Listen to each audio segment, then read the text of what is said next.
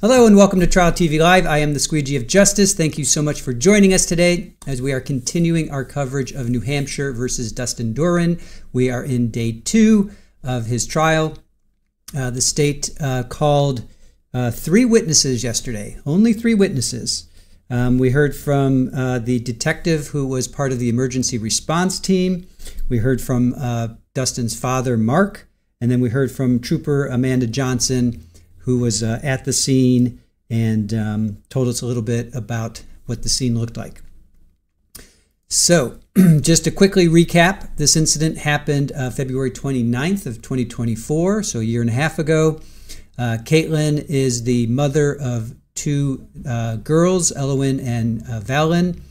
Dustin is the father. They are not married. They're separated, arguing with each other, not a very pleasant situation. They were originally in Minnesota. He wanted to move to New Hampshire. He took Elowen with him.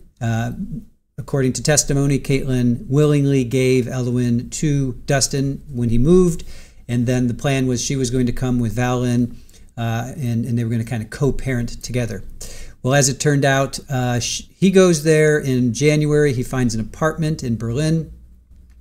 Caitlyn comes with Valen in February, I think 27th or 28th. They go out, they have a meal. Apparently it's not a very pleasant meal, meaning they they argue, or it's very cold. They go back to his apartment. She sleeps over, and then the next day he wants her to have her aunt take her back to Boston to fly back to Minnesota. Apparently, again, this is a he said, she said. Even the she said isn't around to dispute it, so it's more like a he said only. So he says that she had Elwyn in her arms, Valen was in a car seat, I guess in the hallway, which again, parenting. And again, parenting, he's got his 9mm on a desk. Again, parenting, what are you doing? What are you thinking? So anyway, Caitlyn is on the couch. She's clutching Elwyn, as they say. And Dustin apparently is trying to get her away. They're yelling at each other. Elwyn's probably screaming, crying. He's an ex-Marine. He has PTSD. He's saying that it's self-defense, that she's trying to take his child away. Because she was saying, I'm going to call the police on you. You're kidnapping my kids. I want $2,000 a month. So there's all this stuff going on. So apparently with the screaming and the yelling, his military training kicks in, and he goes and he grabs his gun, grabs Elowen away from Caitlyn, and he shoots her in the left side of the head once, and that's it. Takes her out. Then he takes the kids. Calls his mom. Now, we heard this from his dad yesterday. He calls his mom, says, I just shot Caitlyn. Mom tells dad. Dad calls Minnesota police. Minnesota connects him with New Hampshire police. He tells them what happened, and an Amber Alert is issued for the 2 little girls, and they find Dustin. He originally was going to New York. Then he decided to turn himself in, so he turned back and went back to New Hampshire. He was found about, I think it was 170 miles south of where this happened, and he was found in Applebee's. He stopped off to get some food, I guess for himself and for the kids, and he was arrested there. So thank you, John, for your donation. Sonia Massey, not sure. Haven't heard of that one yet. So we're not sure. This one is supposed to last 2 weeks. So we'll see. We'll see where this one ends up. So Crochet Nana, total not self-defense. He got mad because she wouldn't leave, and child support. Seems like it. JMS, of course she isn't around to tell her side. I say this a lot lately, it seems. Yeah, it's a he said, she said, but that other person isn't around, so it just becomes a one-sided discussion, unfortunately. Nan R, good to see you. Thank you for joining us. Sarah, I think the baby in car seat was because he was going to drive the mom somewhere else so he could put her in the car seat to try and get ready to go. Yeah, he was going to drive her back to the coast. He was going to drive Caitlyn back to the coast. And then he was going to keep Elwyn and Valen, I think. I know he was going to keep Elwyn for sure. I'm not sure if Valen was going to go back with mom or not. But Aunt Debbie, I'm sorry, Aunt Brenda was going to, was supposed to come pick her up. And then remember, there's all about the plans. So she was supposed to come pick them up, and then she didn't come. So that's why he's like, screw it. I'm going to just drive you to the coast where Brenda was. And that was the whole thing with that. Let me just make sure that we're not live yet. Oh, yep, we are live. Okay. Let me get over here because we do have, let's see, I got to put myself over here. We do have a feed. Okay. So Sonia Massey, yeah, I'm not familiar with that. That doesn't mean we're not going to cover it, but we'll stay here until this one is over. Melissa, good morning to you. Fur Baby's mom, good to see you. Kimbers, good morning to you. Lily Wayne, saying hello to Sharon. Let's see. Rainbow Rabbit Hole. Maybe mom didn't leave because Dustin was unstable. Possibly. Short Life. Yeah, shooting someone in the head is more like hit than self-defense. She was unarmed, for goodness sakes, and a small woman. She was. And Hector's mom, good morning to you. And the way Trooper Amanda Johnson described it, her right leg, I believe. Let me just double check that. I think, here, let me get myself sorted out here.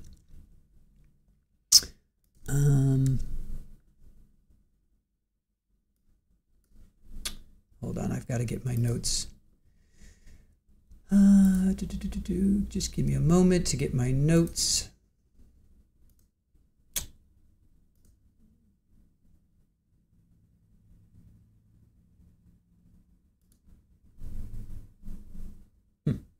Where are my notes? Hold on, I gotta get my trial notes. Uh-oh. Oh no, just bear with me, you guys.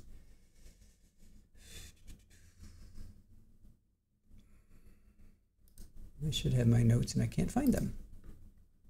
So just bear with me. Where did they go?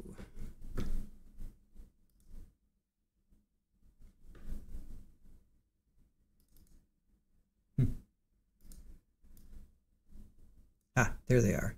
Okay. These come over here.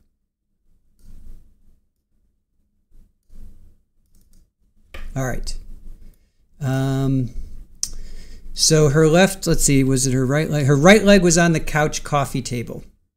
She had a pink blanket wrapped around her body. She didn't have shoes on. So all of it seems very, very suspicious, right? Very suspicious. Hey, Mallory, good to see you. Thank you for joining us. Sherry M, good morning. CJ says, good morning. Green-eyed Cat, good to see you. Amanda saying hello. Trixie, good to see you. Aussie Guy, good afternoon from Wales. Good to see you. Audrey Chance, good morning to you. Kimbers, maybe when we are slow, we can watch the episode on Judge... Wait, you were on a Judge Judy episode? What? You have to tell me more about that. Tosh, good morning to you. Red Snap. Good to see you. Any Wendy news? Nope, no Wendy news as far as I know. Alicia, I'm so curious with this one because it seems so black and white. I'm wondering if the defense will be able to present proof that she had caused the children harm in the past. Yeah, that's a great question and a great comment. Yeah, where is the receipt?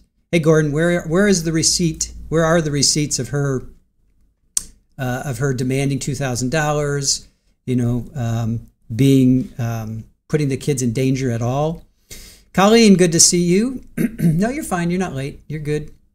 Kathy Smith, good morning to you. Sharon, yes, I try. I do my best. Lazy Boys, that one is starting Wednesday. All right, we'll keep it. We'll keep an eye out for it. Jaron, you cheat off of my notes. Hey, little Lulu, good to see you. Lazy Boys, like I always said, I'm interested in the Raul Valley trial because it's local to me. Yeah, we'll cover Raul. Don't worry, we will cover Raul when he comes back on. Hey, Bluebird, good to see you. Sarah says the defense should have used more of a defense of the child than self-defense in the sense of dad versus mom. They mentioned mom hurting child in her grip, but didn't really bring it together. Yeah, good point. Although I do believe in New Hampshire, I think they said or they read or something that if you feel your child is in danger from another parent, that's considered kidnapping. So I'm pretty sure that happened. Hey, Angelique, good morning to you. Marguerite, hello, good morning, good morning. Come on in, grab your seats. We should be starting any moment. Ruth saying good morning, sleep with one eye open. Good to see you.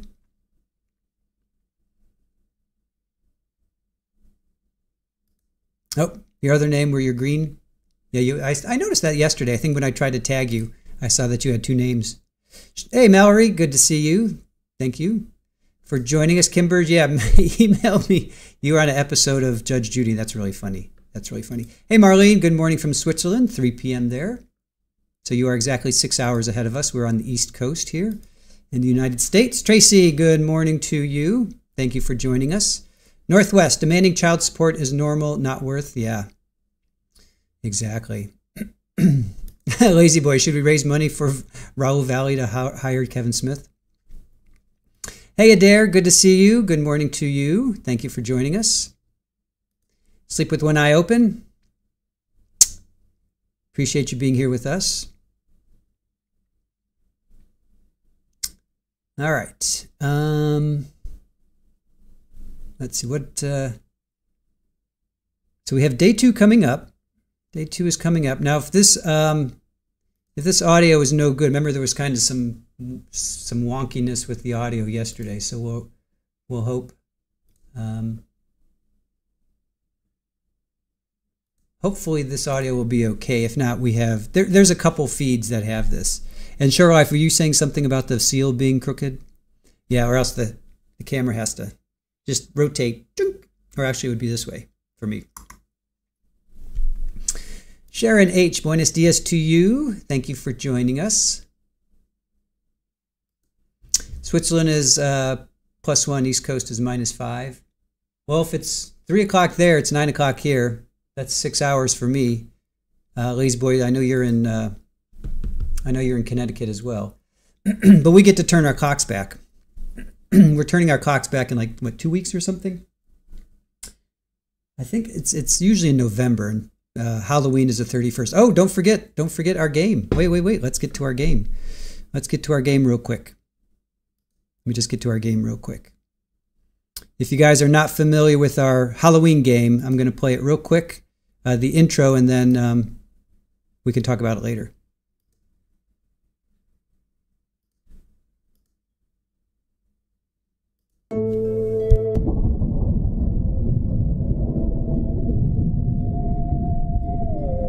They say justice is blind, but here in Springfield, justice just met her match. Judge Beverly Cannoni was found dead in her chambers in the early morning hours on October 1st. The courthouse was locked. No signs of forced entry. 6 people were inside that night, each with a motive. But did they have the opportunity and means? Let's meet our characters. Kevin Smith, played by Psychosaurus Rex, the sharp-tongued defense attorney for one Dexter Morgan. He swears he was prepping motions, but the judge had just denied his last one with a public scolding that still echoes through these halls. Lori Daybell is played by Widespread Panic. She was here for a divorce hearing, the kind that involves celestial witnesses and inconvenient corpses. Donna Adelson, portrayed by Ossie Gardner, is elegant, calculated, and allegedly here for a real estate dispute. Judge Cannoni had recently frozen one of her trust accounts. Let's just say it wasn't the beach house. Sarah Boone, played by Green-Eyed Cat, back for a pretrial conference. Her relationship with confinement is complicated. Courthouse Public Information Officer Vincent Finari, portrayed by Joe Schmo. He's the man who knows everything that's about to go public, and a lot that isn't. Detective Mitzi Roberts, played by the Trial Channel, has seen it all. Crime scenes, courtroom chaos, and text messages no one should ever have to read. But when Judge Beverly Cannoni ends up dead, this time the detective's the one under the microscope. Detective Sam, played by Florida PI Sam, she was first on the crime scene, and what she saw still haunts her. Notorious Jules as the lead prosecutor. Will she ask the right questions to uncover the killer, or will the killer get to her first?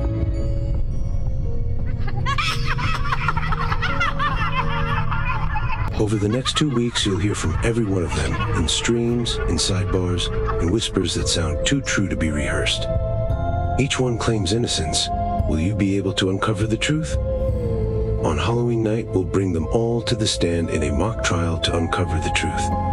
The jury, you, will have a chance to ask questions of our suspects and ultimately uncover who killed Judge Bev Cannoni. Welcome to the Courthouse of Horror, the case of the Black Mask. Court is now in session.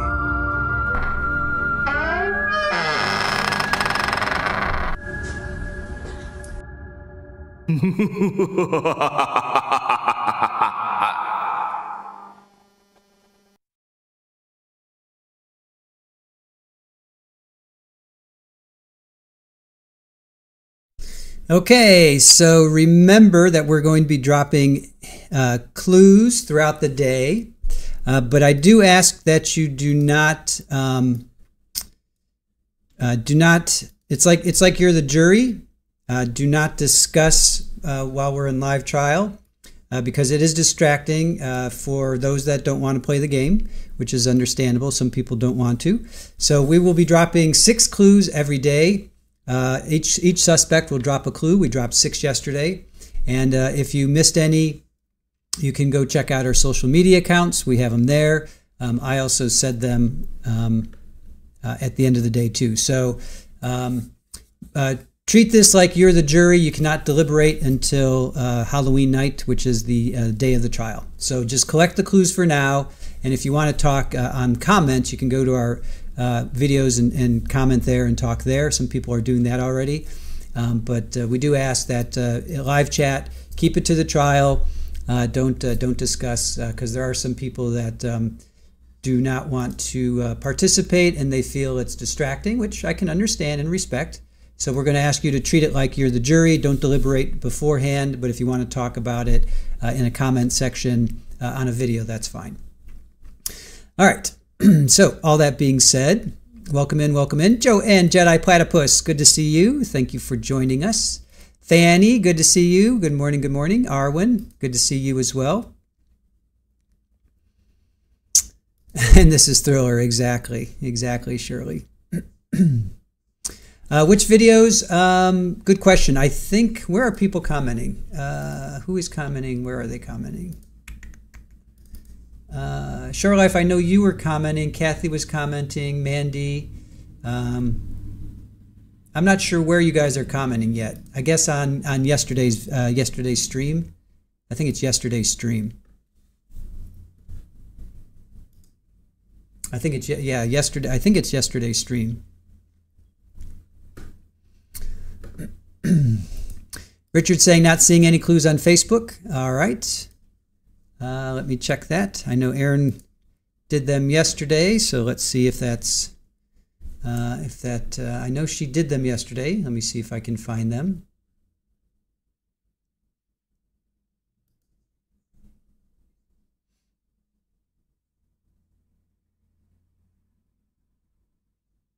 Is Facebook down now? Let's see here.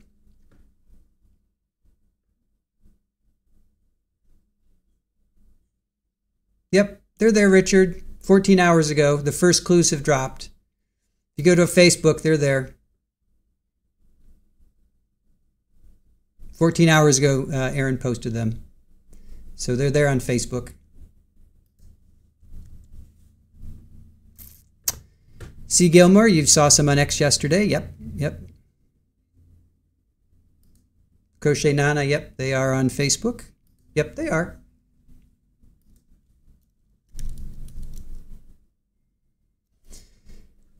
Hey, perimenopausal paralegal, good morning to you. Betsy says she saw them there. Yeah, just 3 clues. We're not going to put all the clues on there because then if people don't watch the live here, they can just go to our social media and get all the clues, and that's not fair to people that are watching the trial here. So we're trying to split that up. It's like an Easter egg hunt. Just think of it as an Easter egg hunt. You have to search. You have to search high and low. Well, Richard, I don't know what to tell you, buddy, because they're there. They're there, man. Daisy, I saw 3 clues on Facebook. Yep, they're there. They're there, Richard. Just, I don't know, refresh or I don't know. I don't know what to tell you, but they are there.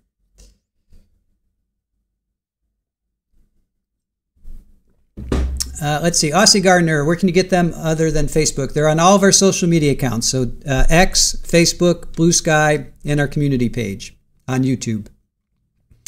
And Aussie Gardner, hello. I was going to say good morning, but I know it's not morning. Well, actually, it might be good morning for you. There you go. There you go. Richard just found them. Yes. I knew it. I knew it. I knew you had it in you, Richard. I'm just kidding. Yeah, you just got to search. They're there.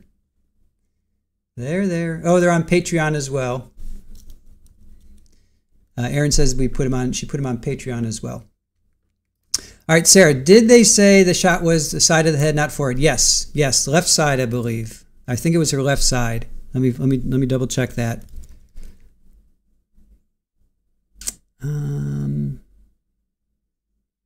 Left side of the head traveled through her brain. Yep, and exited. And they found the bullet in the shelf or dressers or something. So yeah, Sarah, left side. So he's standing to her left. He grabs Evelyn and then points the weapon and fires. So, yep. Yeah, Shore Life. I put 3 clues here. He said them in chat at the end. Yes, that is correct. And we'll do that. You can follow throughout the day. If you miss one or miss any, I will drop 3 here at the end of this stream, and then Erin, by the end of the day today, will post 3 on. Actually, she combined 3 into 1 post, so you're not seeing 3 individual clues. It's the 3 that I don't mention, and then she puts it in 1 post as an image, but then there's the 3 clues there. Hey, Karen, good morning to you. Deviant, if it was an Easter egg hunt, I would have eaten all the chocolate by now. Good, Richard. Good. Yes. You want us to slow the chat down? Yeah, I guess we could. You guys is it going too fast for you guys? We could slow it down a little bit. Let's see here.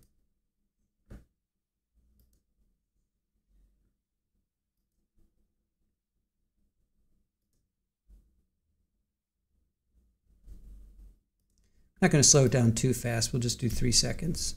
Try that. All right. Virtuous, yay, shot her at close range. Yeah, we haven't heard yet about stippling or how close or anything, but pretty much, yeah, it was within a foot, I would think, 2 feet. Candace, good morning to you. All right, looks like we got some action. Hampshire versus Dustin Duren, scheduled for day 2 of the jury trial. This is a hearing outside the presence of the jury. Counsel, please identify yourselves for the record. Bethany Durant for the state. Good morning, Josh Fleischer for the state. Good morning. Kenneth Kinney for Mr. Duren, and Margaret Heddles representing Mr. Duren, who's present. Okay, good morning, Counsel. Good morning, Mr. Duren. Please be seated. Okay, just a few quick things before I bring the jury in. First of all, there was some discussion relative to the media access to the proceedings. We have attempted to try to clean up or to specify that during breaks that there would not be a live mic on. So I'm getting a nod from the back that that's and a thumbs up. So again, I just urge Thank you for that, number one. Number two, just in case there's any technical issue with that, I also encourage everyone to be mindful that during breaks that even though there's an intent and an ability to turn off the mic, there might be a situation where a mic is live, so I would just urge people to be mindful of that. Second, Attorney Duren, with respect to the two in-camera motions, I went back and I did grant those. Thank you, Your Honor. So I did. I don't know that that came through to us, but okay. I appreciate you checking. So I think medical records was September 3rd by my reckoning, and the CAC was also September 3rd. So if for some reason they didn't get to you, then there's your notice. Thank you. Okay, so if there's anything in those that I missed, but I simply granted them as is. Next, with regard to the motion to reconsider, again, I'm denying the motion to reconsider. I've got a few more comments to make with respect to that. I did review the transcript again relative to the statements at issue. And so adopting the reasoning as proffered by the defendant, but also a few more comments in that regard. Specifically, the state is offering the defendant's statement to the police as part of the transcript and the video, which has already been litigated. Based upon my review of the statement, it does contain hearsay. We've already litigated, and we had a specific hearing on this 2 weeks ago, the proposed redactions to the statement, and I've already made my rulings in that regard. As part of that overall statement, and I specifically go to page 56 of that statement, Mr. Duren, in his comment to the police, indicated, I'm reading from line 21, and then she just said, no, comma, I'm staying here, comma, and I'm not leaving, period. That's at page 56, line 21 through 22. So the touchstone, or the lodestar, relative to my analysis in that regard, goes back to Mr. Duren's rights under these proceedings, relative to the right to present all proofs favorable, and the general confrontation right relative to a statement such as that. So based upon that, and looking at Rule 806, which for purposes of this proceeding, I will read into the record relative to 806, that when a hearsay statement has been admitted in evidence, the declarant's credibility may be attacked and then supported by any evidence that would be admissible for those purposes if the declarant had testified as a witness. The court may admit evidence of the declarant's inconsistent statement or conduct regardless of when it occurred or whether the declarant had an opportunity to explain or deny it. So again, with respect to Ms. Naffziger's statement, I believe that my ruling is that Ms. Duren has the right to challenge that statement, and I'm admitting it for credibility purposes in that vein. Substantively, I'm also allowing it for now as evidence to the claim, as evidence in support of the claim of defense of others. However, I would also note for the record that I'm still waiting for further legal argument relative to the issue that was raised during the motions hearing 2 weeks ago, which we will continue to work on that, and we will have to have a hearing on that relative to the defendant's legal position, to put it in the simplest terms possible, as to whether you can kidnap your own kid. So we referenced that during the hearing 2 weeks ago as a legal proposition, not as a factual proposition, and that's something that needs to be returned to. I understand that there's a need to proceed with openings and the presentation of evidence before we get to the final jury instructions. However, that issue still is being yet to be ruled on, the specific ramifications of that. So again, I'm denying the motion to reconsider relative to a Rule 806 ruling as to the credibility, as to Mr. Duren's right to attack the credibility of that statement as he made it, once that statement is offered into evidence as a hearsay statement under 8033 as referenced by Attorney Kettles yesterday. And then substantively, I'm allowing it for now, subject to how we end up having the legal ruling on the issue that I flagged last week. Attorney Duren or Spicer, any questions on my rulings with respect to the motion to reconsider? No, Your Honor. Okay. The motion, objection duly noted. Anything further, Attorney Kenney or Attorney Kettles, on that issue? No, Your Honor. Okay. All right. Thank you. And the final Housekeeping matter is, just so council are aware, when the jury does come in, the first thing I'm going to do is inquire as to whether they have had any media exposure. In the event that they have, we will be taking a break. Okay, anything else before we bring the jury in? Okay, all set.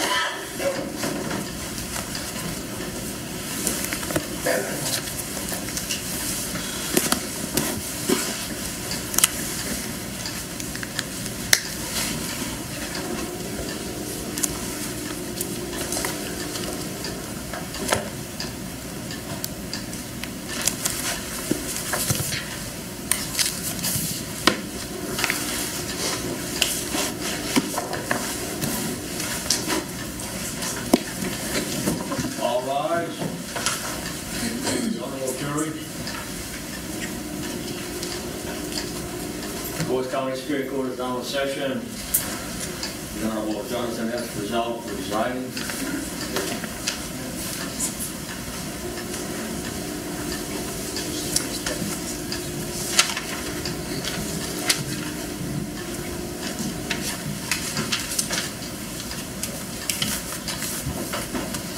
Okay, good morning. Thank you. Please be seated.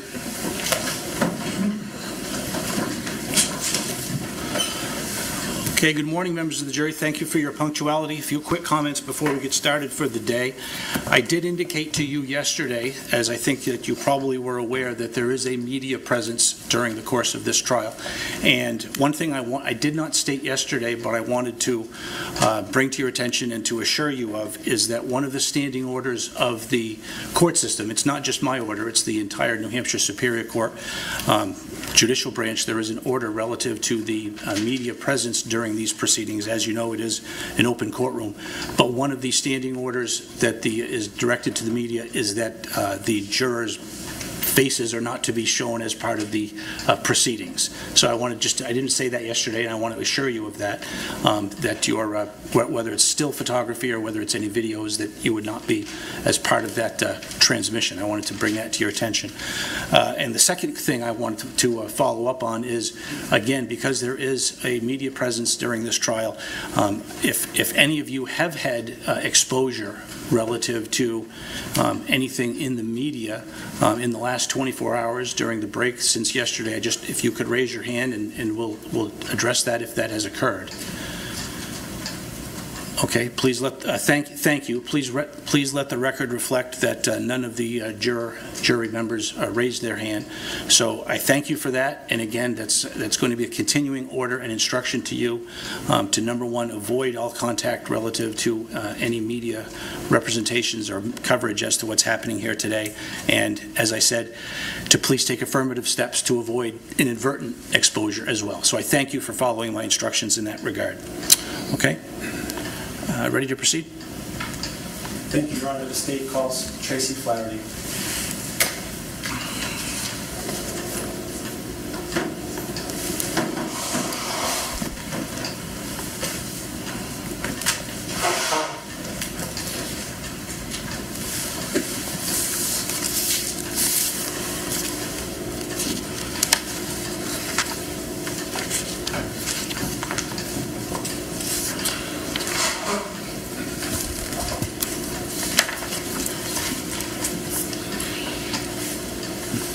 Good morning, ma'am. Could you please raise your right hand? Good morning. Do you swear that the testimony you are about to give is the truth under the pain and penalty of perjury? I do. Thank you. Please have a seat.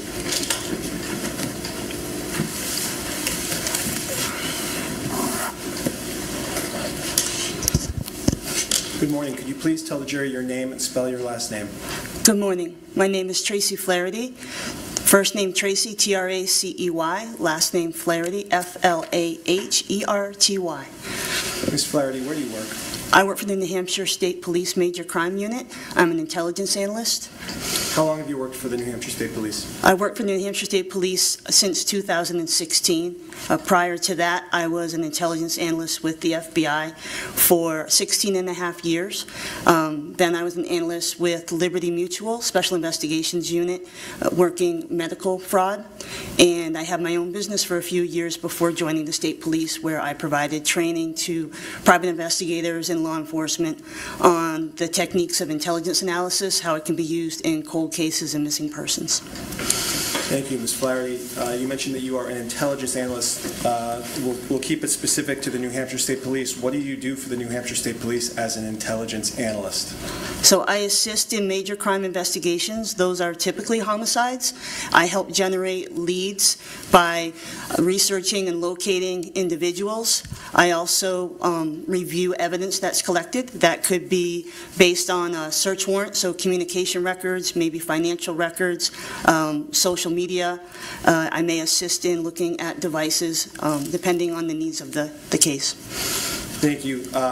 Ms. Flaherty, you mentioned locating people. Do you have any experience with New Hampshire State Police or the FBI or any other of your stops on your career in working with cell phone location data? I do. Since working with state police, I've had training in actual location data that's obtained from communication records from cell phone carriers. And about how many times would you say you've had the occasion to do that? Oh, I've testified about 10 times. This is, I think, my 10th trial, and I have probably worked on 75 to 100 different cases that involved communication records, and many of those involve location data. Could you describe any training you may have with regard to cell phone location data and communications data? Absolutely. So since joining the state police, I attended a training seminar from the FBI Cellular Analysis Survey Team, which is called FBI CAS Team. They're an elite team within the FBI that focuses solely on cellular analysis and location data. I've also attended some other courses from them. In addition, I have attended several online classes from their NDCAC, which is the National Domestic Communication Analysis Center, so they have to keep up with the technology. I've also attended training in person and live webinars from a vendor called Cellhawk. They have the software that I use to assist in the mapping. Okay. So, Ms. Flaherty, you mentioned mapping and using software. Could you explain what you mean by that?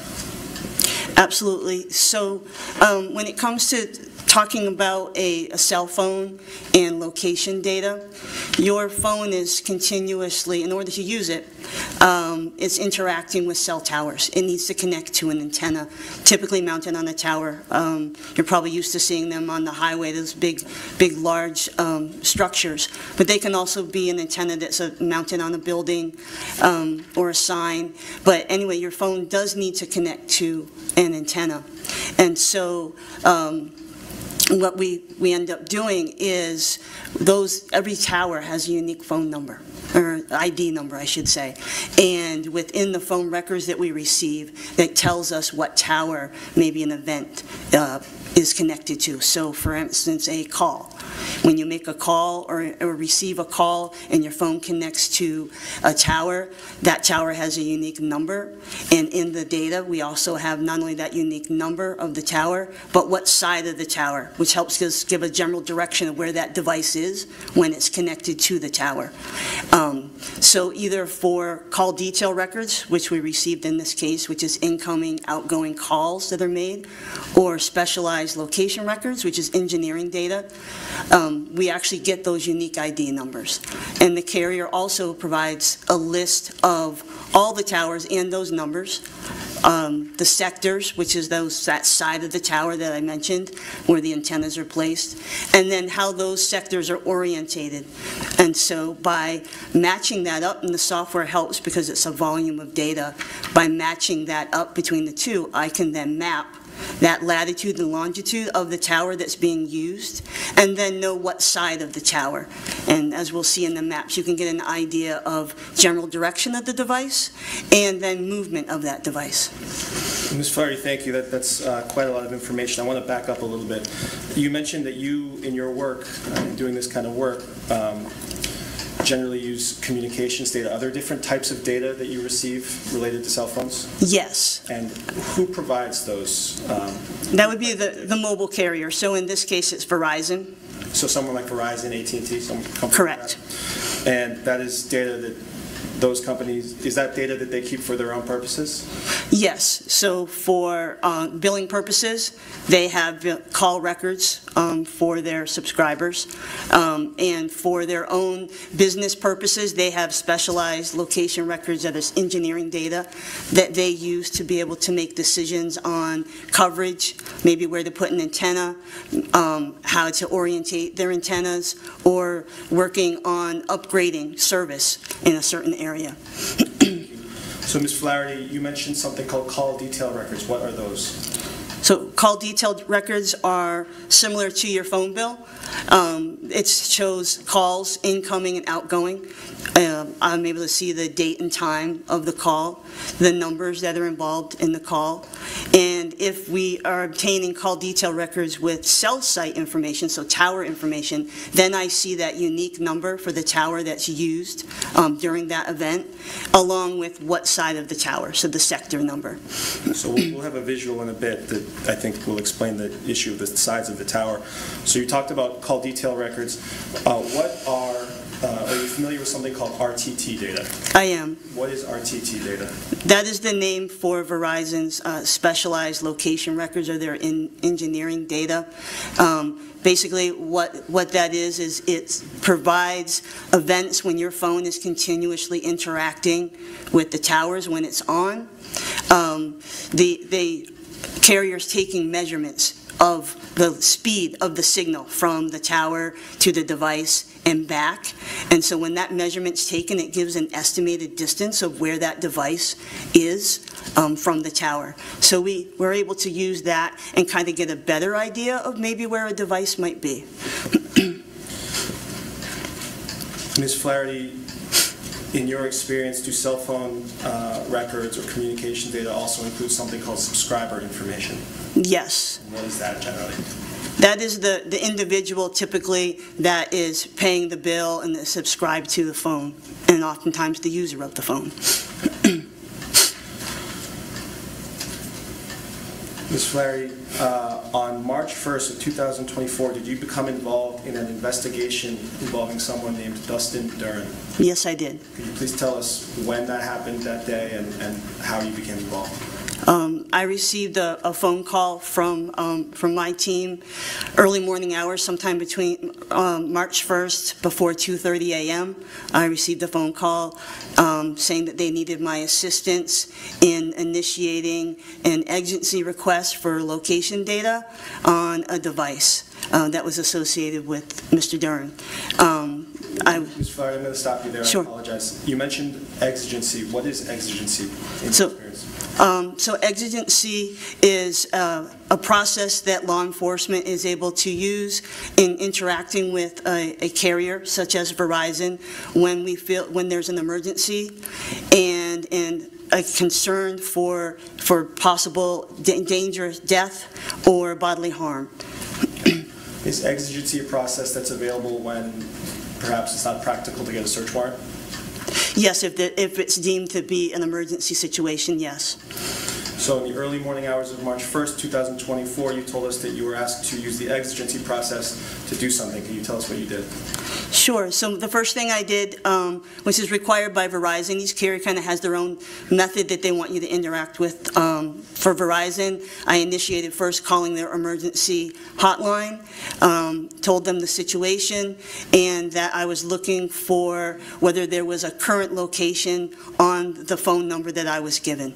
Okay. Was that phone number 702-280-5090? Yes, it was. And is that a Verizon phone number? Yes, it is. So when you made that first call with Verizon, what happened? So they told me that there was no current location on that phone, which indicated to me that that phone was most likely off and not connecting to the cellular network. So you mentioned that the phone was off, Ms. Flaherty. What are the scenarios where a phone would stop communicating with the network?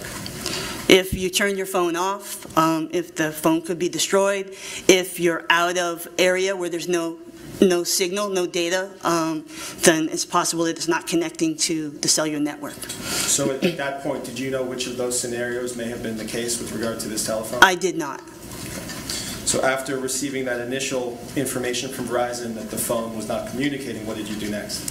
So then I initiated their emergency disclosure form, which was a request to provide historical information on that device. So, such as asking for the subscriber to just verify the ownership of that device, and then asking for historical call detail records, so those calls, incoming and outgoing activity. Also requested the last known location of that device before it stopped communicating with their network. The request also was for that specialized location data and text detail. When you mentioned that specialized location data, do you mean that The RTT, correct. RTT data? So, again, what time in the morning is this that you submitted this form requesting all this other information? So I spoke to Verizon around 2:30 a.m. and around 2:45, so 2:45 a.m. was when I submitted the form and received the results back about an hour later, I believe. What were those results that you received? So I actually received the historical information, the call detail records, everything that I had requested. They sent back via an email, and it covered the time period of February 29th, 2024 at midnight through March 1st at like 2:30 in the morning. So roughly about the time? About the time that I contacted them, yes. Ms. Flaherty, you mentioned a number of records, including call detail records, subscriber information, and RTT data that were obtained early in the morning. Yes. Did the New Hampshire State Police later obtain those records again via a search warrant process? They did, yes. And was the data the same that was obtained? Yes, it covered that time period in a larger time period. So those records that you obtained through the search warrant that covered the same time period, did you review those records? I did. And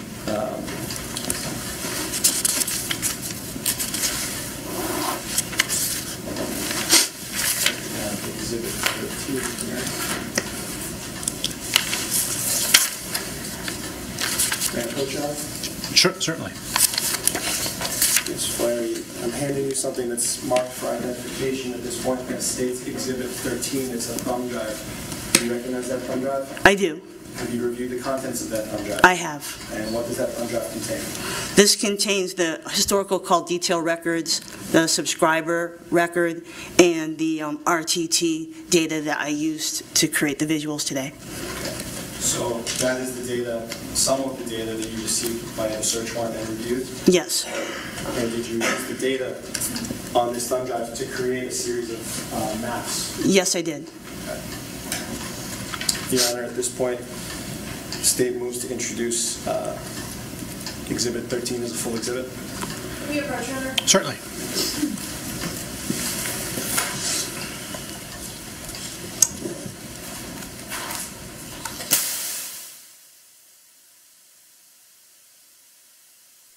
And our first break of the morning so far. Tracy Flaherty, who is the intelligence analyst, she contacted AT&T. She got call data records, RTT data, subscriber info. She's working late or early, depending on your perspective. 2:30 a.m. she got a phone call, and by 2:45 she submitted a form. So I can't imagine she was sleeping, because that means in 15 minutes she got the phone call and was submitting a form to AT&T. That's, hey, kudos to you, Tracy, that you were able to, like, if you were sleeping. But anyway, so then to recap with the judge, no hot mics anymore. So when they go on breaks, lunch break, afternoon, morning break, they're going to turn off their mics. They're not going to have their mics on. So I see lots of birthdays are coming up, are happening, have just happened. So happy birthday to people's kids. Crochet Nana, I see your kids are having their birthdays. Joanne Jedi Platypus, you have a birthday coming up, as you are saying. Yeah, lots of people's birthdays are in October and November.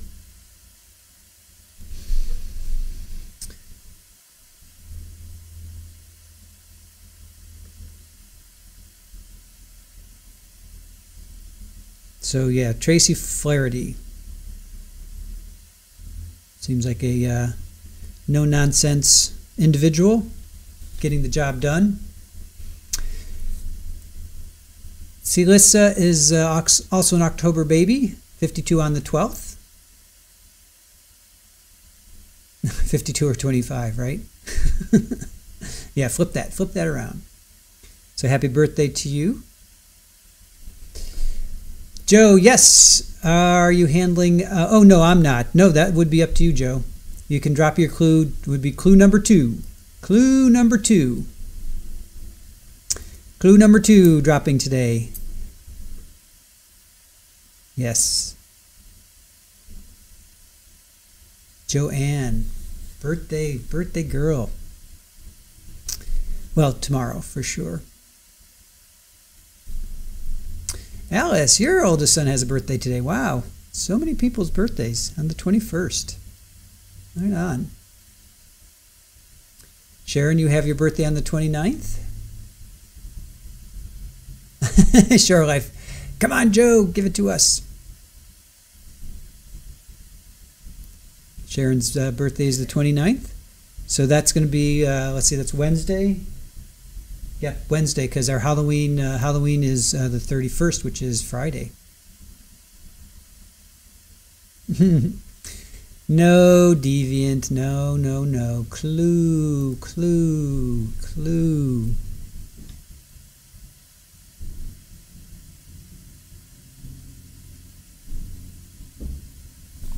October is a popular month for birthdays. I guess that was like February, right? February, that's when... That would be 9 months.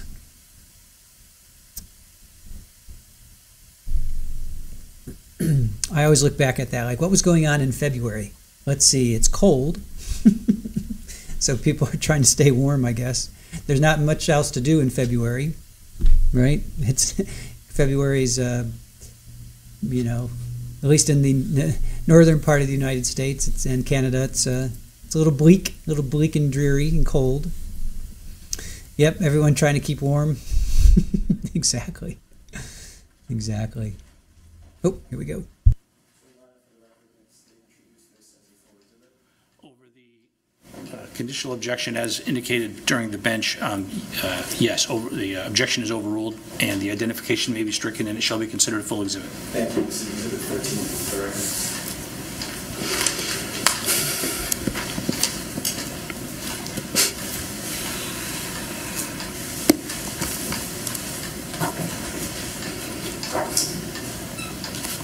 May I approach her? Please. Ms. Flaherty, you told us that you used the data on that to create a series of maps. I've handed you a number of documents. The first one is marked States Exhibit 12A for identification. Can you tell us what this is? Yeah, this is a document that depicts 2 pictures of a cell tower, your traditional cell tower, with 3 sectors. It's just to demonstrate to the jury the tower and how the antennas are affixed to the tower and orientated. So this relates to some of your testimony earlier about how the data that you receive involves which side of the cell tower? Correct. Correct. Okay. And if you can look at everything else, put that aside and look at the rest of those. What are those that you're looking at? These are maps that I created to assist in showing the actual movement of the device on February 29th, 2024. So when you say the device, do you mean the cell phone associated with? Yes, the 702 number. Okay. The 702 number that you began receiving some of that data in the early morning hours of March 1st? Yes. And that's the same data that's on that thumb drive, Exhibit 13? Correct. Okay. So you have Exhibits 12A, D, as in dog, E, F, H, I, J, K, and M. Should be. They do not have the exhibit labels on them. No. Okay, yeah, this one does. Yeah, this one didn't. Yes, you're correct. Sorry. With the exception of A, the rest are maps that you created? Yes, that's correct. Can you tell us a little bit more about how you created those maps? Sure. I mentioned it a bit earlier. We obtain the data in spreadsheets from Verizon, Excel spreadsheets, and it's a large volume of data. So I enter that into a program by a company called Leads Online. It's called CellHawk, and it assists in doing that matching that I talked about as far as the unique tower number that's in the tower list. I upload that Verizon tower list and matching the tower that's used for each event. So whether that event is a call that takes place within the call detail records, or that event is one of those RTT events where it's actually capturing that estimated distance to tower in the engineering data. And so that helps me visualize and make these maps. And then for quality control, I mean, I look at the raw data, I look at the maps, and I make sure that it is correct. So, Ms. Flaherty, you mentioned that this data that you use to create these maps includes events, and that a certain event could be something like a phone call. Yes, yep. So calls, or I typically call an event if it happens to be like an RTT engineering data, date and time event. I want to ask you about that. When you say that there's an event that is related to RTT or engineering data, is the phone making a call or sending a text message at that point? Not necessarily. RTT can be captured when the phone's being used, but it's when your phone is continuously interacting with the network and the carrier is actually capturing and measuring that, like I said, that signal speed, so that they can make some decisions when they look at that data for their own business process. So would it be fair to say that as long as the phone is on, it may be communicating with the cell phone tower? Correct. And that is regardless of whether it happens to be in use for a call or a text or something like that? As long as it's on and the data is available, yes. Attorney Spicer? Yes. Sorry to interrupt. Can the witness identify the program that was used? Again, I didn't. Yes. If there's the spelling of that program? Sure. It's CellHawk, CELLHAWK. Okay, thank you. Thank you, Your Honor. Ms. Flaherty, you mentioned that you check these maps for quality control. How do you do that? By looking at the raw data and knowing, understanding the sectors and side of the tower, and then making sure that appears accurate. And I also spot check the Latin longs and make sure that maps correctly. You said Latin long. Does the raw data that you reviewed that's on Exhibit 13 include latitude and longitude information? No, the cell site list from the phone company, from Verizon, when they give me the master list of their cell towers, it has the latitude and the longitude for each unique number. Does the data that you reviewed include latitude and longitude information? In the RTT and the call detail, I believe they have their separate list underneath, yes. And so you use essentially the latitude and the longitude associated with those events and the timing to help place that phone? The latitude and longitude of the tower that's in the tower list that's provided in that data is not necessarily in the row of the event is the latitude and longitude, just the unique number match is how we get there. Okay. And so you did all these quality control and spot checks with regard to the maps that you have here today? I did. Your Honor, at this point, the state moves to introduce Exhibits 12A, D, E, F, H, I, J, K, and M as full exhibits. No objection.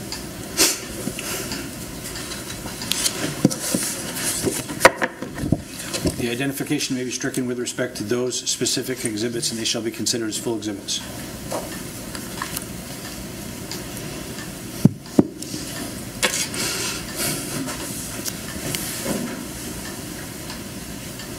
Ms. Flaherty, you should have a screen right there.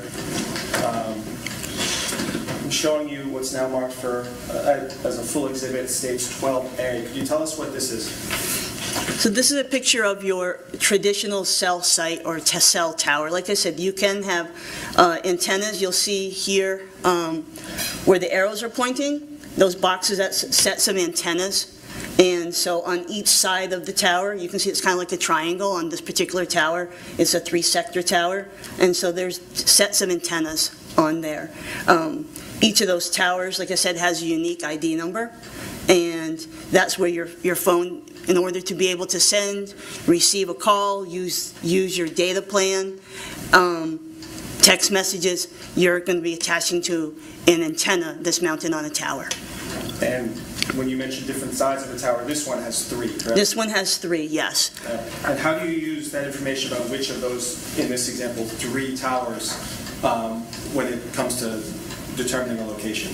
So in the records, there'll be a column for like a sector, and it'll have a number like a 1, 2, or 3.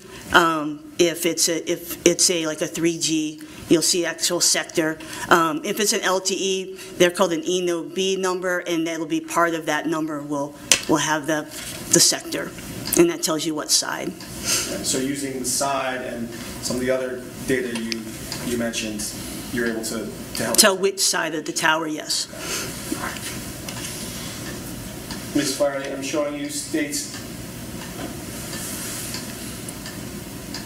Exhibit 12D. Do you see this? I do. So this is one of the maps you created. Could you please tell us what you're looking at? So first, just to draw your eye to the red oval, it has a 1063. That's marking 1063 Main Street. It's the address there. And what we have, all these maps are for the 702 phone number device. And the device is attached to the northern tower from that address. You can see, if you look at where it says 538 to the north. Ms. Flaherty, perhaps it would be better if you could come down. Can I? That'd be fantastic. Thank you. Let me step right up to this large screen in front of the jury here. And please continue. You were explaining this map to us. So, thank you. Won't go any further? Okay. I will speak loudly so I can actually maybe point. Okay. So here we have a marker for an address, 1063 Main Street. And here, when I'm talking about that tower I showed you, that picture of a tower, so this orange circle represents that location of a tower. And this wedge here is what just highlights for me the side of the tower that's being used by the device. So it doesn't necessarily mean that the device is in this dark circle here at all. It's just to kind of draw your eye to the side of the tower visually. But what it is saying is that that device is somewhere on the side of this tower.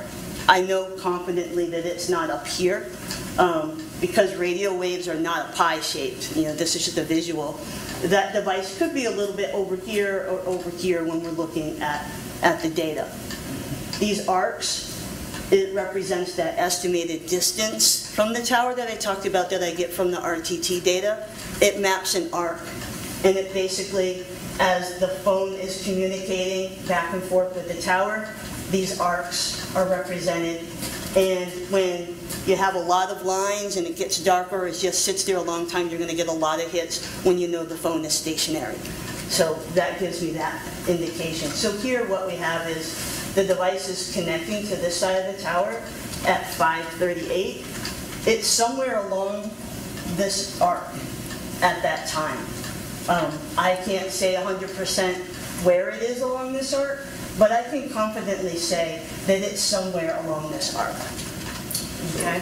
Ms. Flaherty, just to kind of sum up, so this map depicts which tower this particular cell phone was communicating at about 5:38 p.m.? Correct. And that's on February 29th, 2024? Correct. And this map is showing the city of Berlin, New Hampshire? Yes, it is. And so those arcs that you mentioned are the estimated distance from the tower. So as you mentioned, correct me if I'm wrong, that phone could be anywhere on that arc. That is correct. And you marked 1063. Is that 1063 Main Street in Berlin? Yes, it is. And does that appear to be sitting right on one of those arcs? It is. Yeah. There's another tower beneath that. Can you talk about that, please? Sure. So then looking at movement, I look and you see that 5:38 we have the device connected to this tower. And by 5:57:06, it is now connected down here to this tower on this side, and there are the arcs. That indicates to me a change in tower usage and most likely movement. Okay, so that's how I start to be able to decipher that. So what time was the phone communicating with that? Down in Berlin tower is 5:57:06. And that tower appears to be more in the center of Berlin? Yes. Thank you. We're going to the next one. You can just stay up there.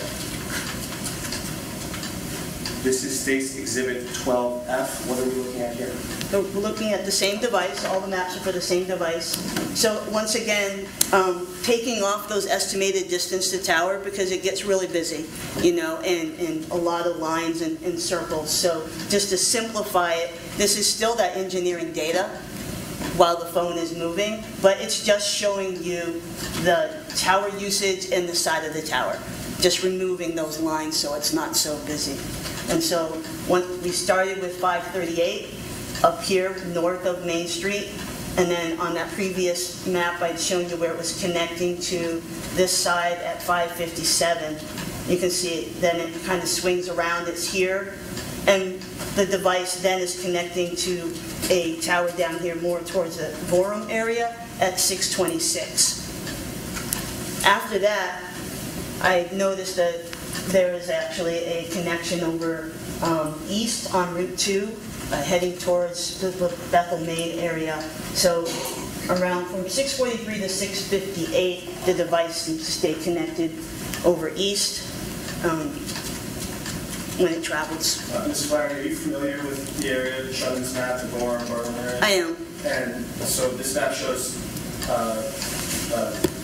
connection to a tower at 6:26 p.m., and then another tower further east, several minutes later, 6:43 to 6:58. Is that about consistent with the amount of time it takes to drive on Route 2? In my experience, that's about a 15-20 minute drive. You're now looking at States 12E.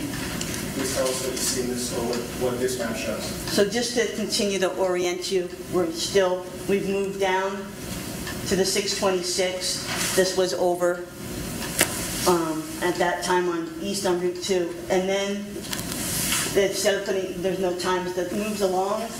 And by 7:29, you can see that the device has moved along, and by 7:29, it's connected to tower in Whitefield. So it came back around and started to go south. So by 7:37, the device is connected to a tower down here in Carroll. And then coming further west, you can see they continue down, and by 7:45, that device is using a tower on 93 South in the Franconia area. Thank you. This is States 12H. Ms. Flaherty, could you please again tell us what we map show? Sure. On the left, if 93 is so long, you'll see this is a section of 93. So on the left, we had originally been in Franconia on the previous map, and you can see the device continues to use towers along 93 South, Woodstock, moving forward by 808. It's down here in like the Thornton-Campton area, and continuing south using towers at 813. It's down even further south in Plymouth. Plymouth area? Mm-hmm. So now moving to the right side of the screen, there's another map. So thinking about 93, continuing down, here we have it now 827 in New Hampton, and moving along the different towers, continuing to come down, and by 850, that device starts to use various towers in the Concord area. area between 8:50 and 10:22. So, where you want to head? Sorry, Ms. White, this is 12I for the record. What does this map show? Okay. So now we're back to kind of looking at those estimated distance to tower. Here it was taking a look at the data to see is there any areas once the device got into Concord that maybe it had stopped for a period of time. Thinking at this whole time, the goal is looking for, the device, the children, and Mr. Duren. So at this time, this map shows the device kind of hitting for a period of time, about 8:52 to 9:03, and this is a 9:03 down here. About 8:52 to 9:02, you can see this arc hitting. It's in this general area for those few minutes, is what I would be able to discern from this. And that's on North Main Street in Concord. Ms. Flaherty, there's a red logo with a white S on it. What is that? That's a speedway. So that is a reference of there's a possibility of a place that's kind of where the lines crossed. There was this speedway there. And Speedway is a gas station? Yes, it is. And so just before we move on, what time frame does this map cover? So this covers from the north, we're around between 9 o'clock, and you can see down, this is 9:01, but the estimated distance is way down here. So it's 9 o'clock to about 9:03. Here it's 8:56. So the total time would be about 8:52 to 9:03. Thank you. Looking now at State's Exhibit 12J, could you please tell us, first of all, where this is and what it shows? So this is still in Concord. It's now on South Main Street. This was another location where I had indicated that it appeared that the device may have stayed for a period of time. Just north was that 9:03 that you saw in the previous map. By 9:06, it was here until 9:28. So this is what we would call an omni tower. That's why you have a circle. So basically, that's a one-sided tower where the antennas can cover the 360 degrees rather than a three-sector tower where each sector covers about 120 degrees. So, Ms. Flaherty, does this tower show essentially that from about, you said 9:06 to? About 9:28. It was in that general area. Phones in this general area. This is south of where we were previously? Yep, still moving south. South in the city of Concord, New Hampshire? Yes. So this is State's 12K. First, could you tell us what this map shows in terms of location and time? So this is still in Concord, now in the vicinity of between South Main Street and Hall Street. This is also RTT data, but without the lines, because the device sat here for a period of time. It was extremely busy to show all of the lines. So basically from 9:58 to 10:22, that device was connected to this tower here, the 61909 tower near South Main Street, and had about 27, those RTT, I call them events, right? So 27 hits. So it was stationary there for a period of time. While there, it was bouncing off of this Omni tower between 10:05 and 10:15. So, again, could you tell us the time frame of when that phone was connected? This would be 9:58 to 10:22. And is this location Concord further south? Yes, it is. Ms. Flaherty, on the left side of this map, there's a red box with some information. What does that information tell you? So in looking at the call detail records, there was a call while this device was connected to this tower. So this information is coming from the call detail records, echo call activity, that matched up with the usage of this 61909 tower for Sector 2. You can see that last number is a 2, that's the sector number.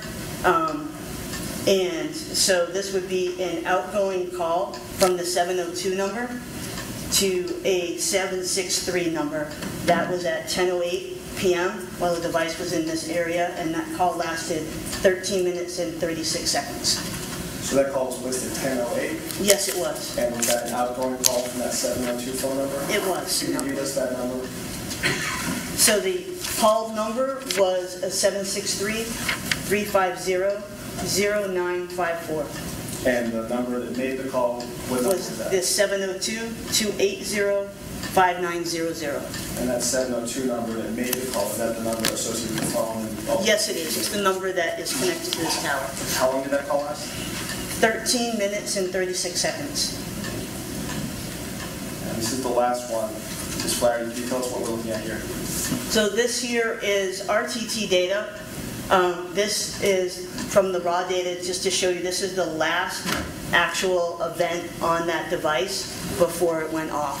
And it matches the time that we have received from the phone company as to the time that the last location for the device, which is the morning of, or the evening of February 29th, 2024 at 10:22:30 p.m.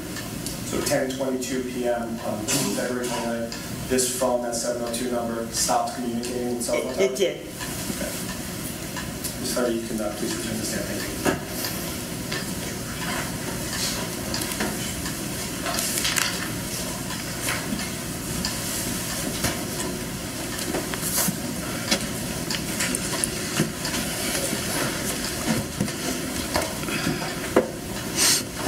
Thank you, Ms. Flaherty. The state has no more questions. Okay. All right. Thank you. Counsel.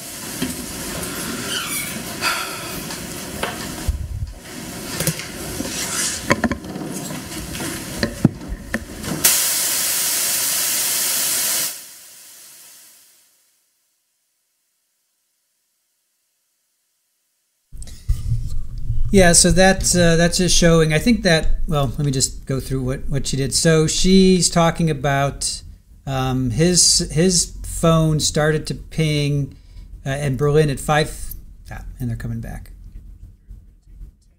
All right, I'll recap it after cross. Oh, where are they going?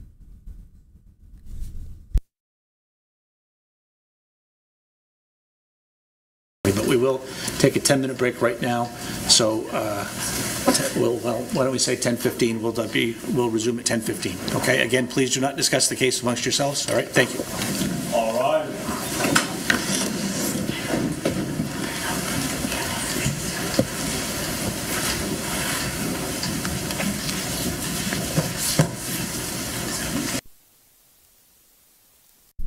Yep, they're going to turn off the mics. Remember, that's what he talked about.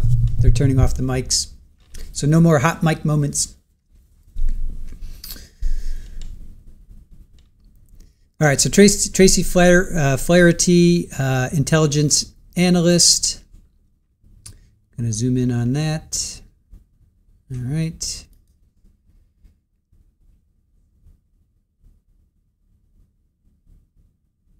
Wow, that seal is crooked.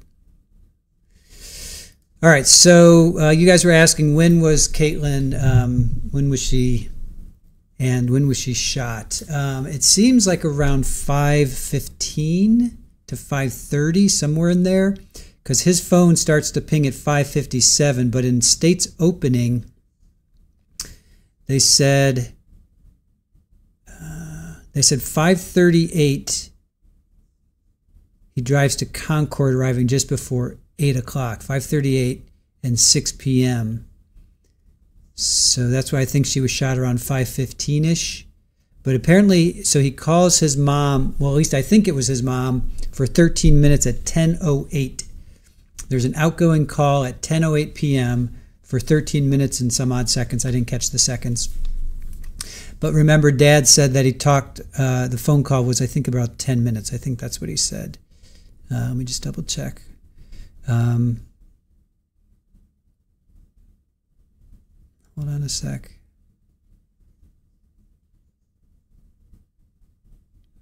Wife came out of the bedroom hysterical. 5 to 10 minutes she was on the phone. So that 13 minute and X number seconds, again, whatever, 13 minutes. Outgoing call at 10, so that's probably the call to mom. So she starts to talk about the Berlin Tower pinging at 5:57, And then at 6:26 he's going south, and then 6:42 he's going east, and then it's stationary at 9, like basically 10 o'clock. But he's even further south. He's down by 93 now. So he did travel south, and then he went into New York State, and we're going to have license plate readers. At least they promised that in the openings. So basically, it's just him driving around and leaving the Berlin area, and then he calls his mom. So, yep, that's pretty much it. That's pretty. I mean, that data is all necessary. I get sometimes it's kind of dry. Sometimes it's really important. Like with Sonny Bell, that was really, really important. That to me proved that really 4 out of the 5 were there. It was only Andrew that was furthest away. So cell phone data can be dry, but it's also incredibly important depending on the trial or the case. So in this case, it's not so critical that we know exactly where he was at exactly 6:02, but sometimes it's kind of makes or breaks. Where were at 6:02?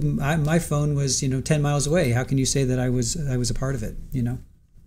So sometimes it's really critical. Other times it's just backing up data.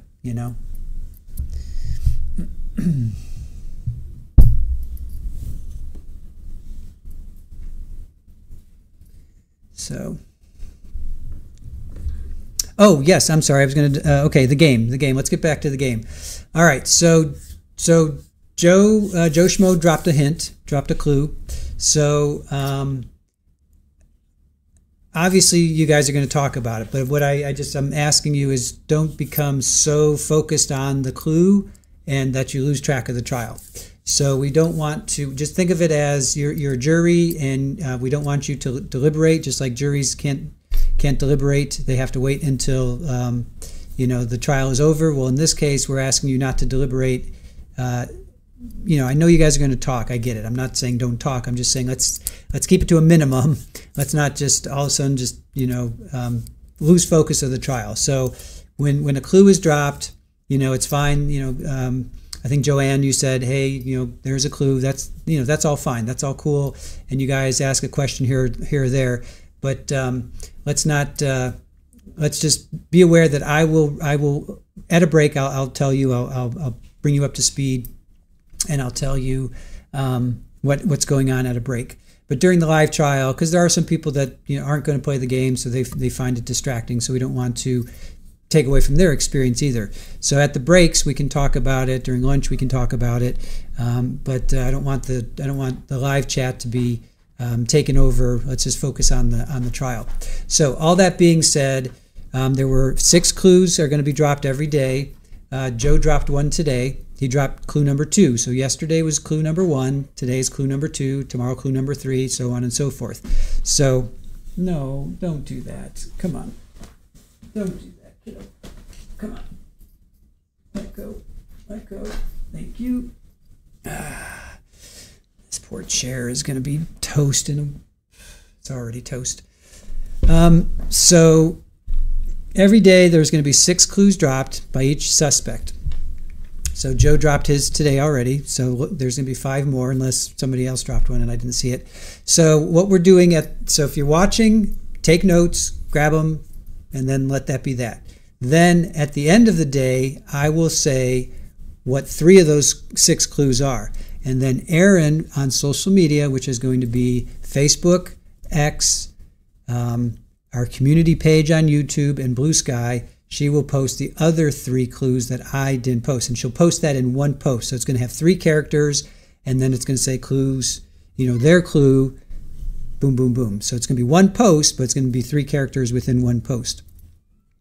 So every day I will say it at the end of the day.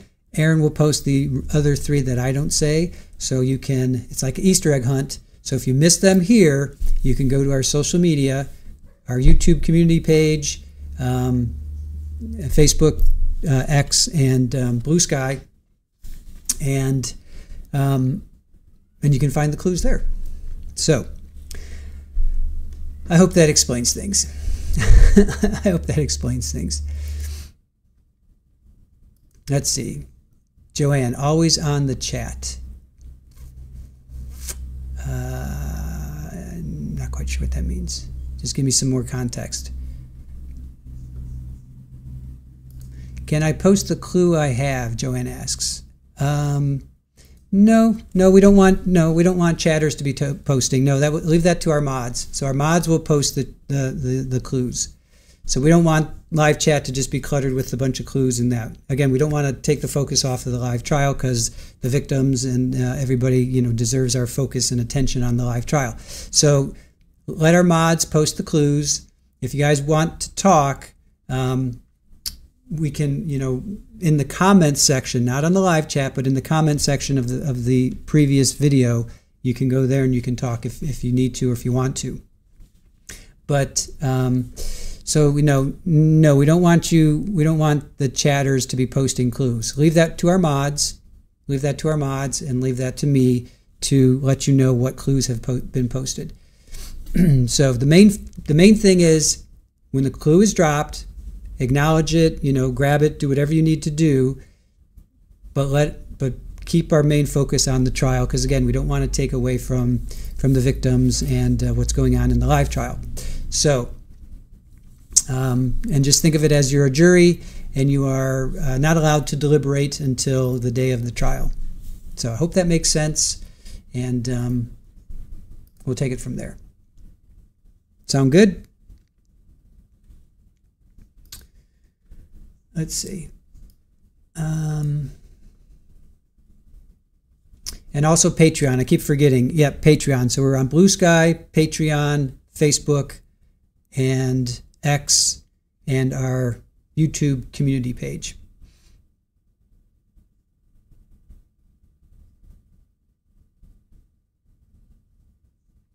And Aaron says, yes, you can comment on the social media posts as well.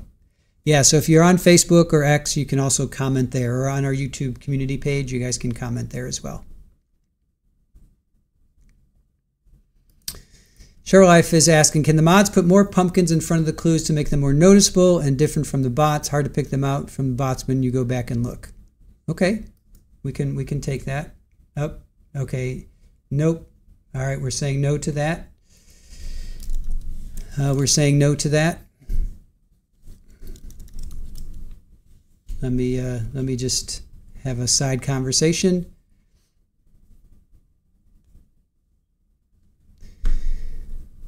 Let's see.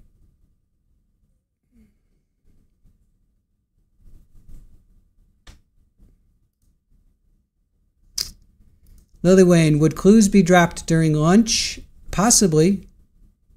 Possibly. Oh, we need room for text. Okay. All right. As always, Aaron has the right and proper answer. So no, because we need the room for the text. So we need room for text. Because you only get a certain number of characters, and sometimes these clues are pretty big. So if we have 10 pumpkins, then we're going to drop off. The text. We won't be able to post all the text. So, are all 6 clues in chat from yesterday? Yes. Nanar, if you go back and you look through yesterday's stream, you can see all 6 clues will be in chat. At the end of the day, I say 3 of them, and Aaron posts the other 3 that I don't say on our social media. So that'll happen today as well. If you go back, you can see all the clues from yesterday in yesterday's stream, or if you follow today, we're going to drop the clues randomly, and then at the end of the day, I will say 3 of them, and then Aaron, whatever 3 I don't say, Aaron will post those on social media. So you guys will have multiple opportunities to see the clues.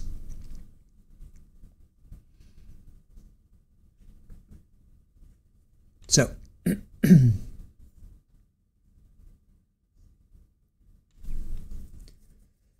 all right. Let's see. At least 2 would help. At least. Well, let's or 3. All right. Well, we're getting out of control here, guys. Let's just stick with 2. Let's just stick with 2. Hey, Marintia, how are you? Good afternoon from sunny South Africa. Good to see you.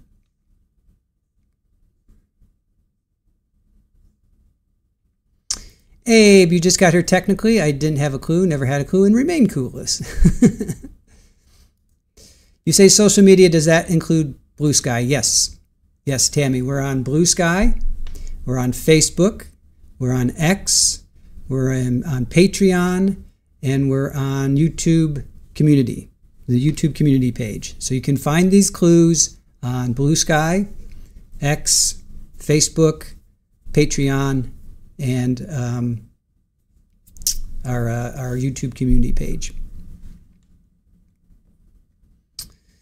Elizabeth, how do we distinguish clues from normal chat? There's going to be a pumpkin, and then there's going to be a clue, and then the number, and then it's going to have a clue. So, and it's also going to be coming from one of our characters. So if you know who the characters are, which are Aussie Gardner, Psychosaurus Rex, Widespread Panic, Joe Schmo, The Trial Channel, Green-Eyed Cat. So those are our 6 characters that you're looking for clues. So those, if you see a clue dropped, you will see, and it'll have a pumpkin icon emoji. It'll say clue number 1, 2, 3, 4, 5, 6, and then it'll have the clue. And then I will also say them at the end of the day.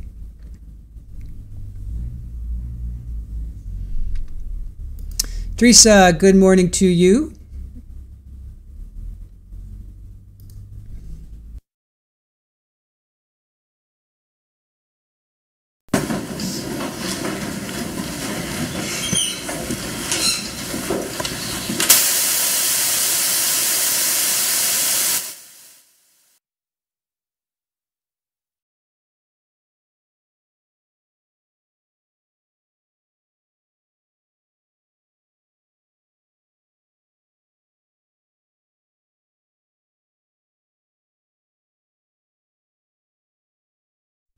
Hey, Run with Scissors, good to see you. Runs with Scissors, good to see you.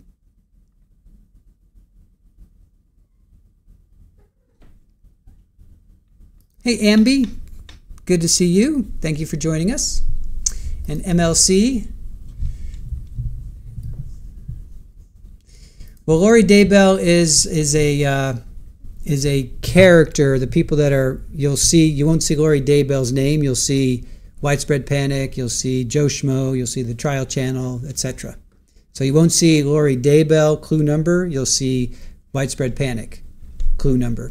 You'll see Psychosaurus Rex clue number, and so on and so forth.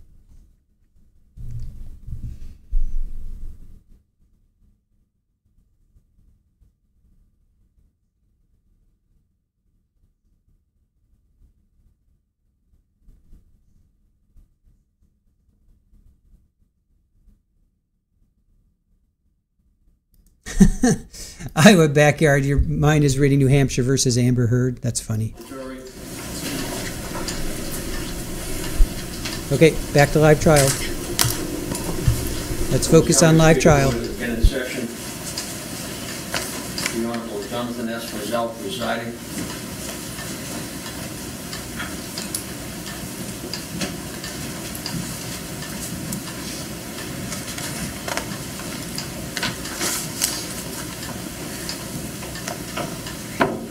Thank you. Please be seated. And Ms. Flaherty, you're still in row. Thank you. Okay, thank you. Morning, Saturday. Good morning. So as part of your investigation, you received records first from Verizon through the exigency process, correct? That is correct. And then later on, you received records from the search warrant? That is correct. And the search warrant records did include a longer duration of time, correct? That's correct. Okay, so the first records were only February 29th to March 1st, less than 24 hours. Less than 24 hours, correct. Okay. And the second set were about a month? Or? Yeah, that is correct, yes. Okay. And when you received the records from the search warrant, you reviewed all those, correct? I reviewed the records I needed to for location data. Okay. And can I approach Your Honor with Defendant's Exhibit B for ID only? Certainly. Yep.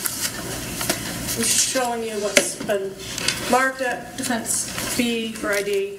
Right. Does that look like the records that you received from Verizon? That is, yes, that's, let me scroll down, I just want to. Yes. Thank you.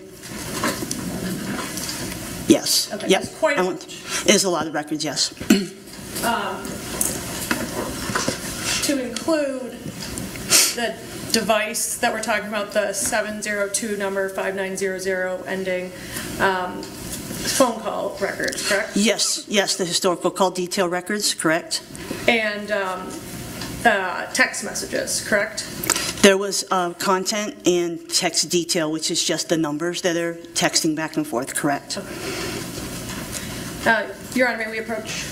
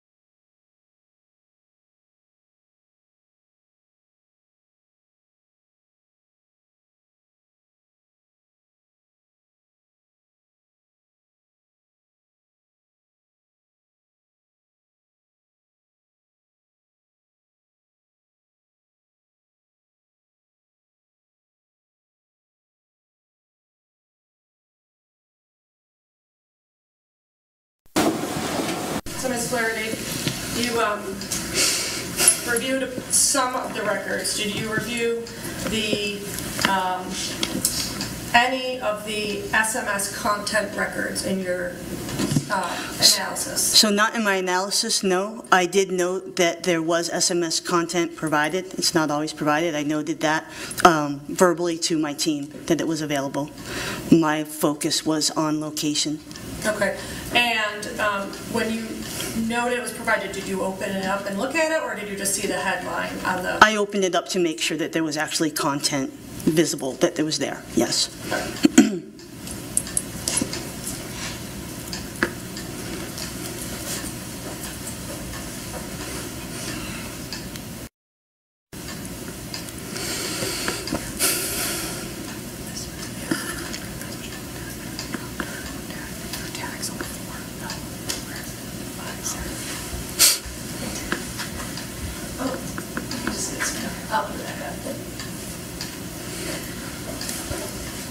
This spreadsheet, let me go back for a second on my file here. This preserved redacted SMS content spreadsheet is the document that you opened and looked at to confirm there was SMS content available, yes. If you go to the right, that's where you should see content. Correct. Okay. Thank you. Mm-hmm. Your Honor, may we approach?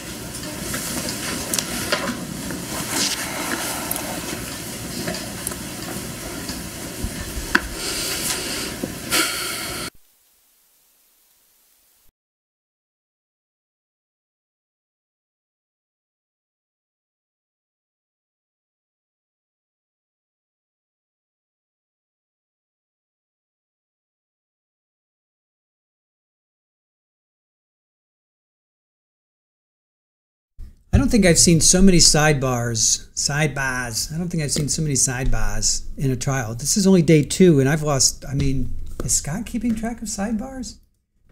Scott, are you keeping track of sidebars? 15 yeah, Scott's got 15 sidebars. I'm going to tell him that.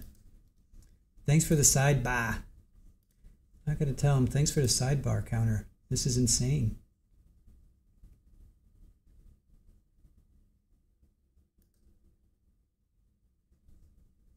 Oops.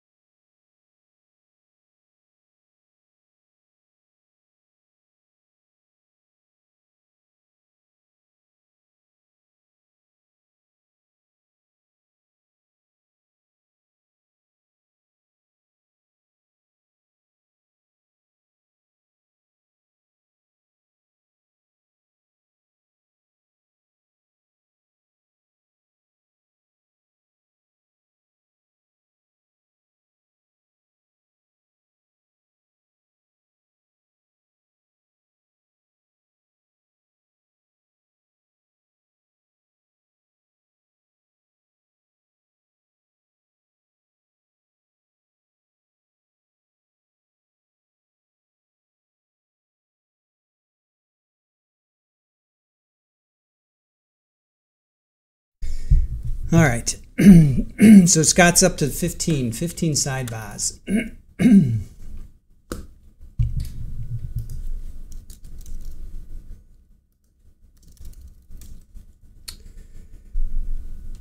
All right.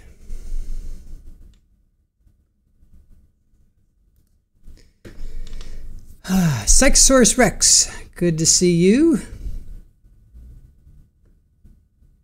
Hey, woke. Don't drink the hand sanitizer. This is a long one. This is a long one. They're taking them. This is a long sidebar. It's like almost 3 minutes now. Almost 3 minutes. Let's see here.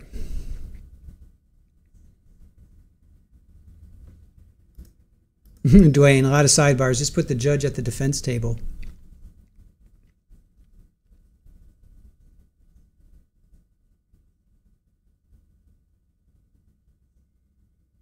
There's Psychosaurus Rex saying hello, friends.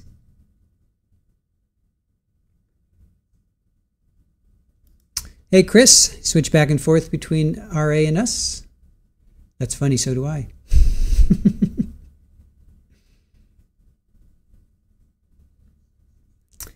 Renthia, please excuse me. I'm turning off chat. Okay.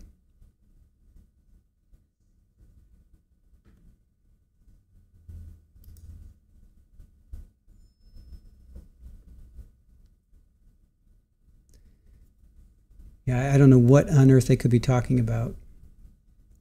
I'm not sure what they're talking about.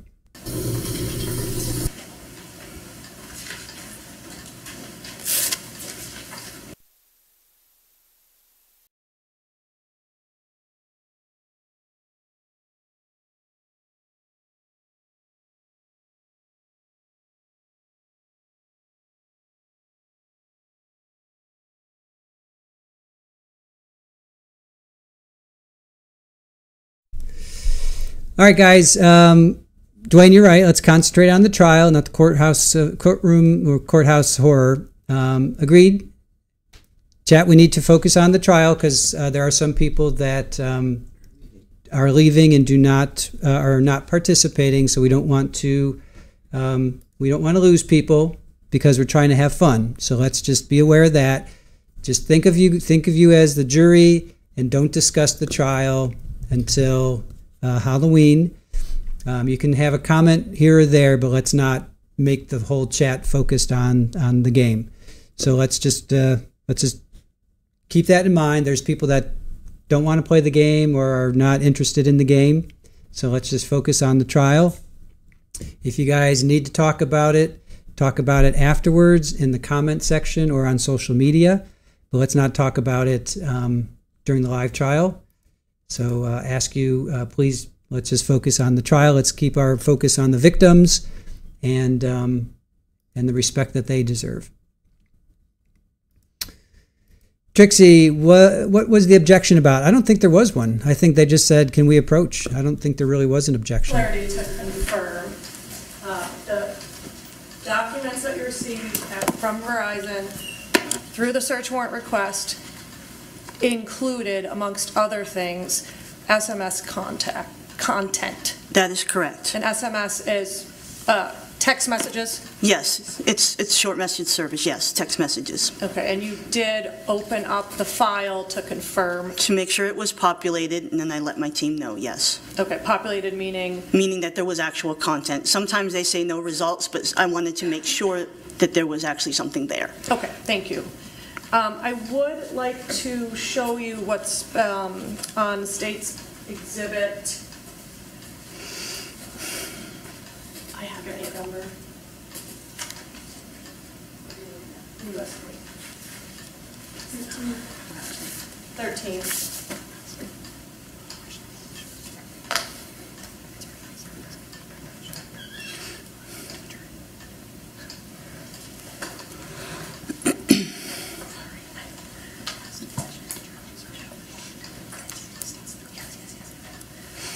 Your Honor, I'd like to publish States 13 and have Ms. Flaherty step down to the screen, the large screen. I can just see what we're publishing. Certainly.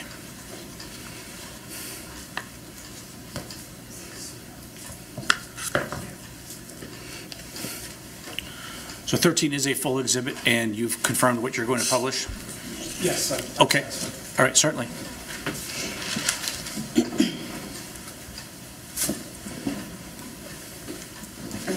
Thank you, Your Honor. Thank you.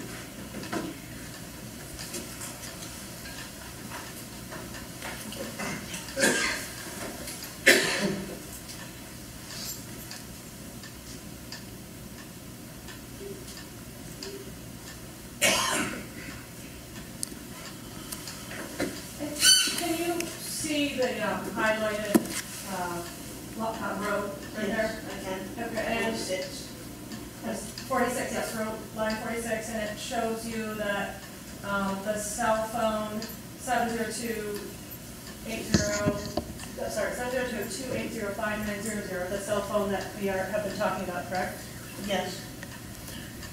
Dialed 603-752-3131 on February 14th, 2024. On the 14th, yes. Okay, thank you.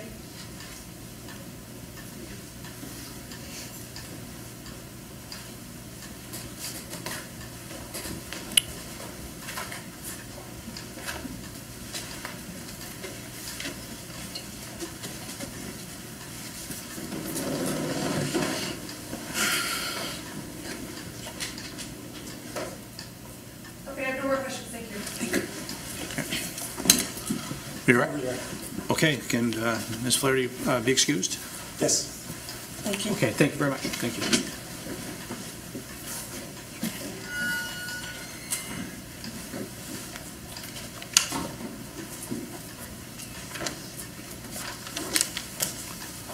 The state calls Justin Rowe.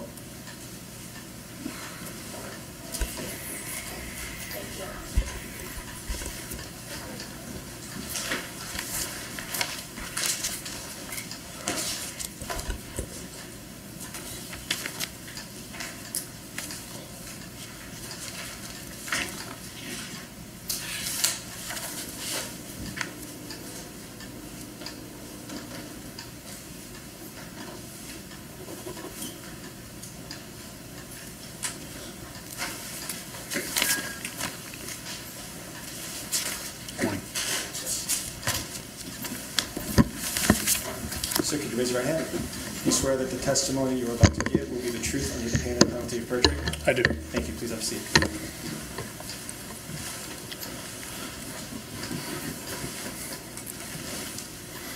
May I inquire, Your Honor? Yes. Thank you. Sir, could you please tell us your name and spell your last name for the record? Justin Rowe, R-O-W-E. Sir, where do you work? I'm employed as a detective sergeant with the New Hampshire State Police. How long have you been with the New Hampshire State Police? 25 years. What unit of the State Police are you currently assigned to? The Major Crime Unit. Just generally speaking, what does the Major Crimes Unit do? We primarily investigate death investigations, homicide investigations. Sergeant Rowe, I'd like to ask you, what is an Amber Alert?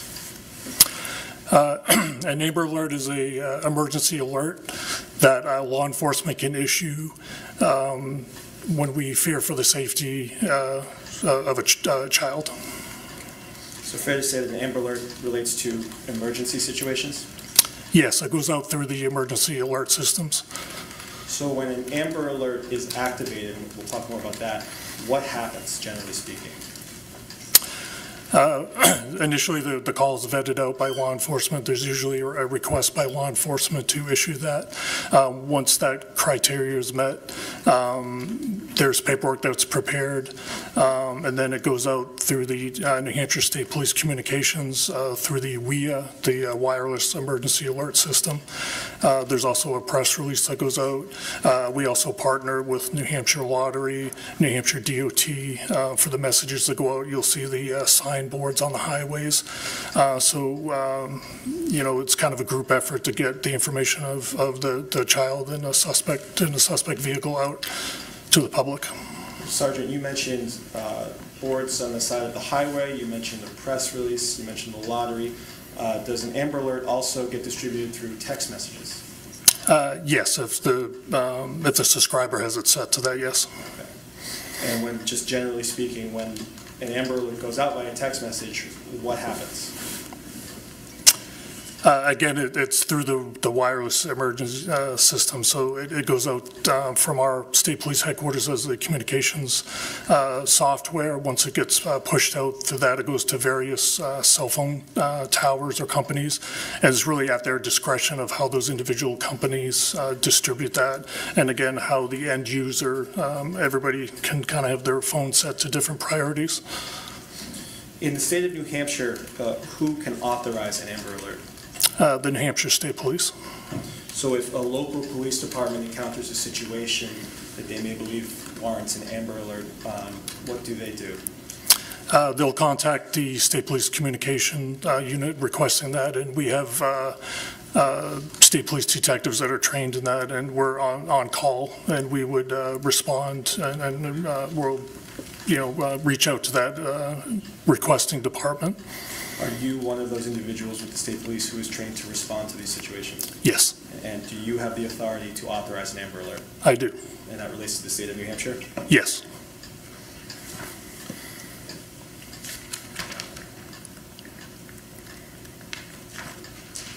Sergeant, in the early morning hours of March 1st, 2024, did you receive some information related to an Amber Alert request? I did. Could you tell us what that was? So the State Police Major Crime was responding already up to the Berlin Police Department for a death investigation. The lead investigator, Sergeant Mallory Littman, telephoned me, so she was the actual. She was not on. She was also on call to be the responding detective for the homicide, suspected homicide. But she was also at the time the on-call Amber Alert coordinator for that. So she asked my assistance in taking that piece from her, so she could focus on the initial investigation. What information did you receive about the situation happening in Berlin?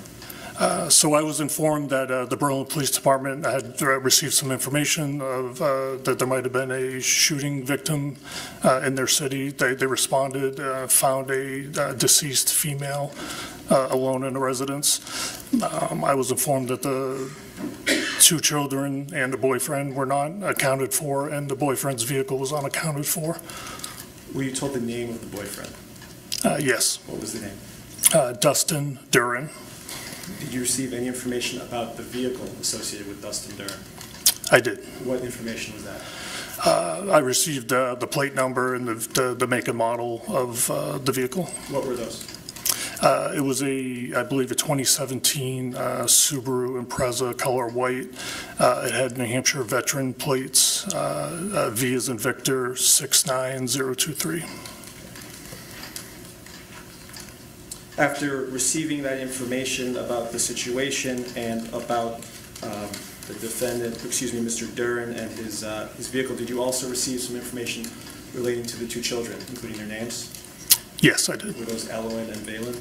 Correct. After receiving all that information, did you authorize the Amber Alert? I did.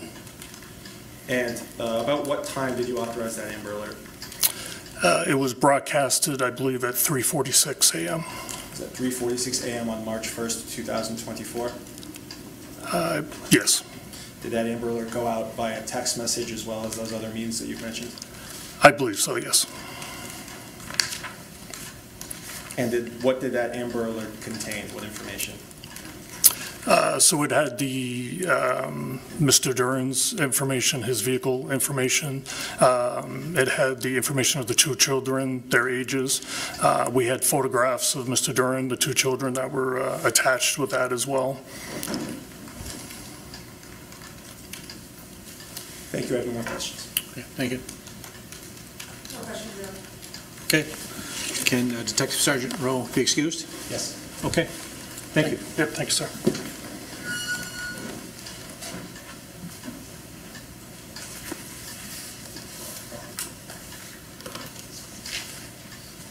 Your Honor, at this time, the state would call Ms. Caitlyn Campbell.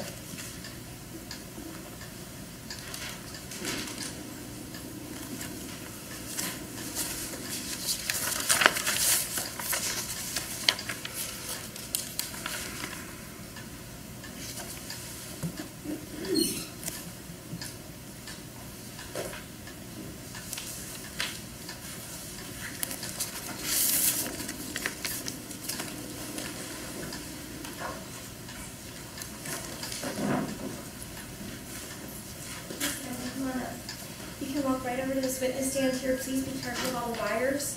You step around to the back and just remain standing by that chair, okay? Absolutely.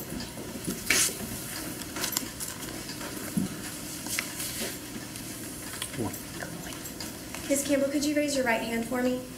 Do you swear today that the testimony that you're about to give is the truth under pains and penalties of perjury? Yes. Thank you. You may be seated.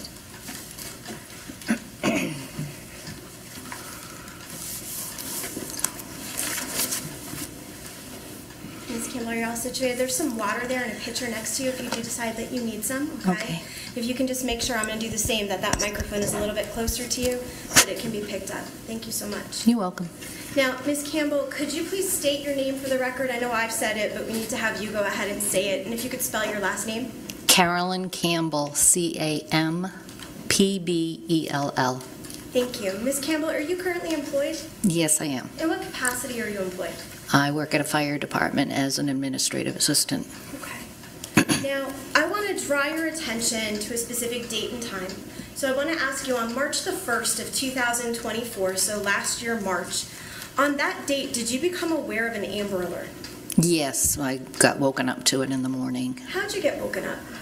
My phone just started making noises I have never heard, and I saw it. I did go back to sleep for a little bit. Okay. Did you have plans for March the 1st of 2024? Yes, I did. I was going to meet my daughter down in Keene to take a trip up to Vermont to a previous job of hers to drop stuff off. Okay. Now, you, at the time, were you living near Keene? About 50 minutes away. Okay. So at some point that morning, you left your home and you traveled to see your daughter? Yes. And was she living in Keene? Yes. Okay. And it's going to sound like a really silly question, but you drove yourself from your home to your daughter's home? Correct. Okay. Once you got to your daughter's house, can you tell us what happened? Well, actually, all the ways there first, I was looking for a vehicle that they had announced on the Amber Alert. So all the ways there, I was looking. And when I got to her house, that was the first thing she said to me, "Did you get an Amber Alert?" And I said, "I did." What vehicle did you spend that 50-minute drive from your home to her home looking for? It was a white vehicle with a license plate of V as in Victor 69023. Okay, that's a license plate you remember to this day. To this day. How is it that you remember that number? I was a dispatcher for the sheriff's department out in Las Vegas. Okay, so the number stuck with you. Yeah, because I looked for it. I couldn't tell a Subaru from a GMC, but I can tell you a license plate, and all the ways there I looked for that license plate. Anything specific about that license plate besides the number that stood out to you? The V for Victor, which is a veteran's plate, so I remembered it was a veteran's plate. So while you were driving from your home to your daughter's home in Keene, did you see that vehicle at all? No, I did not. Once you arrived at your daughter's home and you had this conversation with her about, did you get the Amber Alert too? What, if anything, did the two of you do? We got in her car to leave to go to Vermont. And who was driving? She was driving. Okay. And do you remember, I don't know if you know the roads or the streets that you took, but do you remember how it is that you started to head to Vermont? I really don't know the streets. Okay. Sorry. Not a problem at all. Your daughter was driving? Correct. Where were you seated in the car? I was in the front passenger seat. Okay. Now, did there come a time while you were driving and you were headed to what town in Vermont? Brattleboro. She had just left a nursing home job, and she wanted to bring some stuff to people that were still there. Okay. Blankets and stuff and candy. So that morning, while you and your daughter are heading from Keene to Brattleboro, Vermont, did something unusual happen? Yes, we actually had, the way I know, we were heading there, and we got to Chesterfield, and there's like I call them circles, rotary, and we went around the rotary, and as we went around the rotary, we were discussing the car and the license plate, and we proceeded up a hill. And when we're going up the hill, my daughter says, "Here comes a white Subaru," and I'm like, "How do you know?" You know, it's a Subaru. It's all her husband drives, it's Subarus. And she goes, "Ooh, 6'9". Oh, no, there's a V. And I said, "No, it's V. It's for veteran, Victor, 69023. I said, "That's it. That's the car." And I told her to turn around real quick. Okay, so you're heading from Keene towards Vermont. Towards Vermont. The Vermont border, or Chesterfield is where you Correct. Okay, Correct. Are you already in Vermont at that point, or are you still? No, we were still in New Hampshire. At that point, when your daughter said that she saw the car, did you see the car? I did see the car. I saw a white car. I couldn't tell you what it was, but we were both like looking for the license plate, and that's where she and I, she's like, "Oh no, there's a V." I said, "Yes, veteran V." Okay. And that vehicle, which direction was that coming from? Was it traveling in the same direction as you, or from a different one? No, it was headed towards Keene. Okay. And we turned around on the very next road to follow it. Tell us about that. What happened when you tried to turn around and follow that car? Well, she turned around, and we were at the end of a road waiting to turn out there, and there were cars coming down, and there were two vehicles in back of the white car, and a big old truck was coming, and she's like, "There's a truck coming." I said, "I don't care, step on it, go." It's fast, go. And we did. We followed. We were 2 car lengths behind. Actually, we were the third, I'm sorry. But when we got to the circle and headed out, there were 2 lanes, so she got in the left lane so she could get in back of him, and she pulled back over into the right-hand lane. And I had called 911 just as we had turned and were heading down the hill. Okay, so at the time that you were getting ready to pull out in front of that truck, you were already calling 911. Correct. With them. Correct, I was.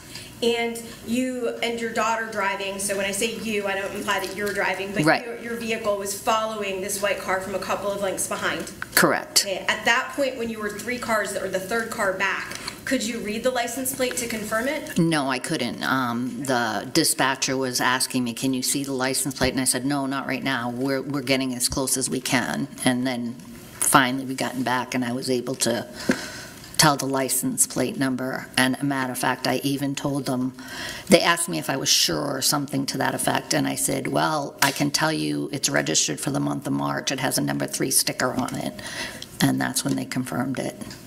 Now, while you were behind that vehicle, once you got right behind him at the vehicle at the traffic circle, yeah. Could you tell anything about who was inside of that car? I could see a gentleman driving, and he had a baseball cap on. I didn't see anything else other than that, and he was looking in the mirror, so I kind of put my phone down on my lap and put it on speaker because I didn't want him to know I was on the phone. Okay, you could tell that the person was looking in their rear view mirror. Yeah, they were looking rear view and side mirror. Now, can you describe for us, like you're on the phone with 911. What are you telling 911 as you're behind this vehicle? They kept asking me where we were at, and I was giving them the best directions I could because I don't know the town of Keene, so my daughter was yelling things at me, we're here. And then I knew we get up to the lights where the state police barracks were, so I told them we were at the state police barracks. And then we get to the next light, and I told them we were proceeding towards the next circle, oval, rotary. Okay, a rotary, a traffic circle. Yeah. Those devices that don't necessarily work to control traffic. Correct. Okay. Now, as you were driving, you just indicated the white Subaru drove right past the state police barracks? Yes, it drove to the entrance of the state police barracks. Okay. Did there come a time that while you were following that vehicle, the vehicle and you said, first of all, you dropped your phone down into your lap? Yes, because I told the dispatcher, I said, I think he sees me on the phone. I'm afraid he... Approach.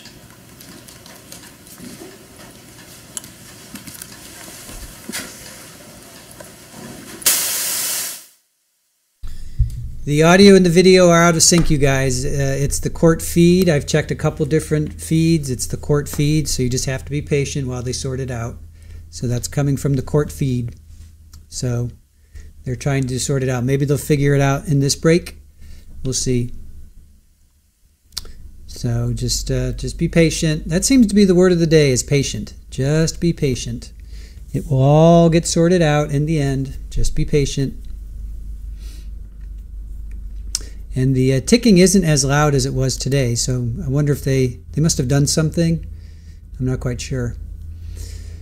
All right, so Carolyn Campbell, Amber Alert woke her up. She is the one that located the car, a white Subaru. It's actually her daughter who saw the license plate, and she's like, well, wait a minute, that's not the right plate, it has a V. And she's like, no, V is for veteran. So they were heading towards Vermont at the time. And she said she got behind the vehicle. She saw a man with a baseball cap on.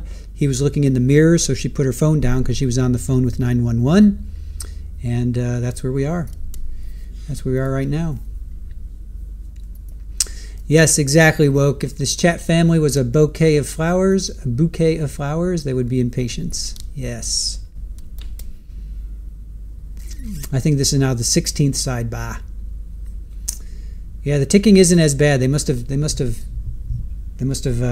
maybe turned it down a little bit or something.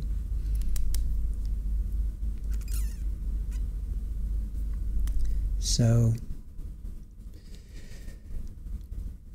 yeah, I think she gets interviewed too. I think I've seen I saw an interview of Carolyn. Maybe we can play it at a break. Let me see if I can find it by itself.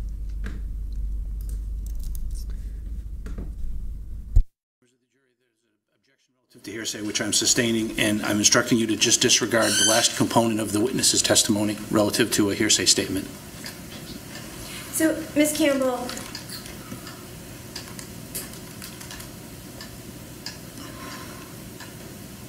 as you're testifying here today, right, we understand that you know what you told people, okay? But there is essentially a request that you not say what you told the dispatcher, just what you observed, okay? So I observed, got you, okay. Gotcha. So what you observed and what you were doing at the time that you were observing things, okay? Okay. And though we understand that you were, is it fair to say that while all of these things were occurring, whatever you saw, whatever was happening, you were relaying that information to the 911 operator? Correct. Okay. And you were doing that so that they would know where you were, what was happening, and your concerns about what you were doing, which was following a vehicle that was subject to an Amber Alert. Correct. Okay.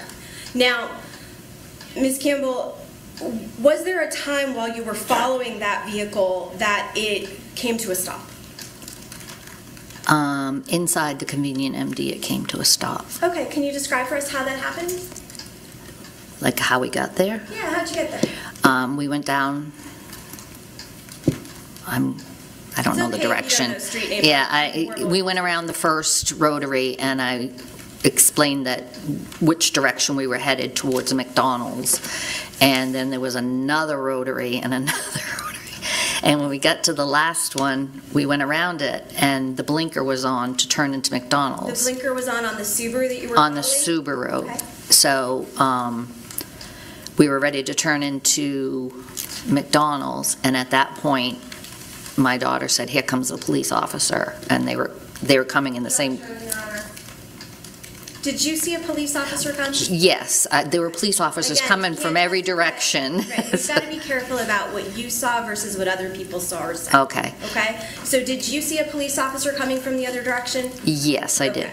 And then, so the blinker directional was on the Subaru, like they were going to turn to McDonald's? McDonald's, Okay. but... And then a police officer came in towards you? Correct. So what happened with respect to the white Subaru? Did they turn into McDonald's? No, they kept going, and they turned into the convenient MD. Okay. And when they turned in, it heads down towards an Applebee's, and the car stopped right there. Right there being where? At the convenient MD or at the Applebee's? It's at the end of the convenient MD parking lot going into Applebee's, okay. And they stayed there. So we stopped, and I saw the gentleman looking in the mirror, and I told my daughter, I said, if this person gets out. It's okay. What were you, so you had some concerns because you saw the person looking in the mirror? Correct, okay. And the Amber Alert said, you know, oh gosh. Approach, please. Sorry.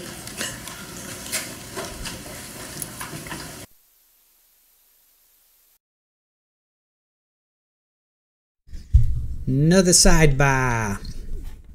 Didn't think that was hearsay. She's saying, and I saw the man looking in the mirror. How's that hearsay? I don't understand hearsay. I've had it explained to me 100 times, and I still don't understand it. Other than if somebody else is saying it, I can't say what they said, but she's saying what she's observing. She saw the guy looking in the mirror. But I don't know. Yeah, they're up to 17 now. Up to 17, Richard. For those keeping track at home. So, okay, so they're talking about rotaries. Rotaries are like, you know, roundabouts, I guess, what else are they called? A roundabout, a rotary. Anyway, it's the thing that goes around, and you can exit several different roads or streets. So she says, so she's on the phone with 911. The vehicle has a turn signal on to go into a McDonald's, but then law enforcement, a police car is coming towards her, so the car kept going, pulls into a convenient MD, and then into Applebee's. A guy was looking in the mirror, and another sidebar. Sherry, yeah, and then there's the not for the truth of the matter, I know. Traffic circle, thank you, Candace. Yeah, the traffic circle, rotary, roundabout. I'm trying to think what I called them. I think just a circle. Yeah, the circle. I think maybe, yeah, just a circle. Michael Death Traps. Yeah, that's pretty funny. Oh, did she, Gail? She started to say what her daughter said? Okay, I missed that. I just heard her say the guy was looking in the mirror. Hearsay objection sustained, but subject to rephrasing. Ms. Campbell, after the car came to a stop, this white Subaru came to a stop at the Applebee's, or in the entrance to the Applebee's, you and your daughter inside of your vehicle stopped. Is that fair to say? Yes. Okay, where did you stop? Probably about 10 or 15 feet behind the car. Okay. And while you were stopped, you testified that you observed the person looking in their mirrors. Correct. Okay. You waited inside of your vehicle at that point? Yes. Okay. While you were there waiting inside of your vehicle, did officers arrive on the scene? No, because the car ended up pulling forward into Applebee's in parking. Okay. Once that occurred, what happened with your car? We proceeded into Applebee's parking lot as well and parked on the opposite side, kind of diagonal from that vehicle. Where you could watch the vehicle? Correct. Okay. And your purpose for doing that, is it fair to say, is to make sure that if it left again, you were going to follow it again? Correct. Okay. Did the vehicle leave again? No, it stayed in the parking spot. And did officers arrive at that time? A lot of officers arrived at that time, and we were basically blocked in. All right, and so you were there the entire time that officers were on scene at the Applebee's? Correct. Okay. Court's indulgence? Certainly.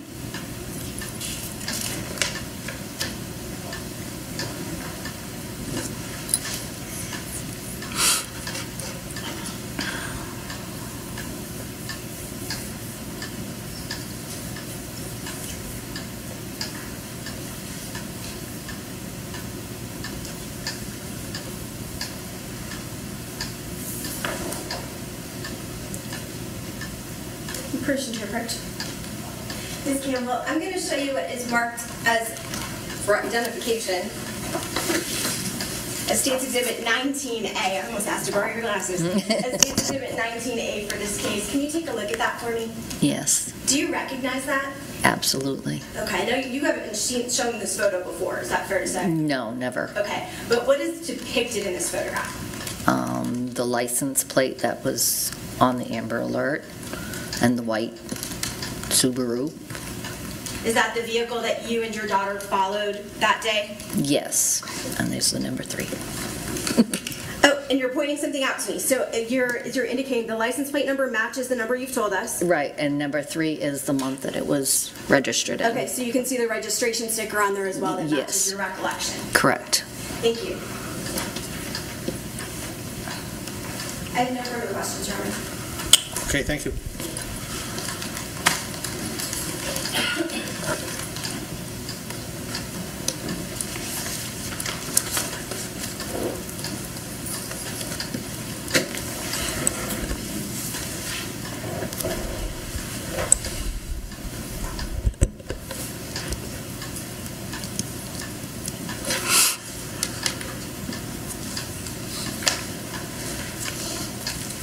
Good morning, Ms. Campbell. I just have a few questions for you.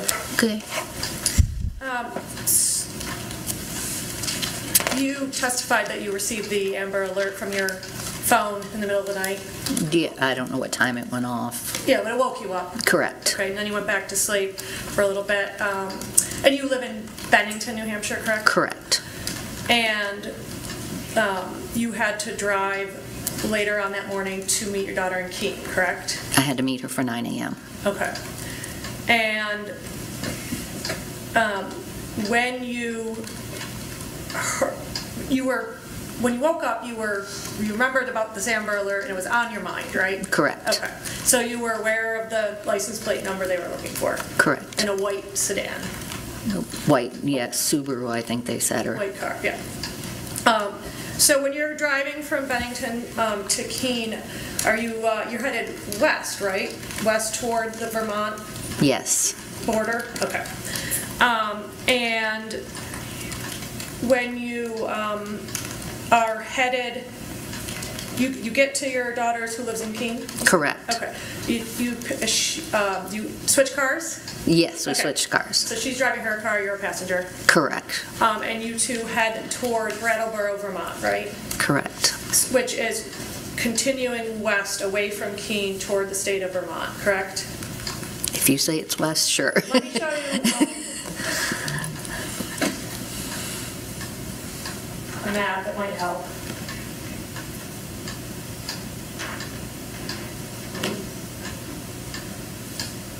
Defendants A2 for ID. Can you recognize what that is? Yeah, that's the Applebee's there. We came from, how do you tell? I think the road we came from was actually down here. Fair enough, but can you see Brattleboro, Vermont, or the border at least for Vermont, New Hampshire in that map? Where's Brattleboro? Oh, over here, correct. Yeah. Yes. Okay. And so you were driving from Keene away from Concord, right? Away from Concord toward Vermont. Away from Keene towards Vermont, yes. Right. That, to me, that would be north. I'm kind of confused. That you were headed toward Vermont. Correct. From Keene with your daughter driving. Correct. Okay. And the white car with the veteran plate that you observed was headed from Vermont into Keene, correct? And so you don't know where it had been, but it was driving in the direction of Keene from Vermont, from the border of Vermont. Correct. Okay.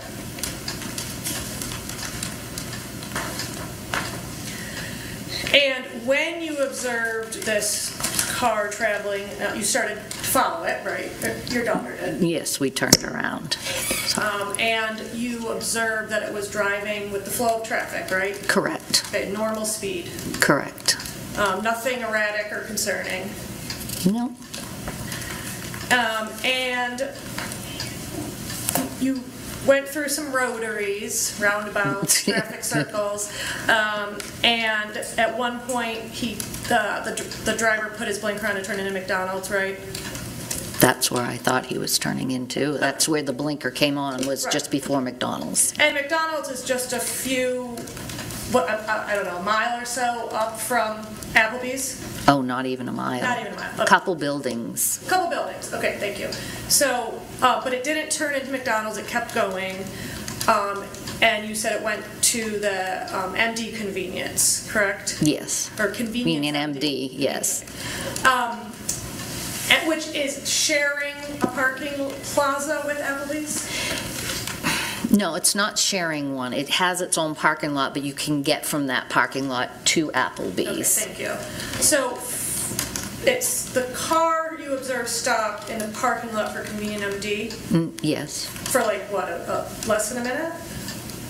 I'd say about a minute. Okay. And you were just sort of, you and your daughter lingering behind in your own car? Yes. With 911 the whole time? I was on with 911 the whole time until the police showed up. And then after a minute, it drove down into Applebee's parking lot, you said? Correct, to the left. To the left, and parked in a parking spot, right? Correct. Okay. And then you went also into the Applebee's parking lot? But to the right, and parked. Parked, observed the scene? Correct. And then how long after that did the police show up and block you in? They were there within seconds. Okay. I mean, I think, oh, never mind. Okay. So, and then there was a lot of police activity, right? A lot. Yeah. And the driver of that white vehicle did not try to flee, correct? No, he did not. Just see if I can have it.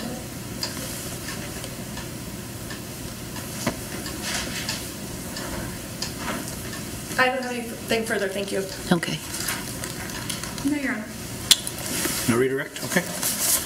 Can Ms. Campbell be excused? Yes, Your Honor. Okay.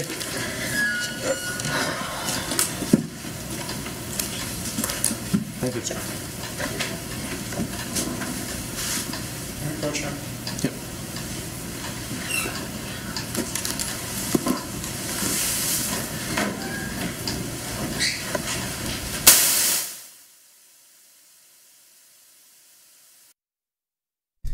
All right. I don't know if that constitutes a sidebar, but I guess that's a sidebar.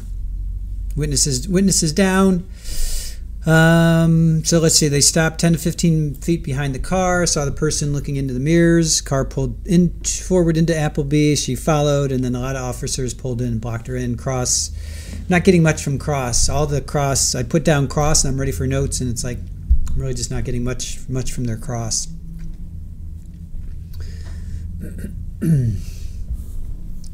Not much is happening. Not much is happening for me on Cross, but maybe that's just me. Will you stop? This is my water, not yours. I got a little baby kitten being scoochie. Hi. Here, say hello to everybody. Go say hello. Say hello to everybody. Say hi. Okay. Oh, okay. Say hi. Hi. Yeah.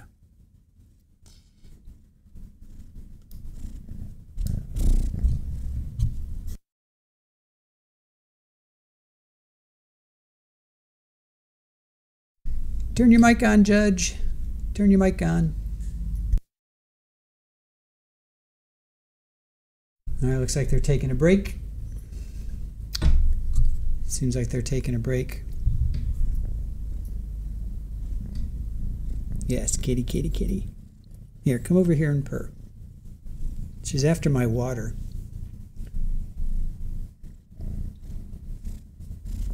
Hi.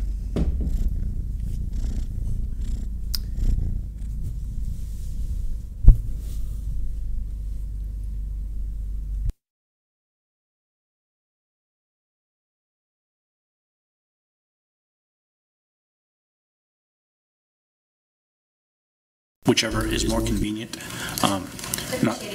Not now, but either before or after, depending upon the circumstances at the time, just so that we have a ability to plan and understand what the next steps will be. Okay. Thank you. All right, we'll be back at 11:20. Thank you. All right.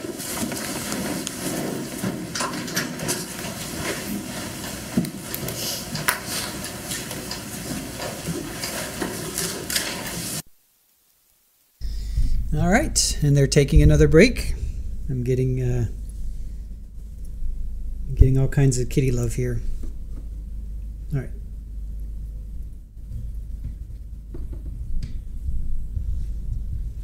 She's rubbing up against my microphone.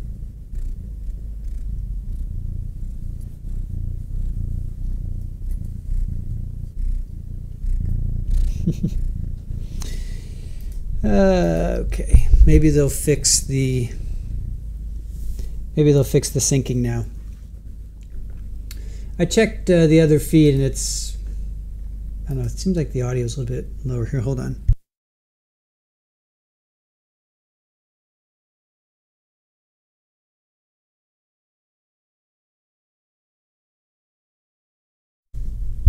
No, it's not.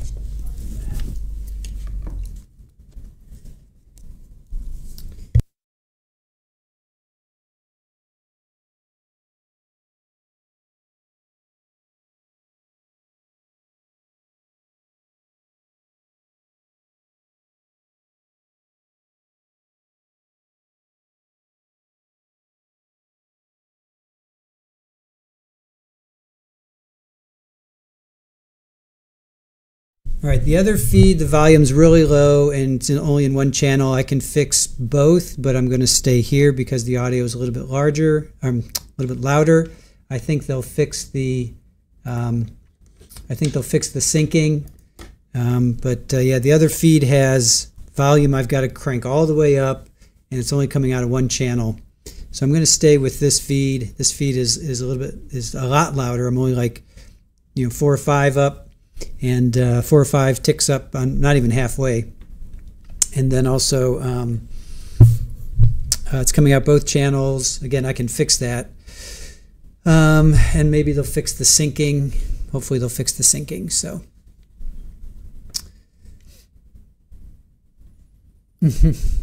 Sharon, yes, kitties. Moonchild, good to see you. Sweet sounds, good for ASMR. I know, right? I want to do that. I want to just have a channel that just is nothing but kitties purring. Super. The purring, thank you for that. I miss my kitty so much.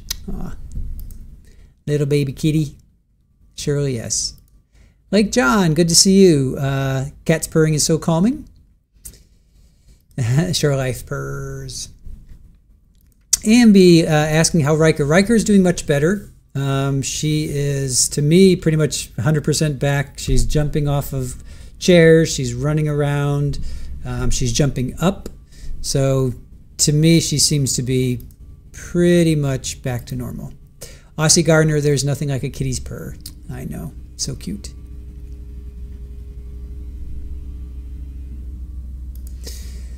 All right, we have a clue. Clue number 2, a faint musky smell still lingered near judge's chambers. It reminded me of Charlie's cologne. A faint musky smell still lingered near judge's chambers. It reminded me of Charlie's cologne. And, oh yeah, okay, so another reason why I need you to just take in the clues and then, when the trial starts, don't talk about them because I missed another clue. So that's another thing. It is distracting, so we have to be careful of that. So let's not when the trial is on, wait, hold on.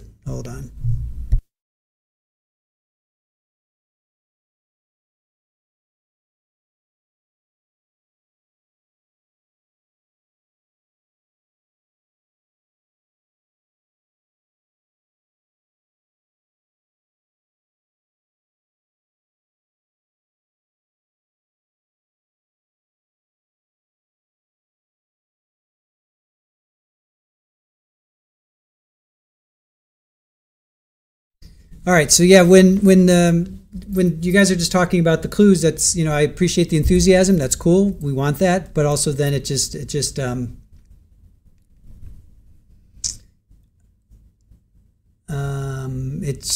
distracting. So I can understand why people that don't want to play, leave chat, because I get that.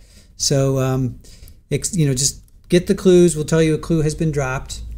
Because we want you to be enthusiastic, but we also just be aware that when the trial starts back up, we want to focus on the trial for multiple reasons. One, it's distracting. I get that. B, let's give the victim, in this case, the victim or victims, the respect that they deserve. So that's all. That's all.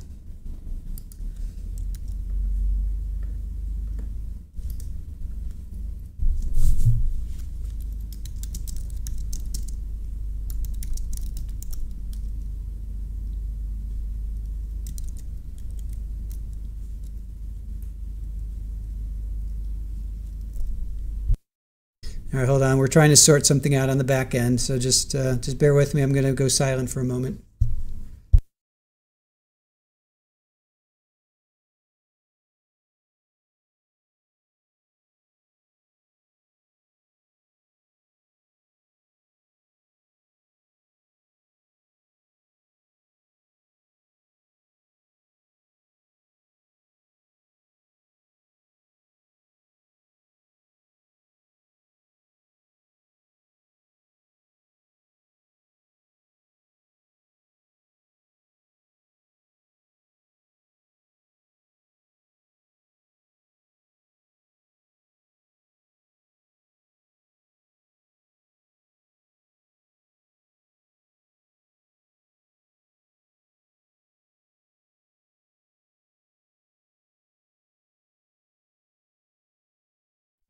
All right, we're just trying to sort out our clues. That's all. This is a work in progress, you guys. We've never done anything like this before on this scale, so we're just trying to sort out. We're working through the bugs. We're just working through the bugs, and that's all we can do. So we're just trying to figure out. All right.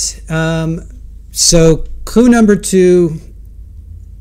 Clue number two has been deleted, so clue number two will be, there's going to be a new clue number two from Aussie Gardner playing Donna Adelson. So Aussie Gardner, go ahead and drop clue number two.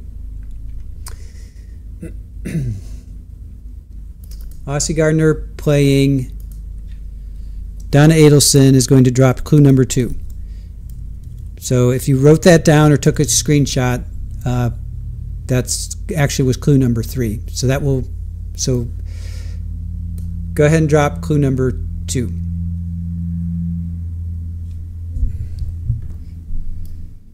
Go ahead and drop clue number two. Go ahead and drop clue number two now.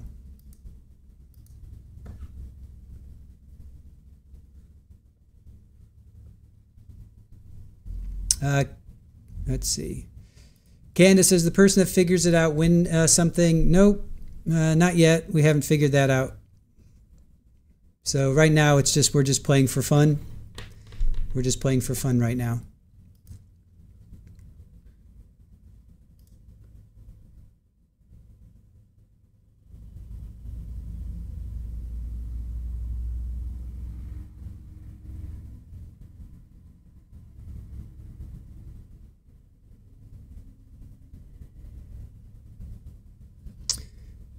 We should be only on clue two. You guys just bear with us while we figure this out, okay? Just bear with us.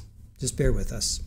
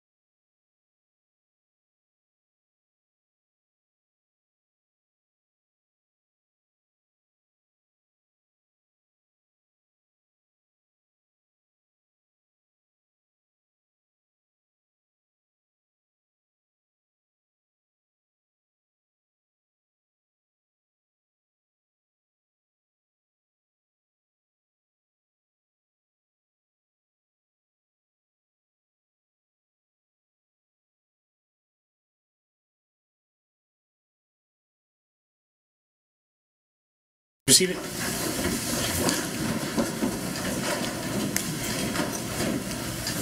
This name called Joel Velez.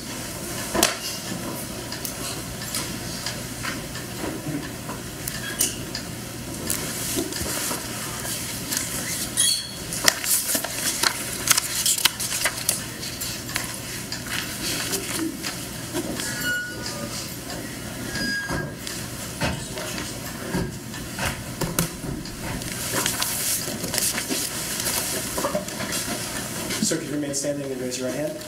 Do you swear that the testimony you're about to give will be the truth under the pain and penalty of perjury? I do. Thank you. Please take a seat.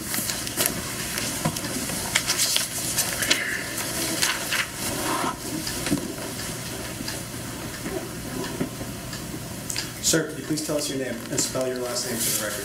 Yes. Joel Velez, V-E-L-E-Z. Sir, where do you work? I worked for the Keene Police Department. How long have you worked there? Just under 6 years. Did you attend and graduate from the New Hampshire Police Academy? I did. What year? 2020.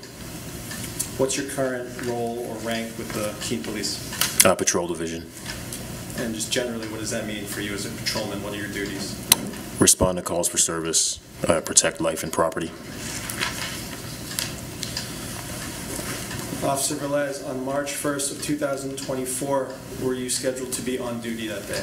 I was. What shift were you working that day? Day shift, 0645 to 1645. So 6:45 in the morning to 4:45 in the afternoon? That is correct, sir. Before your shift, were you woken up by something in the morning? I was. What woke you up? An Amber Alert that had gone statewide, I believe. When you responded to, or when you went to the police station for work that day, did you receive some further information related to that Amber Alert? We did. The whole shift did. What information did you receive? That the previous Amber Alert that had gone out had last pinged in Concord.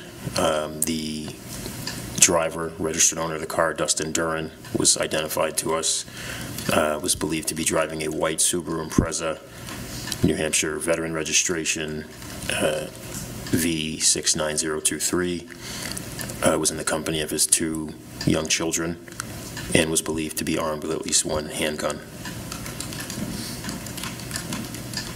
Did the Keene Police subsequently receive some additional information related to that vehicle? We did. And what information was that? At about 10 a.m., our dispatch fielded a call that someone believed they were traveling behind the car from the Amber Alert. As a result of that call coming into dispatch, what did you do? I immediately left the station. Where did you go? I was tasked by my sergeant to travel westbound on Route 101 towards Winchester Street. And what was your purpose in traveling in that direction? To intercept the vehicle. That day, what were you wearing in terms of a uniform? I was wearing a fully marked Keene Police Patrol uniform. With a badge clearly visible? Yes. And what kind of car were you driving that day? A fully marked Keene Police Patrol vehicle. Did you get into your cruiser, your patrol vehicle, and start driving in that direction? I did. I responded with a code 3, lights and sirens. So lights and sirens activated. Was it just you in the car, or were there any other officers there? I was the only one in that car.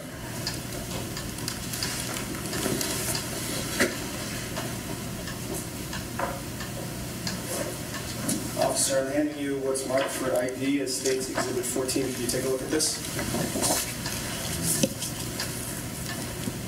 It's a map of Keene. What section of Keene does this show? So it shows Route 101, which runs east and west, Route 10, north and south, as well as the Winchester Street Key Road Rotary. And there are a couple of notations here. There's a notation for an Applebee's and for a convenient MD. Do you see those? Yes, I do. Are those accurate with regard to where those businesses are in Keene? Yes, they are. And is this picture a fair and accurate representation of this section of the city of Keene, New Hampshire? Yes, it is. Your Honor, this time the state moves to strike the ID and introduce Exhibit 14. The ID may be stricken with respect to Exhibit 14, and it shall be considered a full exhibit.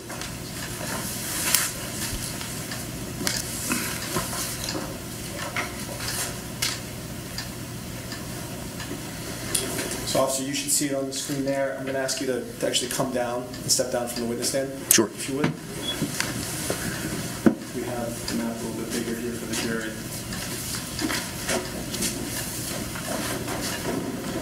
So if you could just stand up there, and we're going to, if you wait for the microphone to record your testimony. If you stand off to the side so the jury can see. And please just make sure you speak into the microphone. Officer, what do you see here? It's a map of Keene. Okay, what part of Keene? Route 101 runs east and west.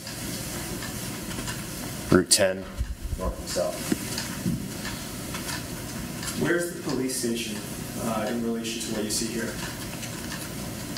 It's a bit further eastbound, up Route 101 here. And you see, can you point out for the jury the Convenient MD? Right. And the Applebee's? Right. And can you point out for them the parking lot situation with those two areas? And are they connected at all? They are. You can access here off of Winchester Street. You can access here off of Winchester Street.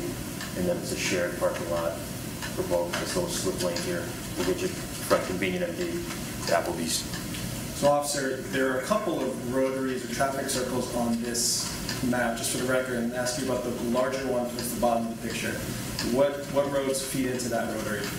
The larger one here, Winchester Street, Route 101, east and west, and Route 10, south. So it's fair to say that the road going south out of that traffic circle is Route 10, but the road going north is Winchester Street? That's correct. And is it 101 east and west on both sides? That's correct. If you were to travel west on Route 101, would that take you in the direction of Vermont? It would. And then, as you said, if you travel east on 101, that's further into the city of Keene towards the police department? Correct. I'm just asking you a couple more questions about this. Is there a McDonald's somewhere Yes, there is. in the area? Can you point out where it is? Sure. It's just north of the Key Road, Winchester Street Rotary, situated about here. So you mentioned Key Road. Could you point that out with your finger for the jury? Yep. This is Key Road, and then it runs back into a shopping plaza. So, officer, if there were a car traveling north from that larger traffic circle on Winchester Street towards the second traffic circle, the smaller one, could that car turn left into the Convenient MD or Applebee's parking lot?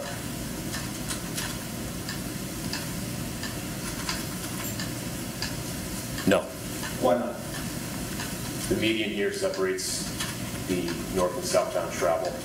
They would have to navigate the rotary and come back around. So a car that was coming north out of the traffic circle of 101 and 10 would need to go up and around the second traffic circle to get back down to the Applebee's parking lot? That's correct. And then just to be clear, Convenient MD and Applebee's both have parking lots, but it is possible to drive from one to the other without obstruction? That is correct.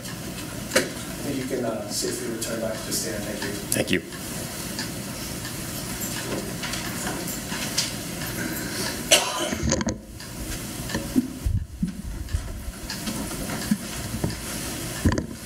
So, officer, you told us that you were at the police station, then you began driving. What route did you take to get to, well, I'll ask you this. Did you go to this area that we see on the map? I did. And did you go there directly? I did. What road did you take to get there? Route 101 westbound. Okay. So, as you traveled on Route 101 westbound, did you eventually get to the area of the traffic circle with 101 and 10? Yes. And as you were driving, did you receive further information from dispatch about the location of that vehicle? Yes, I did. And what did that information tell you? The initial reporting party had watched the car exit and begin northbound travel on Winchester Street towards the McDonald's. And so when you received that update, was that while you were already in your cruiser? Yes, it was. And you were en route, so to speak? I was. About how long did it take you to get from the police station to the area that we see here? It couldn't have been more than, it was under a minute. Could you tell us what happened When you got to this area, what did you see or do? So as I approached the rotary and the slip lane for Winchester Street, and we got that information, I saw what looked to be a white Subaru Impreza begin traveling northbound. So rather than continue westbound, I started traveling northbound on Winchester Street as well. You mentioned you saw a white vehicle, and at that point, did you know if it was the particular vehicle you were looking for? I did not know at that time. Where was this white vehicle that you saw? What direction was it traveling? Northbound on Winchester Street toward the second rotary, Key Road, McDonald's. Could you tell if it was coming from the eastbound, or was it traveling, or was it coming towards you from the west, or was it traveling in the same direction as you when it went north? No, it was traveling from the west. Okay, so coming in the opposite direction. That's correct. So you saw a white vehicle. What did you do next? As I continued driving northbound, I maintained a visual on the vehicle. I watched it navigate the rotary. I sped up, accelerated, I navigated the rotary, and was able to get behind it, just maybe a couple cars lengths. When you say you saw it navigate the rotary, which rotary are you referring to? Winchester Street, Key Road. Okay. So you've told us that you're not behind that vehicle. What happened next? I could see the taillights as well as the rear license plate affixed to the car. Okay. And did that, what was the license plate that you saw? It's New Hampshire Veteran V69023. What did you do next? I followed it, preparing to make a motor vehicle stop, but it turned into the convenient MD Applebee's parking area. Did you follow it? I did. What did that car do once it turned off the road into the parking lot area? It came to a stop in one of the designated parking spaces. What did you do? I told dispatch where we were, and I read the license plate twice, I believe, and dispatch confirmed that that was the vehicle from the Amber Alert. Why did you do that? One, to confirm who I was likely going to take my gun out and point it at. And I had written it on my hand in the morning in roll call, but I had sweated it off.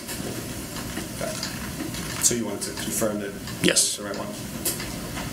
After you received that confirmation, what did you do? Exited my cruiser as quickly as I could and raised my gun until it was level with the driver's side window. Officer Velez, why did you take your gun out when you got out of your car? The information that we received was that the driver, owner, operator, Dustin Duren, was believed to be armed with at least one handgun, and that he may have been involved in a shooting that morning. So was that for your safety? And anyone that was around. It's a fairly busy shopping plaza. When you took your gun out and stepped out of your car, what was that vehicle doing? It was parked. Could you see anyone in the vehicle? I could see the driver at the time clearly. Okay. What happened next? I began to give commands. I yelled out to the driver, hands, let me see your hands. Couldn't have been more than a couple of moments later. I was joined by some other officers. So I want to set the scene. You are standing next to your cruiser?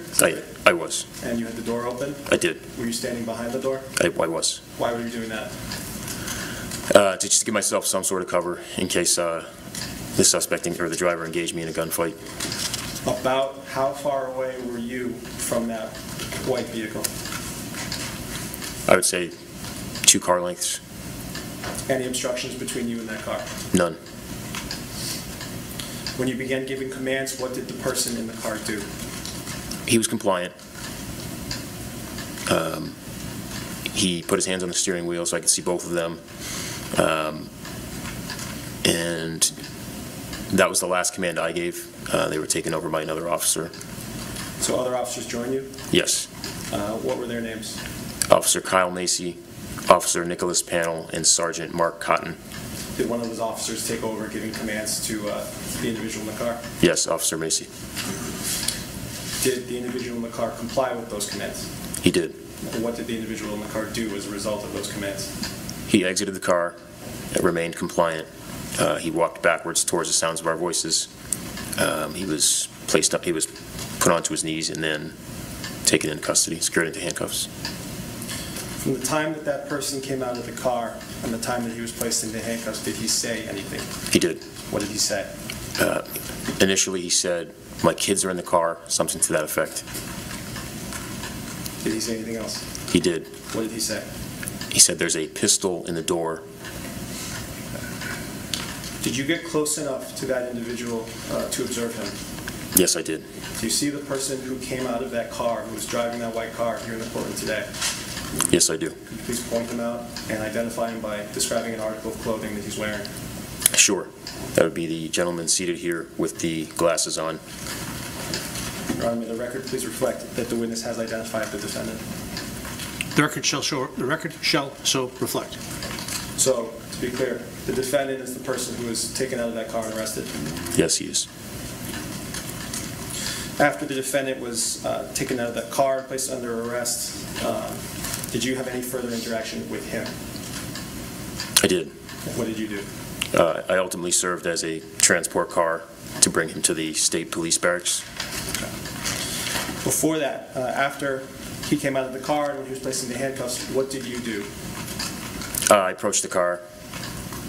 I was instructed by my sergeant to collect the 2 young children that were in the back seat with Officer Panel. At what point did you notice that there were children in the back seat? Prior to the defendant being secured into handcuffs, one of the, I believe it was the infant, poked her head up. Did you approach the car? I did. And which door did you go to? The driver's side rear. Okay. And when you got there, what did you see? The infant was in the back, and she was just kind of lying in the car seat. She wasn't strapped in or anything like that. She was wearing a diaper. It was overflowing with feces, and her the older sibling. Your Honor, can we approach?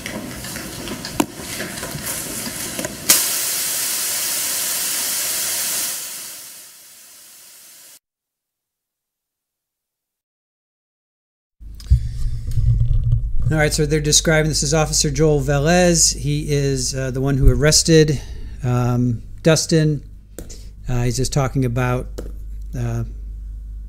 the moment of after he was arrested. So he woke up to, he was woken up by a Amber Alert. Dustin, he heard the name. Dustin was with 2 children with at least 1 handgun. He came into work. He was fully marked uniform, fully marked vehicle. He pulled in after the Subaru, and he saw Dustin, gave commands to him. Other officers joined in quickly. You mentioned you saw an infant. Was there a second child? Yes, there was. And what was her condition when you saw her? She was lying across the passenger side of the back seat, not buckled in. She looks terrified. Officer, what did you do when you approached that car? I opened the door. I asked Officer Panel to hand me a red flannel shirt so that I could wrap the infant up, and I took her to my cruiser, and I held her until EMS collected her from me. I'm sorry, I think there's noise. You held there until... EMS collected her from me. Okay. Officer Velez, on the day that we're talking about, during the events that we discussed, were you equipped with a body-worn camera? Yes, I was. Okay. What is a body-worn camera? Its purpose is to capture any incident that we respond to as patrol officers during the course of our shift. Is it standard for you to wear that when you're on patrol? It's policy. Where is the body camera located on your person? Essentially in the center of our uniform shirt. Okay. So you're indicating in your hands kind of the center of your chest? That's correct. And when does that body camera turn on? There's a couple different ways to activate it. We wear looks like a watch. It's a remote. We can activate it. Any rapid movement running will activate it. Our emergency blue lights will activate it. Referring to March 1st of 2024, you said you were wearing a body camera. I was. Okay. Did that body camera activate at some point? It did. Why did it activate? I started running out the door when dispatch advised of the caller behind the car. And just one, I'm going to back up real quick. You mentioned that you wrapped that infant in a red flannel shirt. Where did that red flannel shirt come from? It was in the car. Officer Velez, I'm showing you what's marked for ID. It states Exhibit 15. Yes. You recognize this? Yes, I do. What is that? That is the recording captured on my body-worn camera. So it's a CD, correct? Yes. And you reviewed the contents of this CD? I have. What is on this CD? My body camera footage from the day in question. Okay. And is this, strike that. Your Honor, at this point, we've moved to introduce as a full exhibit, it states 15? No objection. The ID may be stricken with respect to Exhibit 15, and it shall be considered a full exhibit.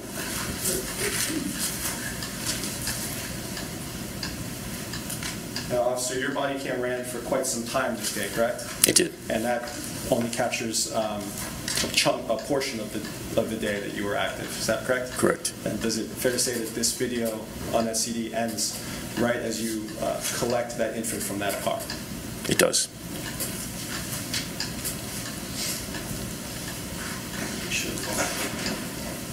And before we play it, Officer Velez, does the body cam that you wear record volume? It does after 30 seconds passes. So when we start this video, will we hear audio right away? No. Why not? You have to wait for the 30-second mark to elapse. Okay, so the audio will come in after about 30 seconds? Yes, it will.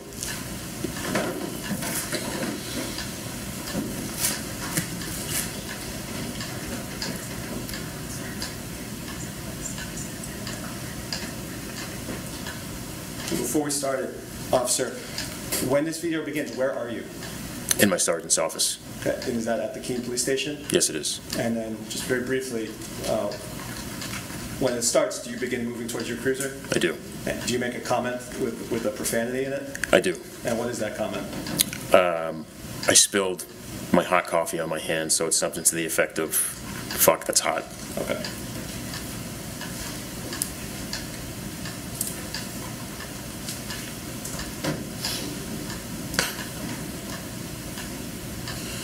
For the record, we're now playing State's Exhibit 15.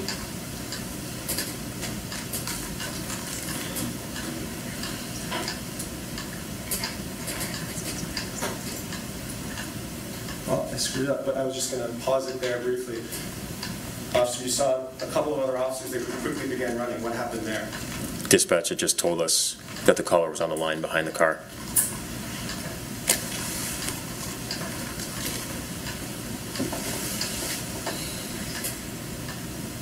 I'm not going to mess with it anymore.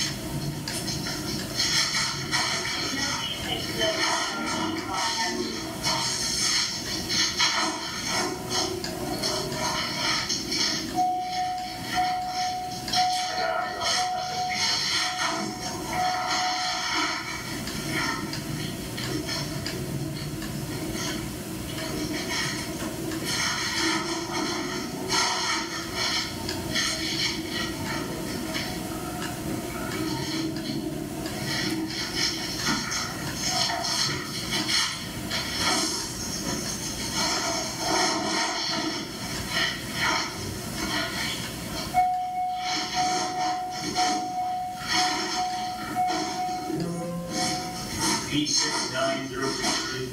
B69023.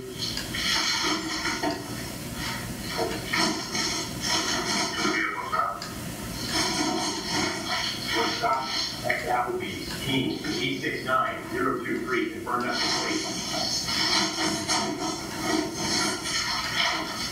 Victor, 69023. Hands! Hands!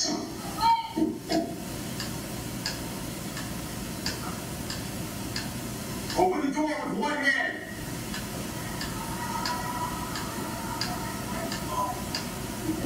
Put both hands on the wheel right now. Do not move, you understand me? Don't you fucking move! Alright, hold on, I understand. You mind the door? Let's, run now. Yeah, right here, right here. Hey, pay attention to us. Put your hands on the car. Now get out. Turn away from us. Maybe in the car, maybe in the back. Turn away from us. Walk backwards. Yeah, walk backwards. Yeah, walk backwards. I got it. Walk backwards. Down on your knees. Down on your knees. Hands are off behind your head. Do not move. Do not move. Yeah.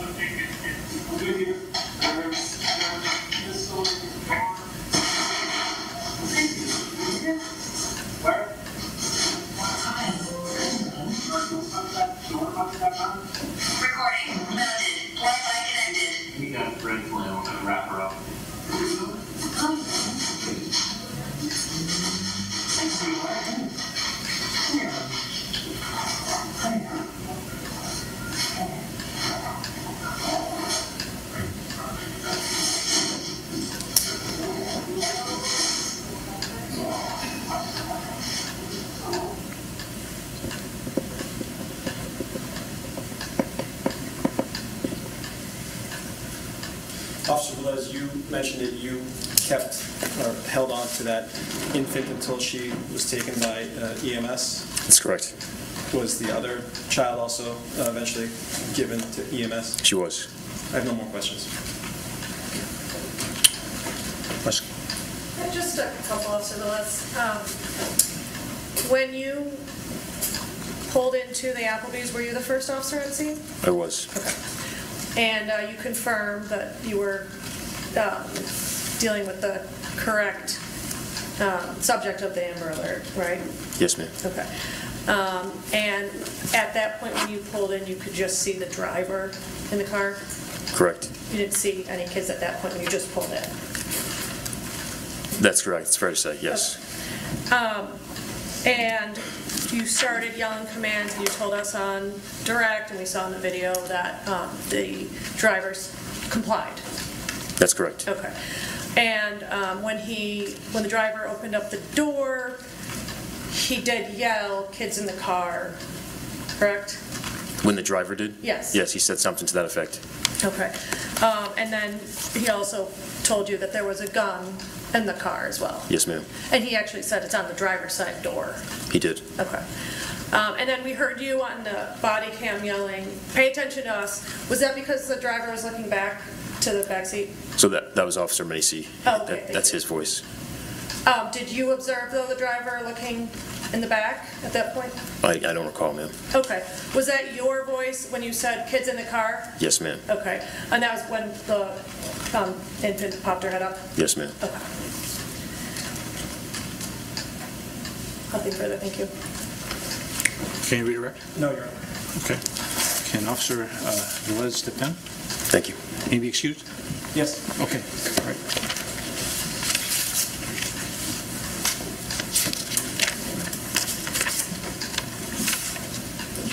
Thank you.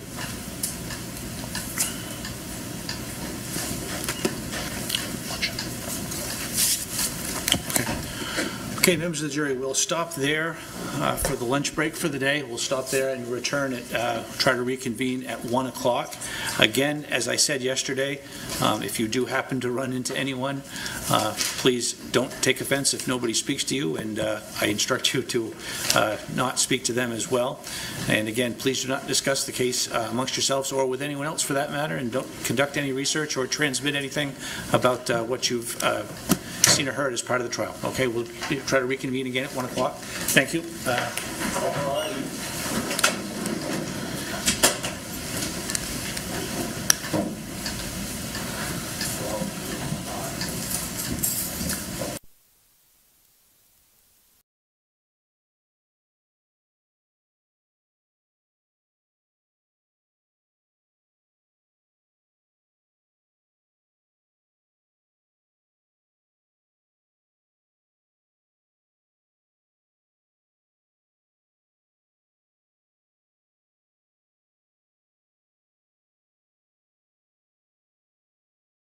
Now, later, approach, bench, chambers, what would you like to do? Whatever the court would like. Why don't we deal up here, please? Thank you.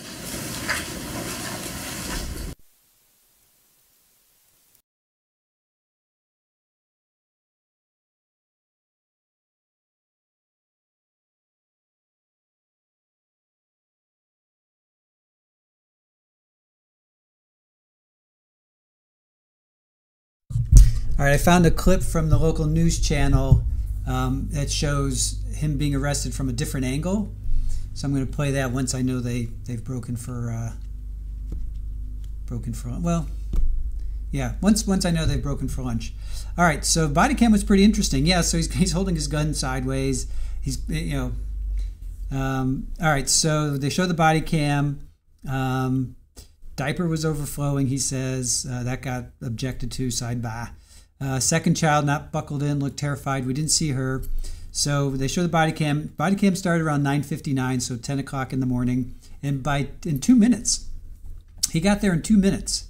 So again, law enforcement, when they're called out, they're called out. They get there. So 2 minutes, and again, that could be a lifetime, but that could also be a savior.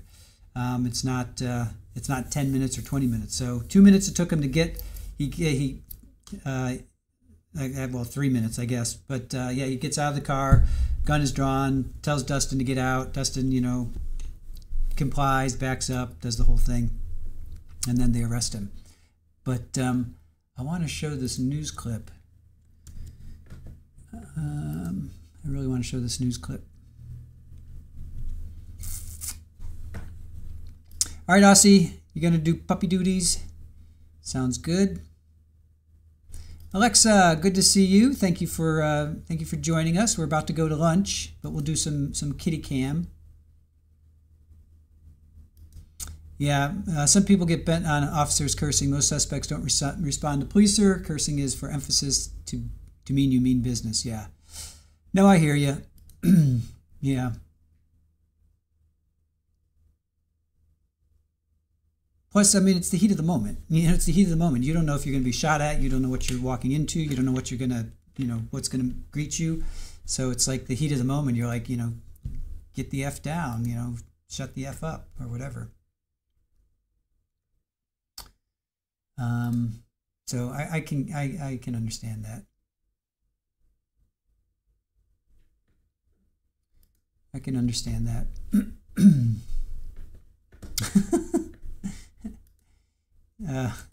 Sure life, yes.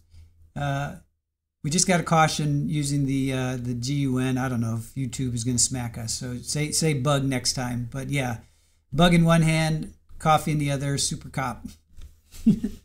Yeah, no, he was cool. I liked Officer Joel Valles. He was a solid guy. Solid testimony. Oh, I just activated my what? How did I activate your Alexa? What did I say? What did I do? What did I say?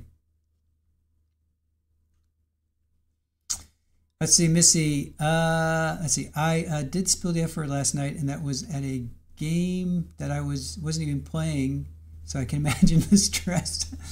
Okay, hold on.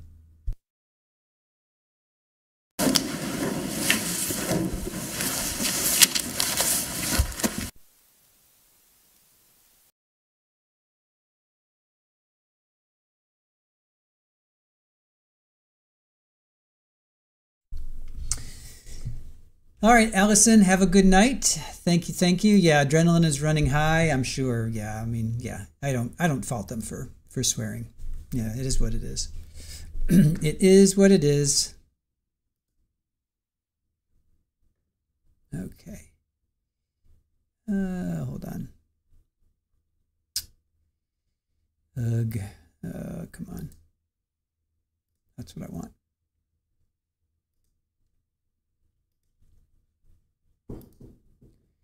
All right. And then, okay. All right.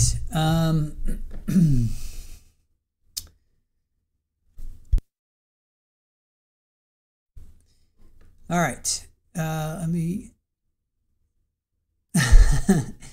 Jean says, I've got 6 sons. A little cussing is no problem. Let's hope your sons are old enough to say that. All right.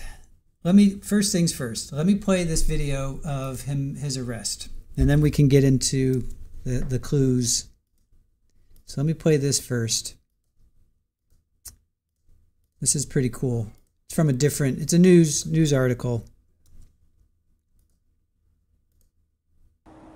Well, All right, so this is a news article. Let's check this out.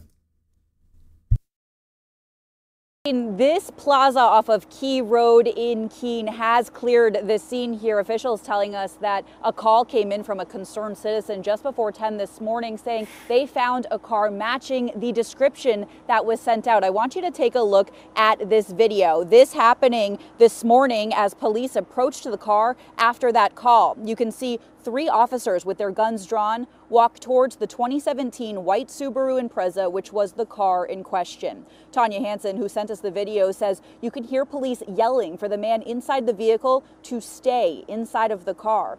She says then police took 37-year-old Dustin Duren into custody without trouble as he walked towards them. He is the father of the 4-year-old and 1-year-old sisters. Tanya Hansen says it's a relief that this ended with both girls safe. My son recognized the car and said, oh my gosh, Mom, that's the Amber Alert from this morning. And, it was after the police had already figured out there was some citizens, I guess, who recognized the car earlier and had called.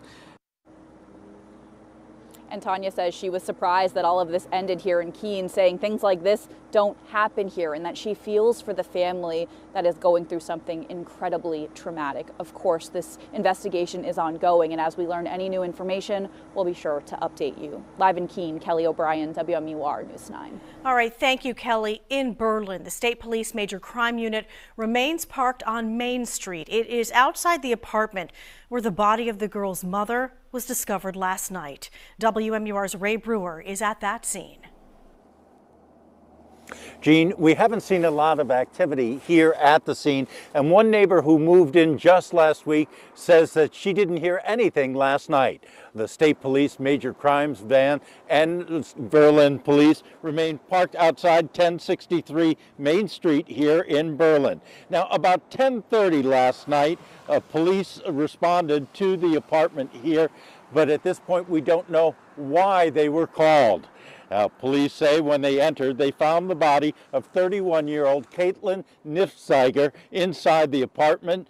Now, Naffziger was confirmed by the Attorney General's office as the mother of the girls at the center of the Amber Alert.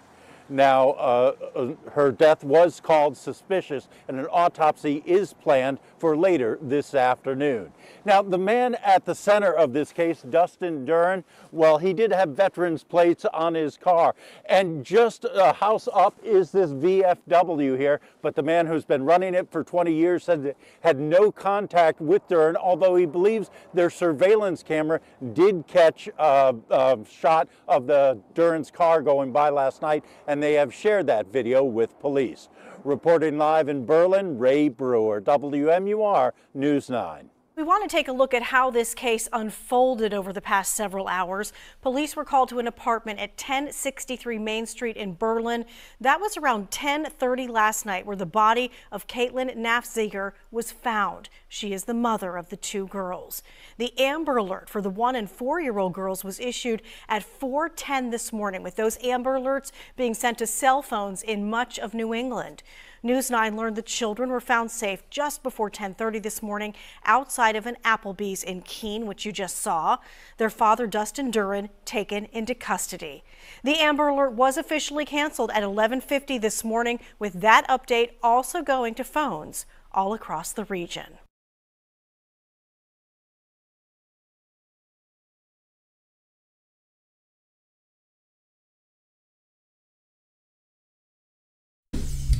All right, so their timeline is off from what I thought. That Amber Alert was issued at like a lot earlier. Like at, hold on a sec. No, it doesn't matter. Whatever. So okay, so yeah, the shooting happened around 3:15 on February 29th. Amber Alert is issued that night. You know, overnight, I should say, in the morning hours. And then they get him, like everybody's waking up to an Amber Alert. And then then he's arrested around 10:50. Well, I had it as like 10:02. All right, so let's see. Let's see, Amber Fox, good to see you. And I saw Betsy coming in, Andrielle. I thought it was her daughter that saw the car. So that was two different, so the witness was, that was two different people. The person that was on the stand, it was the daughter. The person that was being interviewed was the one that was taking the video, and that was the son. So two different people. So the woman that was on the witness stand, it was her daughter that saw the car, and it was then the woman that was being interviewed. She's the one that was taking the video with her cell phone. So yeah, two different people, two completely different people. So, itty bitty, hello. They were not married. Nope, they were not married. Yep, Amber Foxes, they were not married. And Kalia, good to see you. Thank you for joining us. No, yeah, Amber, I think he loved his kids. I'm not getting that he's, yeah. I mean, it's a thought for sure. That's a thought, but I'm not getting that. I think he loved his kids. Everything I've seen, he's a gamer, he's a musician. He again seems like a cool guy, seems like a good guy. Obviously not, but at least he comes across. Yeah, that was not an issue. So yeah. So again, thanks for bringing that up. But yeah, that was not an issue. Sherry M, yeah, they did, because I saw her interview. I've seen that interview a couple times, and on different channels. And then when I saw the woman on the stand, Carolyn Campbell, I was like, wait a minute, I don't think that was her. So yeah, so Carolyn Campbell was on the stand. It was her daughter that saw the car. They're the ones that followed. She's the one that called 911, and then she was in the parking lot. But then this other woman, Tanya, I think her name was. Looked like she was on the street. She was like parked on the street, and it was her son that saw it. But as she said, another concerned citizen called it in. So, all right, yeah, Kelly, good to see you. Itty bitty, I wonder who has the children now, or when he was arrested. Probably, let's see. There was an Aunt Brenda. His parents, maybe in Minnesota. Maybe his parents or her. I don't know. You're right. I don't know. I don't know where her parents are. There's been no talk of her parents. It's been all about like his parents. His dad was on the stand yesterday. So no talk about her parents, just talk about his parents. So, all right, guys, real quick, we got to eat because we only have about a half hour here. We're going to set up Kitty Cam as well, and we're going to get some food ourselves. So Aussie Gardner, who is playing Donna Adelson, washed the wrong money. So she got confused, washed the wrong money, and dropped a clue 3 in chat, and it should have been clue 2. So she deleted clue 3, posted clue 2. So just so you know, if you're scrolling back, clue 2 is there, and even though I said another clue, that's the incorrect clue. So the correct clue, number 2, from Donna Adelson / Aussie Gardner, or Aussie Gardner / Donna Adelson, is the TV repair tag was 3120. So I'll even put it here. The TV repair tag, this is clue number 2, just so you guys, so there's no confusion. This is clue number 2 from Aussie Gardner, and I'll post it here just so you guys know. So Aussie/Donna.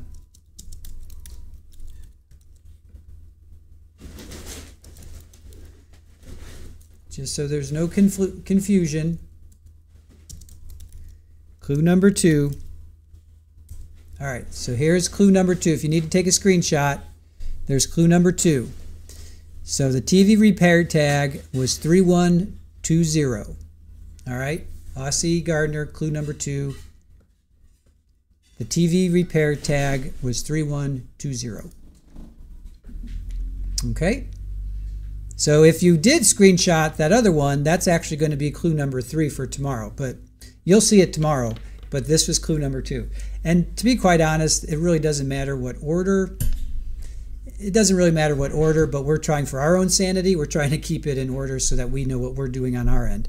But for as far as you guys, it really doesn't matter. On your end, there's no clue in having them in order. So just so you guys know. Yes, those are kitties making that noise. Yes, yes, yes. Those are kitties. We have one of their toys. The tunnel is out, and they're making noise. All right, I gotta go help Aaron. I'm gonna put on some music, and we'll get let's get kitty cam going.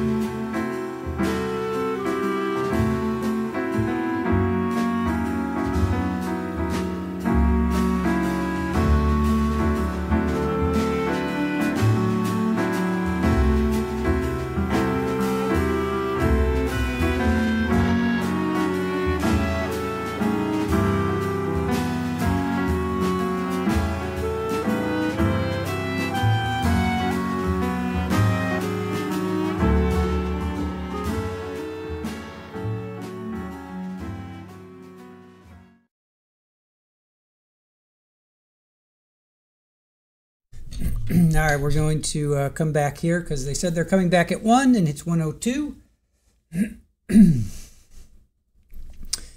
See, JRN, add low sodium soy sauce to it, lots of garlic. Yeah, I've got red peppers, mushrooms, onions, garlic for sure. I don't do low sodium, I just do, it's amino acid, so I just do the, I don't do the low sodium. Brown sugar, the Thai noodles, and then I make a peanut sauce with that. Peanut butter, soy sauce again, honey, mustard, and hot sauce. Mix that all together. Jangle that up and mix it all together, and then you pour it on top. Yeah, and then yeah, that lasts. I make enough that it lasts me like 4 or 5 meals easily. Yeah, Richard, I made this. It's from Nisha, Rainbow Plant Life. It's really, really good. We follow her. We've been following her for years.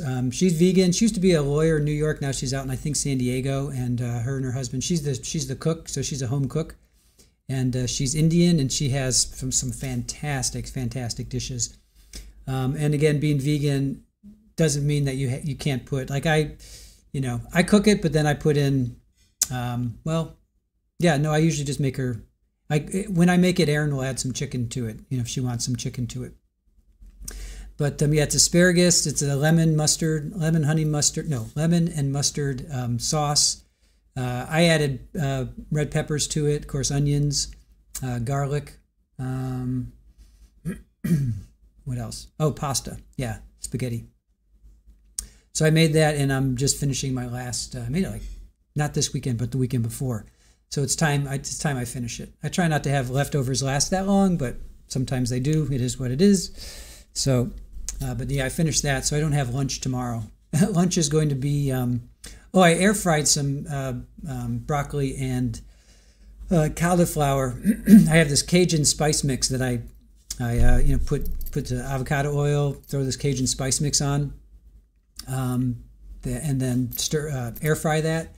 So I did that. I did the florets. You cut up the broccoli and cauliflower, air fry that for like 15 minutes. And so I have that to eat tomorrow, but I'm going to make the stir fry tonight because I'd rather have stir fry. So, so I'm making stir fry tonight. Oh, let's see. Sherry, I need to do a cooking show. And make that. I'd love the recipe. Well, that's what the Cooking with Chris is all about. That's what my Cooking with Chris is. I did a new one. I did a recipe. It's a coconut curry, and it's Psychosaurus Rex sent me this cookbook, and I made this dish a couple times, and I filmed it, and I edited it, and produced it, and everything. And then when I looked at the final product, it was like small instead of large. I'm like, are you kidding me? So I don't know if I have to redo it or I just have to export it properly, or. So I was ready to drop that on you guys like last weekend, not even this weekend, the weekend before. I think I finished it, and I was gonna drop that, and I couldn't. So widespread. Hey, how are you? I see you in the chat, Melissa. Yeah, cauliflower is really good. I like it too. Erin loves broccoli. I like cauliflower. It's like I like cauliflower just a little bit better. But raw broccoli is fantastic. A little bit of salt, of course, but just throw in on this Cajun mix. It's basically cayenne, probably cute. I don't even remember what all it is. I made it like a year ago when my niece came to visit. Oh.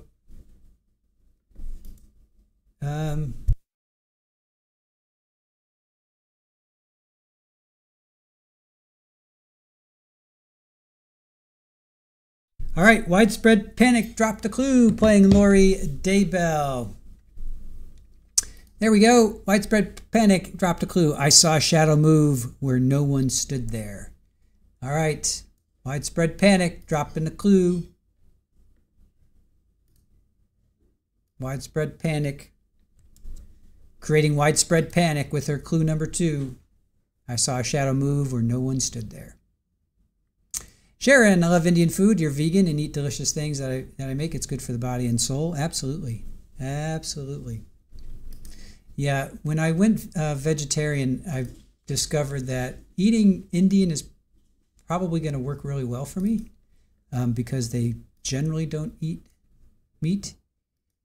So I discovered Indian at a very, well, I was 22 or 23. The Honorable Jonathan S. Purcell presiding. Thank you. Name stated for the Honorable Jury.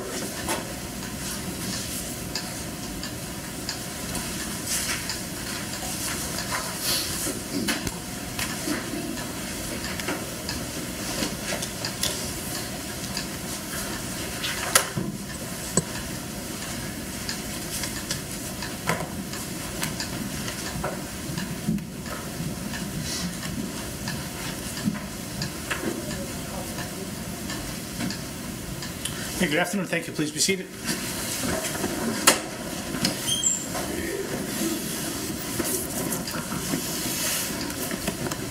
Ready?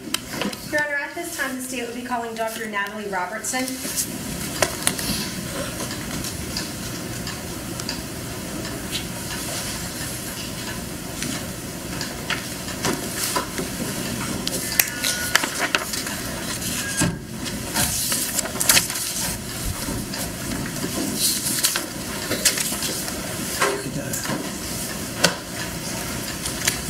Dr. Nat Robertson, if you could remain standing and just raise your right hand for me. Do you swear that the testimony you're about to give today will be the truth under penalties of perjury? I do. Thank you. You may lower your hand and be seated.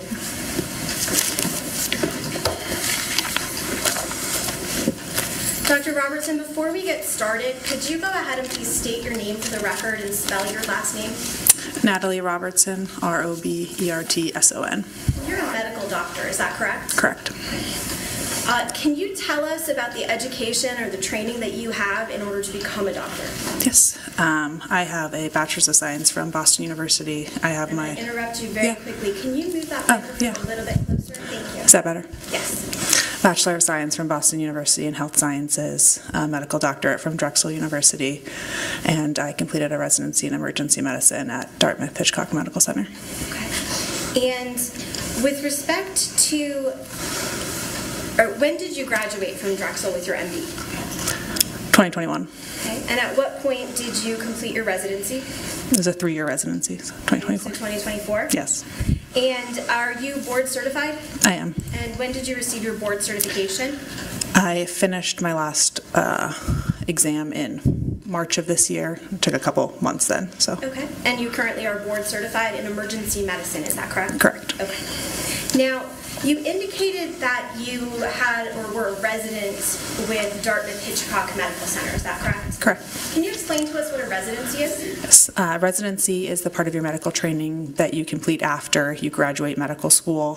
So you have a medical doctorate, then you do residency in whatever specialty you are going to become a doctor in or specialize in. So mine was emergency medicine. That was a 3-year process at Dartmouth. There's some varying lengths. During that time, you are licensed under a training or restricted license saying that you are practicing medicine within a residency program. You care for patients. There's a somewhat of graduated responsibility. So by the end of the residency program, you have more responsibility than the beginning. Okay. And when you were serving as a resident at Dartmouth Hitchcock, from what I understand from your testimony, you were serving in the emergency department? Correct. Okay. And while you were serving as a resident with Dartmouth Hitchcock Medical Center, where were you based out of? Like what hospitals? Our main hospital was at the main Dartmouth Hitchcock in Lebanon. We also did rotations at Cheshire Medical Center, at the Elliott Hospital in Manchester, as well as shock trauma in Baltimore. Okay. And when you say we, in terms of Cheshire Medical Center, did you serve any portion of your residency at Cheshire Medical Center? Yes, we complete 2 months at Cheshire Medical Center, 1 month during our 2nd year of residency and 1 month during our 3rd year of residency. Okay. And I'd like to ask you, and my math skills are horrible, so let me go with your recollection. With respect to the residency that you were doing in March of 2024, were you stationed at Cheshire Medical Center? Yes. And would that have been your month in your 3rd year of residency? Yes, that was my 3rd year. Okay. Are you currently employed as a medical doctor? I am currently on maternity leave, but I am employed as a medical doctor, yes. Okay, and you're employed where? At Lawrence General Hospital in Lawrence, Massachusetts. Okay. So in March of 2024, you are a resident at the Cheshire Medical Center, and that's located where? Keene, New Hampshire. And at that time, you're working in the emergency department? Correct. Okay. So I want to direct your attention to March the 1st of 2024. Were you working on that day? Yes, I was. And I guess let me back up a little bit. The emergency department at Cheshire Hospital, can you talk to us a little bit about what that looks like? It is a pretty standard, smaller community emergency department. There were generally 2 to 3 either physicians or APPs on at a time. It's a circular department, so there's patient care rooms around kind of a center area where there's supplies, as well as 2 areas for physicians and nurses. And as a resident there at Cheshire Medical Center, what were the responsibilities that you had? You indicated you would be licensed under a conditional license. Mm-hmm. What kinds of things did you do as a resident at Cheshire Medical? Yeah, so as a third-year resident at Cheshire, I would generally see patients, or I would see patients on my own. Initiate. Sorry, did you say you would or would not? Would. Initiate their care and workup, and then at some point present them to an attending physician. Again, there's some caveat there. If someone came in who was very, very ill, often then an attending would walk in the room with me. But most of the time, as a resident at that point in your training, you are treating and seeing patients independently, and then at some point the attending signs off on your care. Okay. I mean, you're just months shy of graduating the program, so you're functioning pretty much on your own with backup from a resident, or not a resident, I apologize, an attending. Attending, yeah. Okay. So as a resident or as a doctor at Cheshire Medical Center, how would you normally be dressed? What would you look like? They had hospital-issued scrubs at Cheshire, so we had navy blue scrubs. I wore my badge with my picture on it, usually a stethoscope, and then some papers in my pocket. I don't generally wear a white coat. Now, in your capacity as well, you've already indicated that you were able to see patients. Is that fair? Correct. Okay. Did that include patients who were pediatric patients, like children? Yes. Okay. Speaking generally, when you're seeing a patient, any patient in the emergency department, whether as a resident or now as a doctor, what kind of steps do you take when you treat and evaluate them? It depends a bit on the condition of the patient when they arrive, but assuming that they are a stable patient who's talking to me, we walk in the room.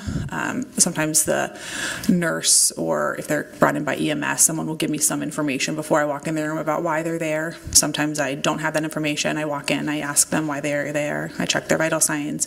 I do an appropriate physical exam, and then initiate a workup, whether that's blood work or imaging or other things to make my diagnosis or to treat them. What's the purpose of getting information from the nurses or the people accompanying the patient, as well as the patient, before you just launch into your physical exam? I mean, those people generally have other helpful information, not always. If there's a 40-year-old who walks in and has a stomach pain, they can probably tell me everything about their stomach pain. If someone is coming in by ambulance, they can provide me, EMS can provide me with vital signs that were taken in transport, or if they did any interventions already.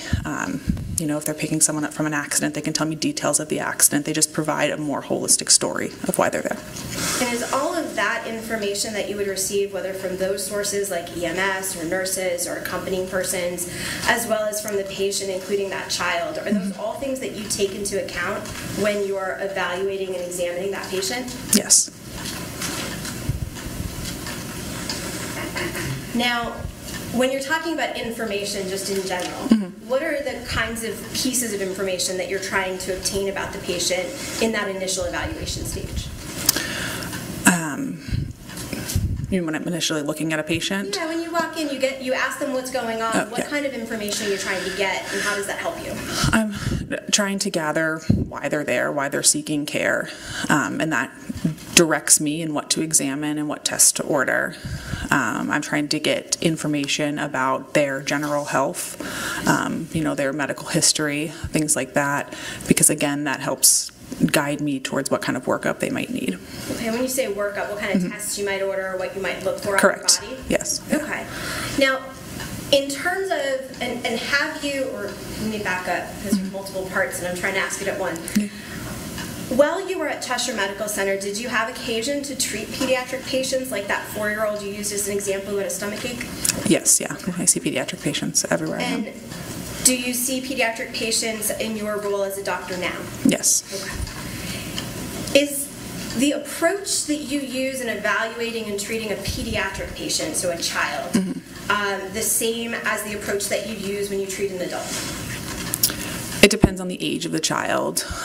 Obviously, an 18 to 17-year-old is very close to an adult. A 3-year-old is not. But no, it has to be different depending on the age of the person. Okay. So, when you treat a pediatric patient, and when you say pediatric, is it anybody under the age of 18? Yeah, I think I'm not a pediatrician. Yeah. I believe pediatricians are certified to take care of people up to the age of like 22 or 23. I'm not sure. I generally, colloquially, pediatrics is under 18. Okay, I just wanted to understand a range of what age we're talking about. So when you treat a patient who is a child, and I'm not talking about those 18-year-olds, but somebody younger, under the age of like, say, 7, around the age of like 5, say. That seems like a child, right? Yeah. Are there any extra steps or considerations that you have to make in conducting that examination or evaluation? So in a kid that age, around the age of 5 or 5 and under, obviously a lot of information gathering is not only from the patient but from other people, because they are not always, aware of their health history or have a, complete understanding of things around them. Also, the examination and everything, when you're talking to a child, you have to use age-appropriate explanations of things. They're more likely to be very scared of the medical system, and so there's a lot more effort put into making them comfortable, and to gaining their trust is a little bit more difficult than with an adult.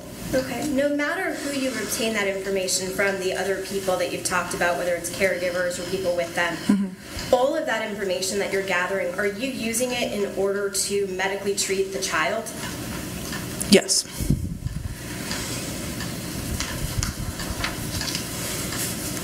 Now, as part of your role in examination, do you get a history of the medical treatment for a person? Yes. And then do you obtain information about sort of the issue that has brought them to you? Yes. Okay. In terms of when you have a young child who's been brought to you and is being treated or evaluated in your emergency department, can you sort of walk us through what you would say and how you would handle talking to a young child in order to get the information you need to treat them? Yeah.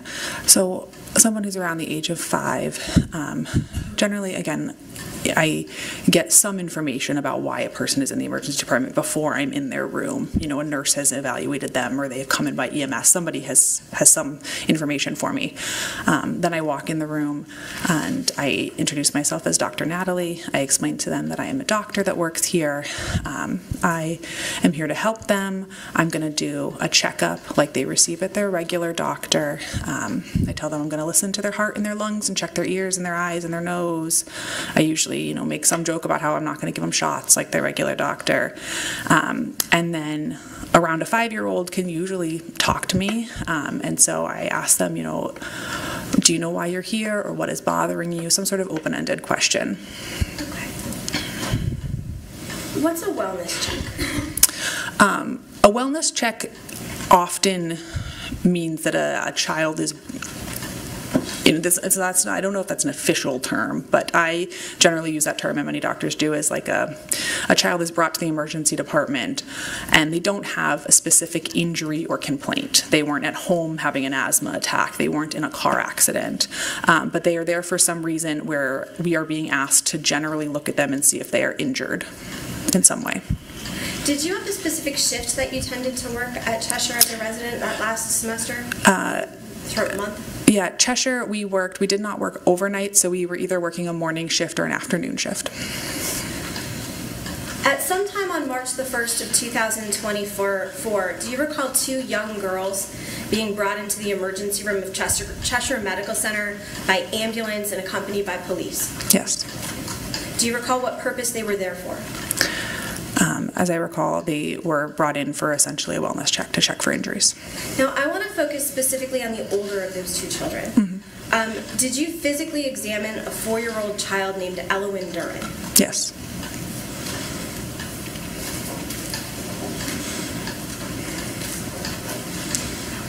going to show you what I've marked for identification purposes. Make sure I have it the right way. As State's Exhibit 16 in this case. Do you recognize this image? Yes. Okay. Do you know who that person is in the image? Yes, the child you just mentioned, Ellen. Okay, so that's the child, Ellen. Now, in this image, she's seated. Is that fair to say? Yes. Can you describe where she is in relation to Chester Medical Center? She is seated on a patient gurney. It looks like there's some blue kind of pads around it, which we sometimes use when children are seated so that they don't roll off of the gurney. And I can see in the corner, and do remember that she was in an enclosed room within the Cheshire Emergency Department. And what does that mean to be in an enclosed room? In the emergency room, sometimes people are in hallway beds or are different, trauma bays or things that just have curtains, and that is a room that has a door that closes. Okay. Permission to publish to the jury, Your Honor? I'm sorry, I skipped a step, I apologize. Your Honor, at this time, the state would move to strike the identification of State's Exhibit 16 and admit the item as full. No.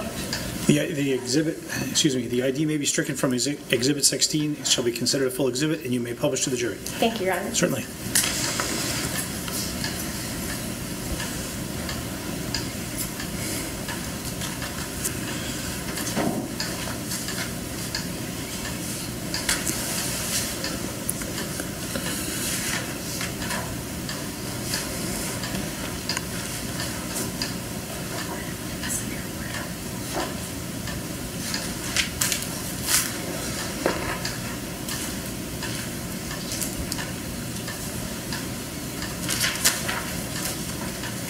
When you were evaluating Caitlyn Duren, was she able to provide you with any of her medical history that you recall? I don't recall specifically if she could tell me her medical history.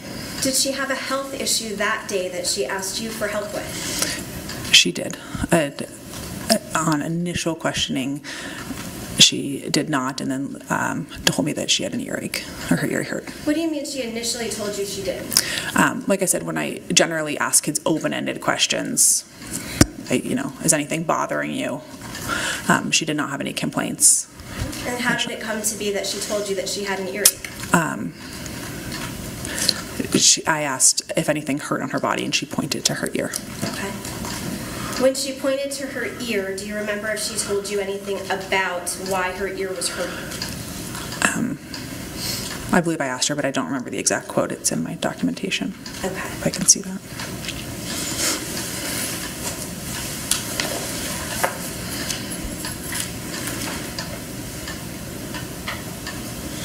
Dr. Robertson, I'm approaching you with State's Exhibit 17, which is identified only, okay?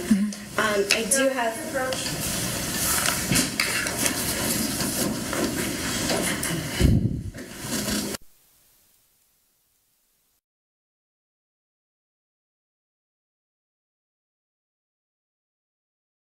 Imagine that, another sidebar.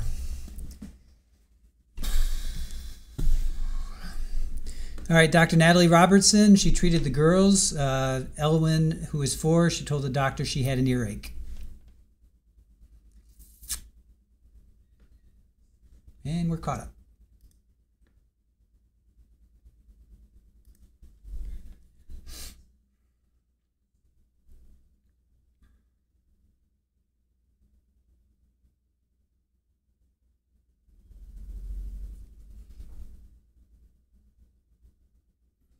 Just looking at the spines on his binders there.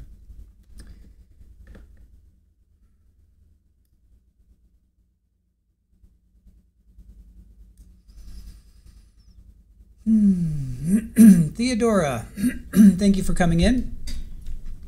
PTSD is overused. I was married to one who claimed PTSD. JMS, you call them front bars. That's good. I like that. Front bars. I mean, I think this is what we're up to, like 18, 17 or 18. I mean, it's like every witness, there's like 3 or 4 sidebars. I mean, guys, come on. We've gone through entire trials with like 1 sidebar. We're only in day 2. I don't know. I'm sorry. I'm just getting impatient because it's like every witness. And we're only up to 8 witnesses and we have like 18 sidebars. I mean, that's like at least 2 a witness. I mean, come on. Hasn't this been worked out? Hasn't this been worked out before? You took depositions. You know what's going to be asked. Sorry, I'm just getting frustrated. Was Karen Reed more sidebar? I don't know.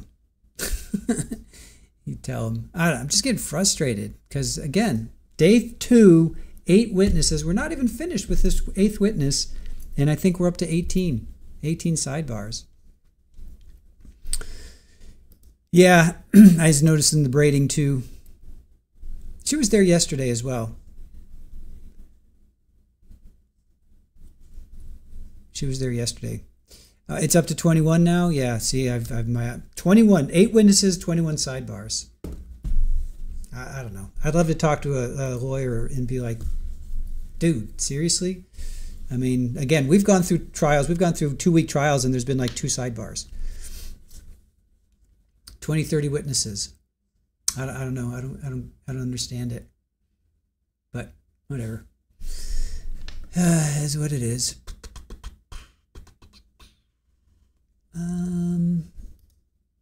Yeah, it's I don't know. It took 10 minutes for them just to get to the point that she treated the girls. I mean, you don't have to. I get that they have to go through their.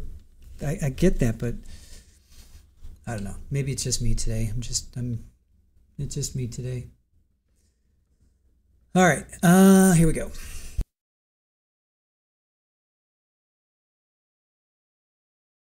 Marked for identification purposes as State's Exhibit 17. And with respect to this document, you've indicated that there are some records that may help you with your recollection of your evaluation and thereby treatment of Caitlyn Naffziger. Is that correct? Correct. Okay. You are free to look through this entire document, and I would ask you to go ahead and make sure that these are the records that are associated with her. And I have a tag just so that I can find something easily. You can disregard that or not.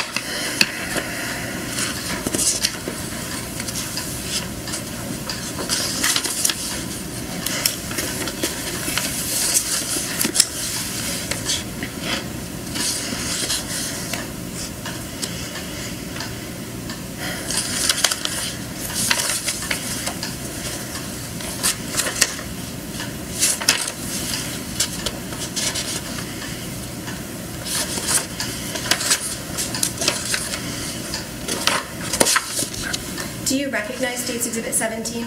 Yes. What is it? This is her, it looks like, full ED record, including my physician note, but also nursing notes and consultant notes. Okay. And when you say that you see your physician note, can you just tell us there's a page number at the bottom so that we all have it? What page number are you referencing has your physician notes? It starts on page 22. Oh, I'm going to ask you for a different number. Oh, sorry. Page 22 of the records in the bottom corner. We like to add more numbers. Oh, 00. Yes. Okay, so 002598. 2598. Thank you.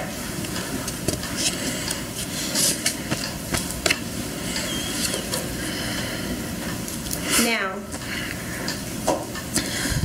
you had indicated that you had asked Caitlyn about anything that was wrong with her, and at first she had said no. Is that fair to say?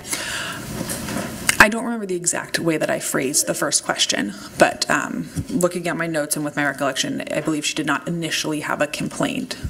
Okay. And when later, did you inquire as to whether she had any injuries? Yes. And is that the moment where she told you that her ear hurt? Yes. And which ear did she point to? Pointed to her left ear. Okay.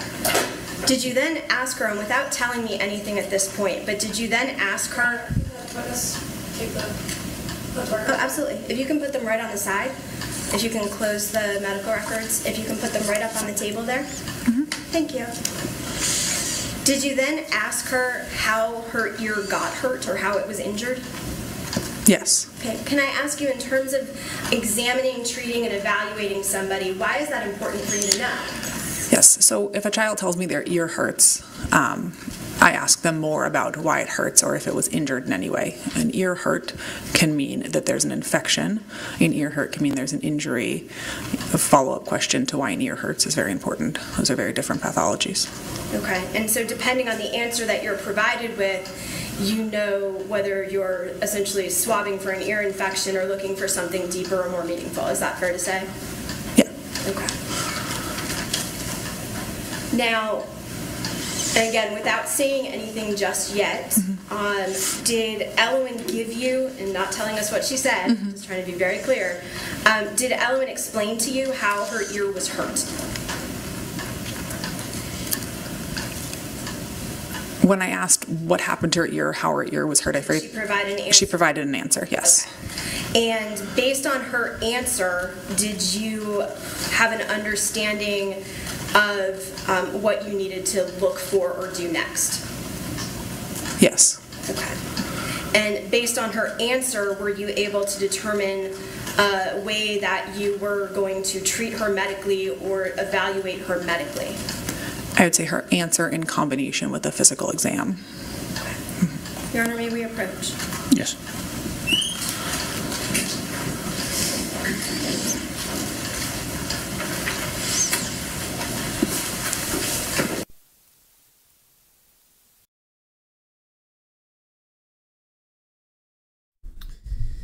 So, told the doctor she had an earache and she pointed to her left ear. She asked how it happened. What's up, Super Ball?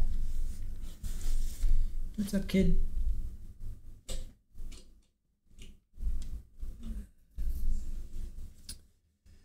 So, Colleen, Itchy Withers, nope. We're really just kind of slogging through right now, to be quite honest. I mean, it's a slog. This trial is a slog right now. Body cam of the arrest was kind of interesting. Other than that, cell phone data, and now we have a doctor who treated the girls. So it's like I feel like I'm just wading through just waist deep sludge right now.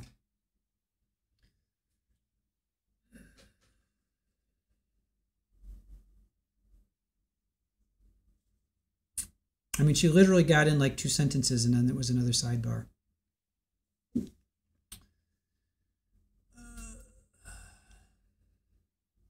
So we're going for at least two sidebars a witness, at least.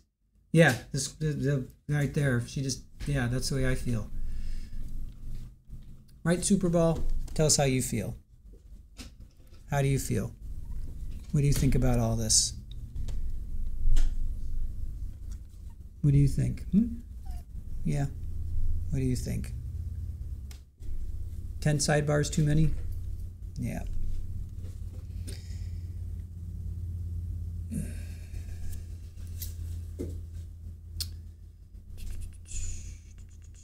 And I think this case is interesting. It's the sidebars are ridiculous. The defense loves them. I don't know. It's losing my interest. Sorry, but I'm losing interest. So, what's up, kiddo? What's up? Yeah, it's a good girl.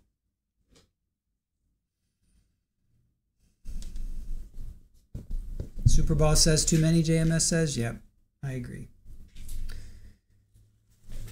I agree. All right.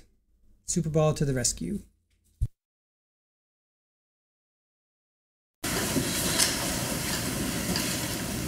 Dr. Robertson, when you inquired as to Elowen's injuries and asked her how she had gotten hurt or how her ear had become hurt, what did she tell you?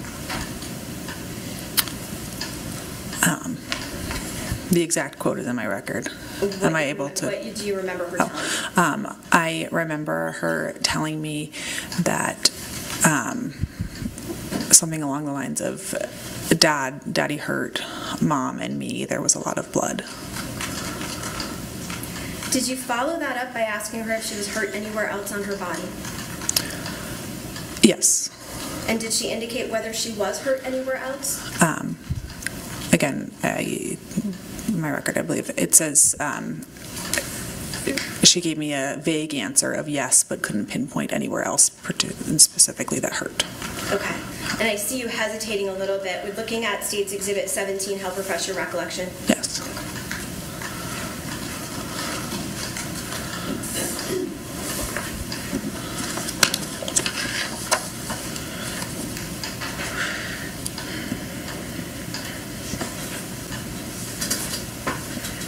Yeah.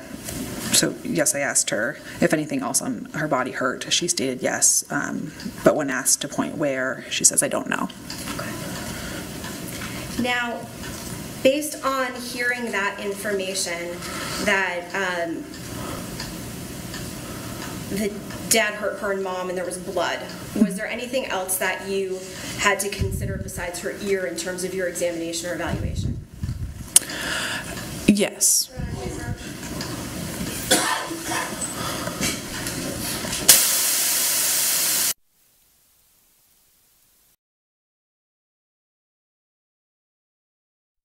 Yeah, this is all the defense. This is all the defense every time.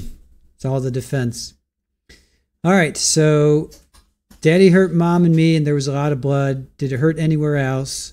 When asked to point where, she said, I don't know. So she didn't know where else she got hurt. Oh, here. I got to sit. Super Ball. What do you think? Care to opine? Do you care to opine about all the sidebars? What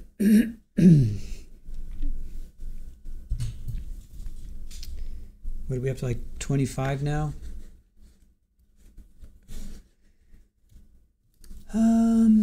Let's see, what's Scott up to?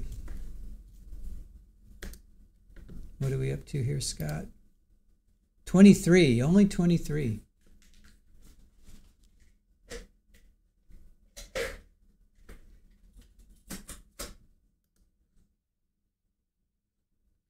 Only 23 sidebars.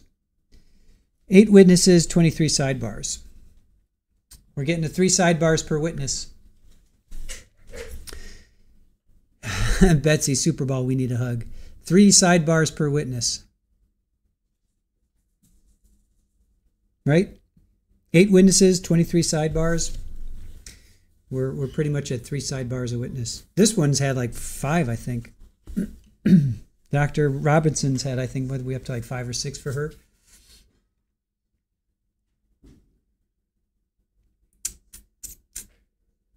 Crochet Nana says you're too cute. Super Ball is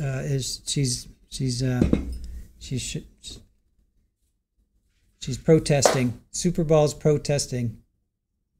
She has her back to this computer. She's protesting.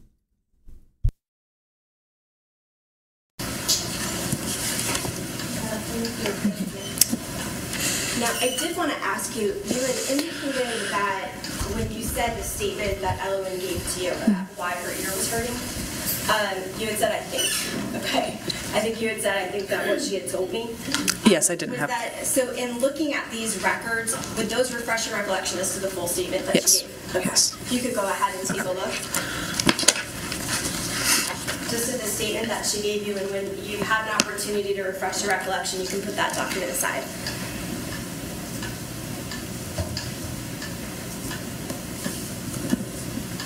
Okay. Did she, was the information that you gave us, which was that Dad hurt me and Mom, is that the full context of what Elowen had told you? No. Okay, what did she say? Mom and Dad were fighting, and Dad. Mom and. The document is now aside. Did that help refresh your recollection as to what Elowen told you? Yes. I know it's about 1.5 years ago, so I understand. What did Elowen tell you? Mom and Dad were fighting. Dad hurt Mom and me. There was a lot of blood. Based on the fact that blood was mentioned, you had indicated just a minute ago that that made you have to look a little bit differently at Elowen. Is that fair to say? And that would be a bad way of phrasing it, so I apologize. Yes, I mean, my job was to generally look for injuries on her. the fact that... Now, based on the information that she gave you, what kind of an examination, or how did you examine Caitlyn Duren? So based on that information, her complaint of some sort of pain or problem with her ear, I did a more full ear exam, which just basically on a child is looking in their ear, moving around the ear. In general, how I examined her is she received a full exam. I checked her skin all over her body for signs of injury. I, did a neuro exam where I observed how she was communicating with me, how she was moving her extremities, checked her pupils, looked at her eyes, looked at her mouth, her nose, listened to her heart and lungs, felt her abdomen. Okay, and in conducting that examination, is it fair to say that you didn't find any injuries on her body? Correct. Okay, and her neurological, like her talking to you and her movement of her limbs was fine? Yes, her neuro exam. Was there any possibility that she had any head injuries as well, correct? Yes, she had a normal neuro exam. Now, with respect to the ear, when somebody comes in and complains of ear pain, did you have any information that you had received that you used for the purpose of medically diagnosing what may have been wrong with her ear? Yes. What information did you use to help figure out what her ear pain may have been caused by? As in, like, what I was told by pre-hospital people? So before, when you say pre-hospital... Sorry, police, EMS, fire. Okay, so when Caitlyn came into the emergency department, she was accompanied by ambulance first, and then there were police officers with her, correct? Correct. When I saw her, she was in a room already, so I don't know who exactly walked her into the emergency room. Perfect. When you saw her and she was in the room, was she by herself, or were there officers with her? There were officers with her. I do not remember whether I asked them to step out or not. I do and don't. Sometimes it depends. Perfect. Were you able to diagnose in any way what her ear pain was caused by?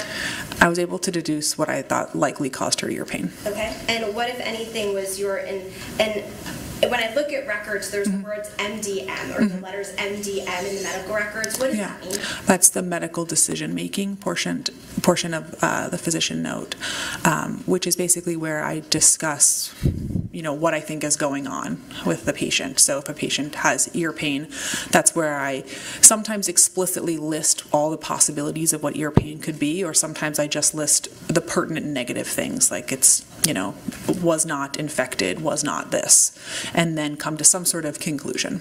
Okay, so based on all of the information that you had from Caitlyn and from all of the other persons that you talked to when you were gathering the history and information you needed for your medical diagnosis, first of all, did you see anything when you conducted a physical exam of her ear? No. Okay, and you looked inside of it with that pointy thing with the light? Yeah, the otoscope, yeah. Thank you. So, did you or were you able to make that diagnosis? Yes, the diagnosis that I came to is one that there's not a test that proves it. So. And what did you indicate was your diagnosis with respect to Caitlyn's ear pain? I think that she had injury to her ear due to loud noises, being in close proximity to a loud noise. Court's indulgence.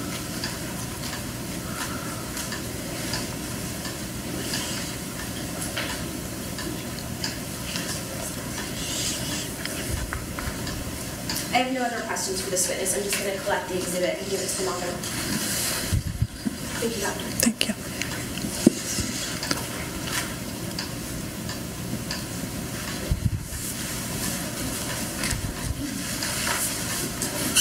Good afternoon. Just a couple questions. Based on your physical examination of Caitlyn and what information you had from her and other sources, you determined that the ear pain that she was complaining of was most likely due to secondary lateral noises, correct? Correct. And there was no evidence of perforated eardrum, correct? Correct. No trauma to the ear? No physical trauma to the ear, correct. No outward signs of trauma, correct? Correct. And she appeared well-kept and well-nourished? She was, yes. No more questions, thank you. No questions. Okay, can Dr. Robertson be excused? Yes, Your Honor. Okay, thank you. Thanks.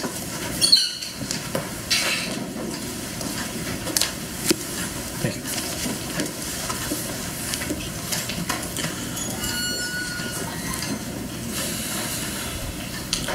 The state calls Nicholas Post.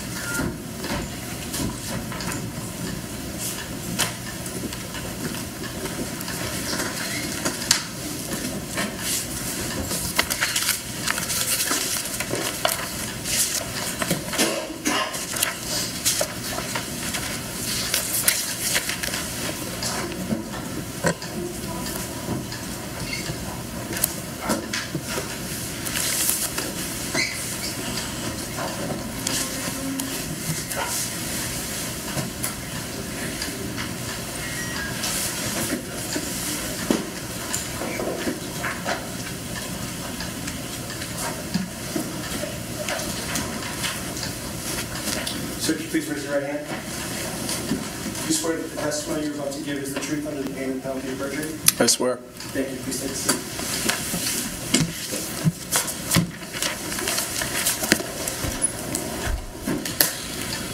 Good afternoon, sir. Could you please introduce yourself to the jury and tell them your name and spell your last name? I am Nicholas Post. Last name is P-O-S-T. I am a trooper with the New Hampshire State Police Major Crime Unit. Trooper, how long have you been with the State Police? Just over 12 years.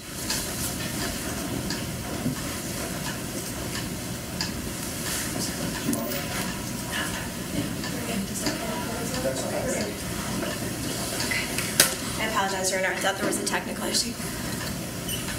So, apologize, Trooper. You've been with the New Hampshire State Police for 12 years? Yes. And you're currently assigned to the Major Crime Unit? Yes. How long have you been with the Major Crime Unit? It'll be 3 years in December. Trooper, do you have any experience processing crime scenes? Yes, I do. Can you tell us what it means to process a crime scene? Crime scene is preserving and documenting the scene as best as found it and preserving evidence for later prosecution. Specifically, do you have any experience documenting vehicles as part of your investigation? Yes, I do. Okay. And do the same principles apply when you are documenting a vehicle? Yes, they do. Okay.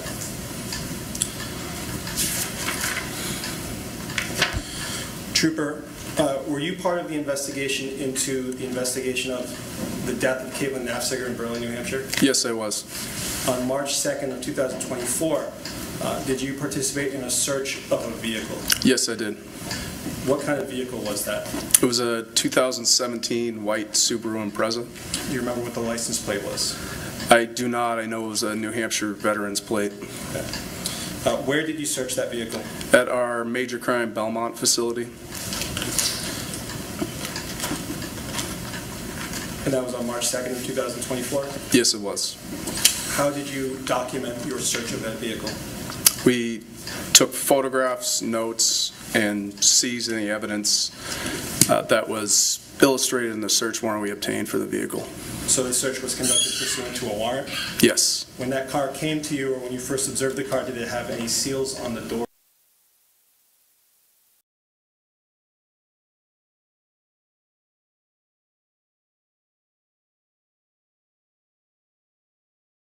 And so those seals were not broken? They were not broken.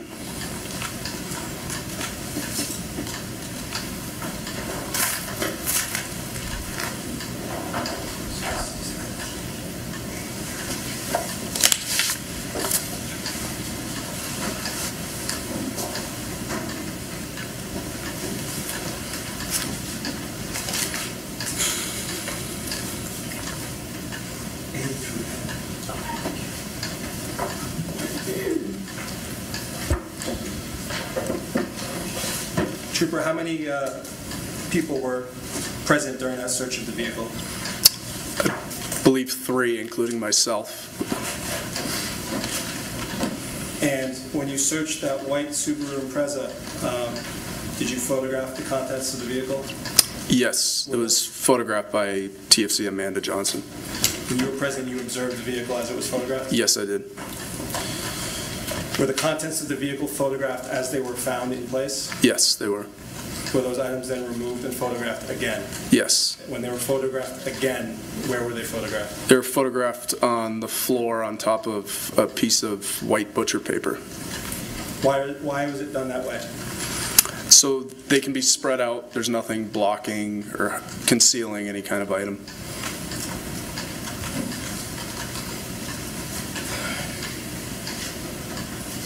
Trooper, I'm handing you a number of photographs here. These are marked for ID as states 19A through J and 23A through N. Can you please look at those? Yes.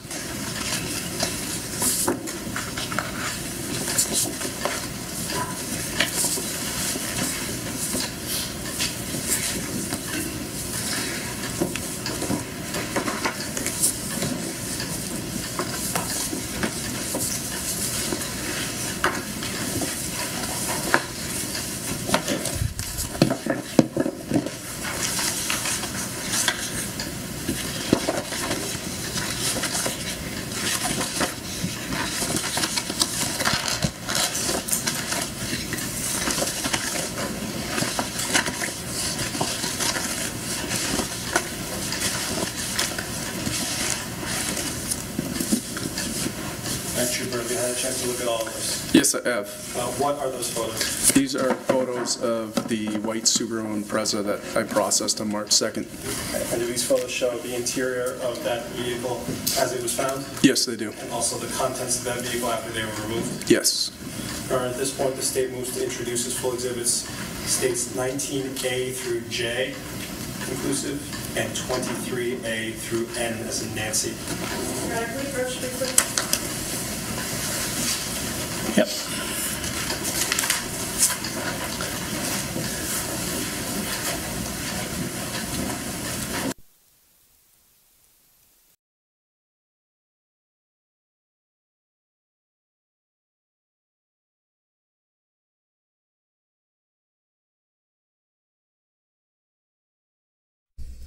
All right, Trooper Nicholas Post, he processed the vehicle on March 2nd, 2024.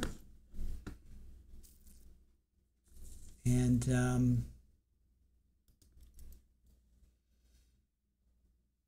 that's where we're at.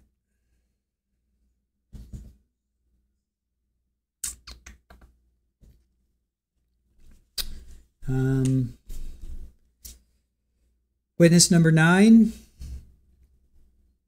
Trooper Nicholas Post. Waiting to hear what he processed. Hopefully, maybe some gunshot residue.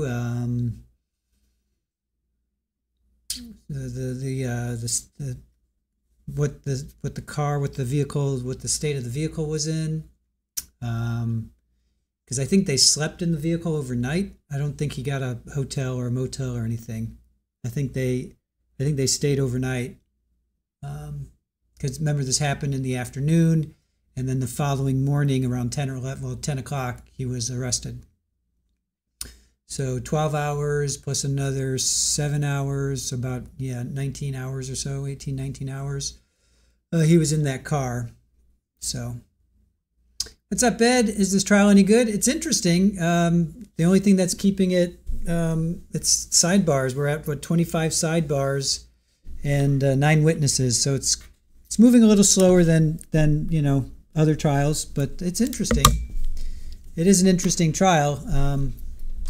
Just the sidebars are kind of, it's like we get going in a sidebar, we get going in a sidebar. So it is interesting. It's an interesting trial. So yeah, stick around, Ed. Pretty cool. It's not as interesting as yours. Nice, Brad. That's a good one. It's not as interesting as yours, Ed.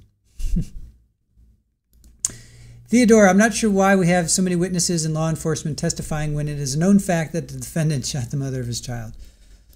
Well, that's a good question. We've had 1, 2, 3, 4, 5. So 5 out of the 9 have been law enforcement.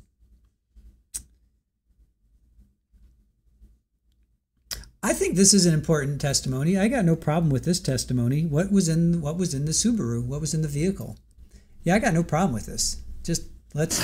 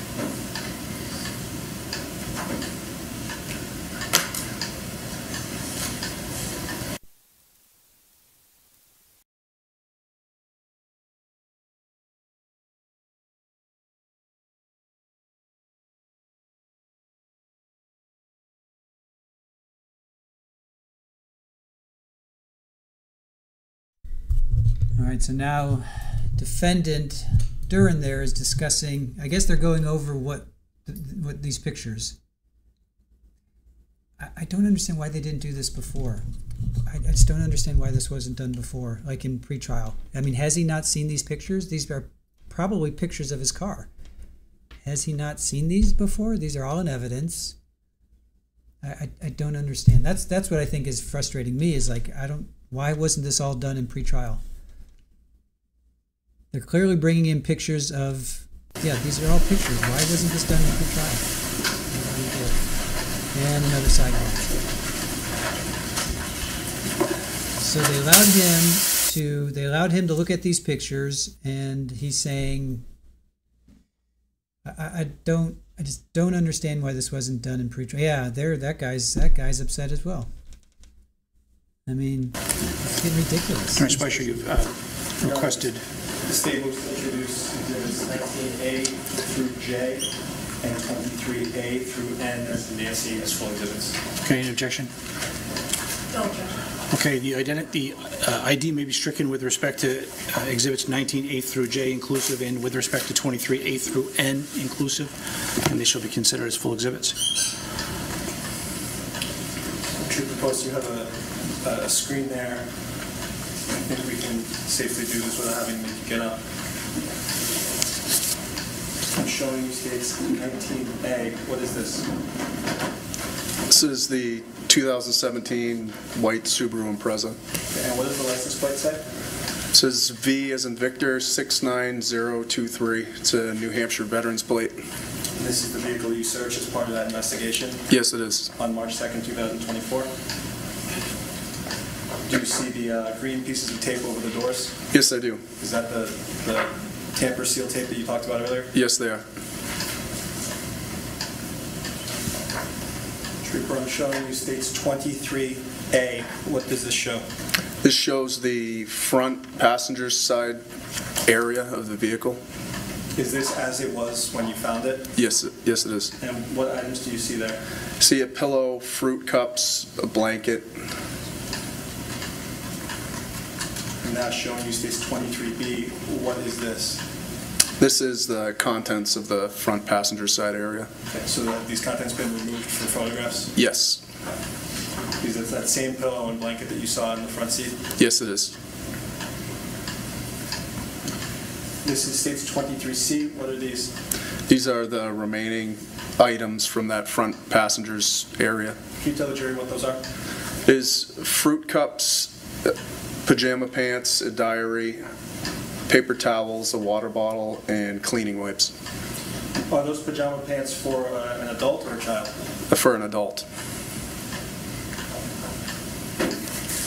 Showing you states 19B. What do you see here? This is the rear passenger's area behind the driver. And what do you see here? See a car seat, some food, water on the floor, a bottle inside the car seat, and what appears to be a pink jacket. This is states 19C. What is this? This is a view of the same area looking towards it's from the rear driver's side passenger area looking towards the right of the vehicle. What do you see on the far side of that car? See a pillow. It looks like some kind of item that could store, that it's hanging from the seat that could store things. This is states 23D. What is here?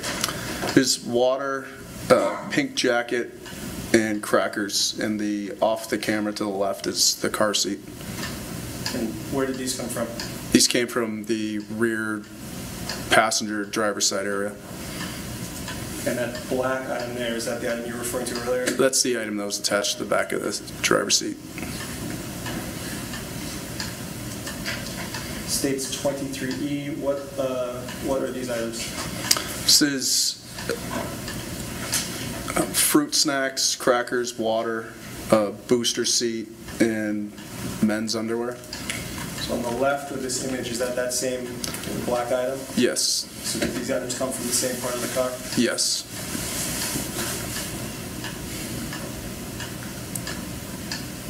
states 23F. What are we looking at here? This is the rear area of the car looking from the passenger side, so the right of the vehicle, towards the driver's side. Again, this is how you found it, correct? Yes, it is. Before anything was removed? Is it before anything was removed? Correct, yes. This is states 23G. What items are we looking at here? It's children's clothing, diapers, baby wipes. Appears to be a child's applesauce, a jug of water, and a small blanket.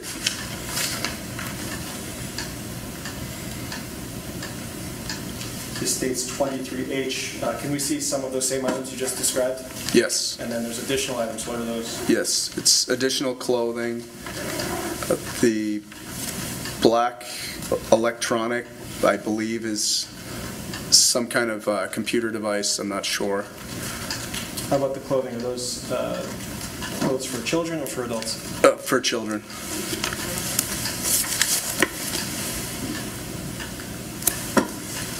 States 23I. What are we looking at here? This is clothes for children and for an adult. So is there a shirt there?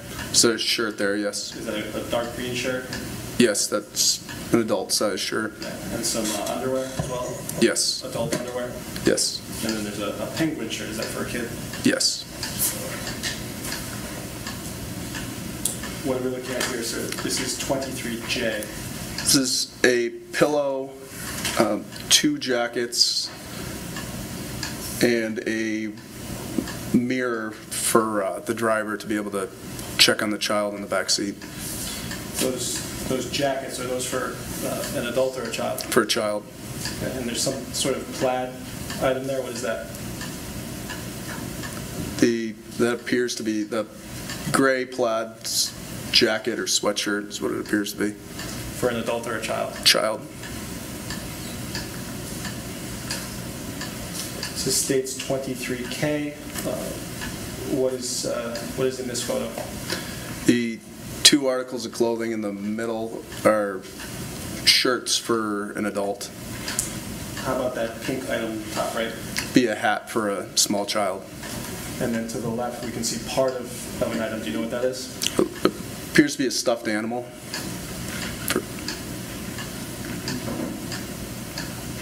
What are we looking at here? This would be adult clothing.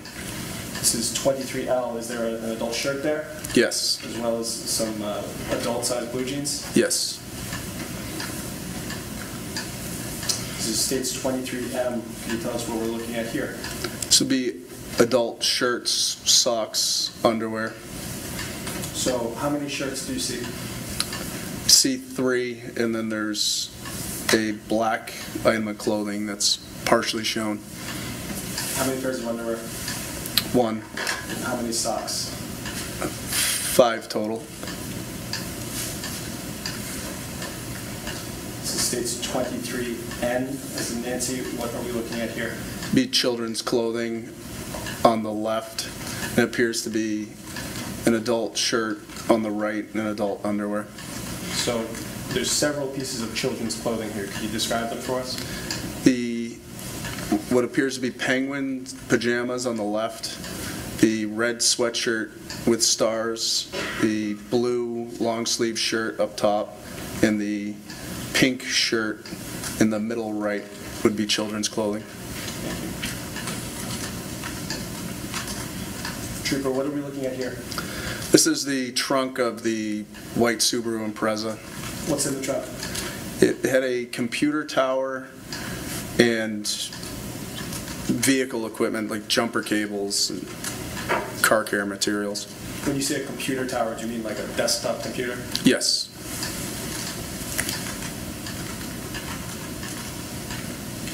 Trooper, what are we looking at here? This is the driver's door. Any items of interest in that door? There's a firearm in the driver's door pocket. Is this how that firearm was found? Yes. So this is where that firearm was when the police opened the door? Yes.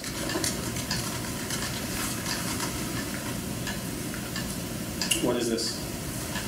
This is a Beretta 9mm pistol. Is this the same firearm that we just saw? Yes. Just a closer view? Is this just a closer view? Yes. And where is that firearm pointing right now? The muzzle would be pointing to the left as you look at this picture.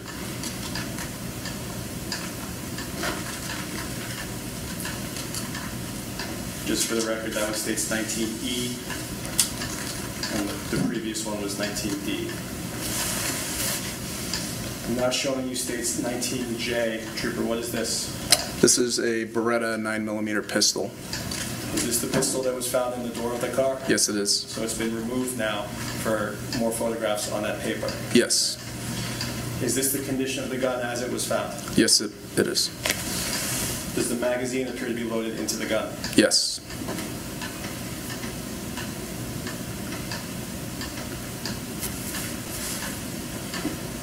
Trooper, is this the same gun? This is states 19F? Yes. So this is the same gun. Obviously, it looks a little bit different. Can you tell us why? The magazine was removed from the magazine well. The slide was locked to the rear, and a cartridge was ejected out of the chamber. So first, I want to ask you about that long black object on the right. What is that? That is the magazine. And so what is a magazine? The magazine holds the ammunition for the firearm. There's something gold and metallic poking out from the top of that magazine. Can you tell us what that is? Those are the 9mm cartridges for the firearm. So when you say cartridge, do you mean colloquially a bullet? Yes. Ammunition? Yes. So again, this is a photo of the gun with the magazine removed. The police did that, correct? Yes. And the gun has been obviously manipulated. Could you tell us what was done to the gun?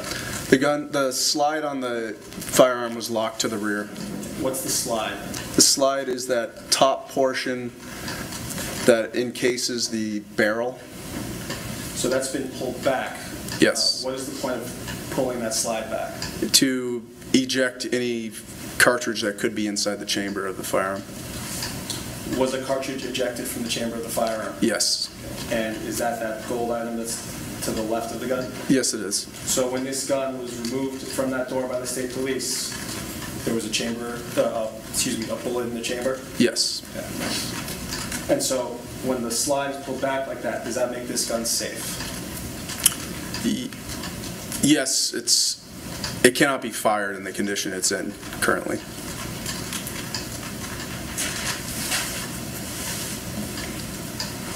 Trooper, there's an object there with some letters underneath. Can you tell us what we're looking at? This is a 9mm cartridge that was ejected from the chamber of the firearm. So this is the bullet that was in the chamber of the gun? Yes, it is. And those letters, what do those indicate? That is the exhibit number. The A after the 2 would indicate it's a sub-exhibit from the firearm itself, indicating that it was found within the firearm. And this is states 19G. I'm going to go back to states 19F. What is the exhibit number for the gun? KPP2. So the gun is KPP2. Looking again at 19G, the bullet in the chamber is KPP2A? Yes. Trooper, what are we looking at here? This is the magazine that was inserted into the magazine well of KPP2. And what are those items above the magazine? That is the ammunition that was inside the magazine. So when this gun was found, all those items of ammunition were inside the magazine? Yes. Can you tell us how many there are? Appears 13. And that 13 is in addition to the one that was in the chamber? Correct. And so does that KPP2B refer collectively to those rounds and the magazine? Yes.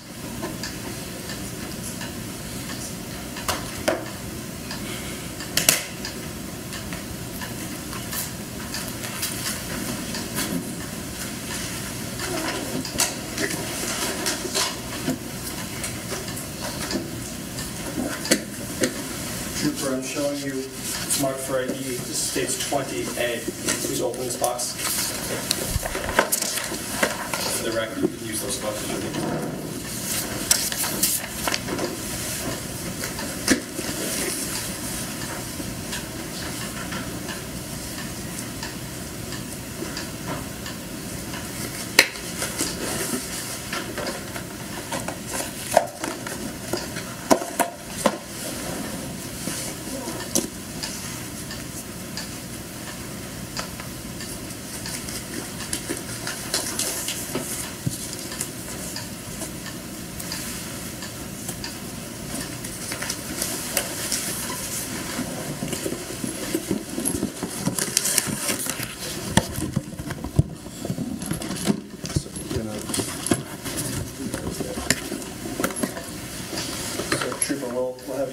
show this in a second, but what do you see in this box? I see the firearm that was found in the driver's door pocket of the white Subaru. Is there a marking on this box? Yes. And is there an evidence number? Yes. What number is that? KPP2. Is that the same KPP2 that we saw in the photograph for that gun? Yes, it is. There's a couple of other items in here. Is that correct? Yes. I'm not going to ask you about those at the moment. Can you please step down? I'll ask you to show this to the jury. All right. Before I do that, Your Honor, at this point, the state moves to strike the AD on 20A, introduces the full exhibit.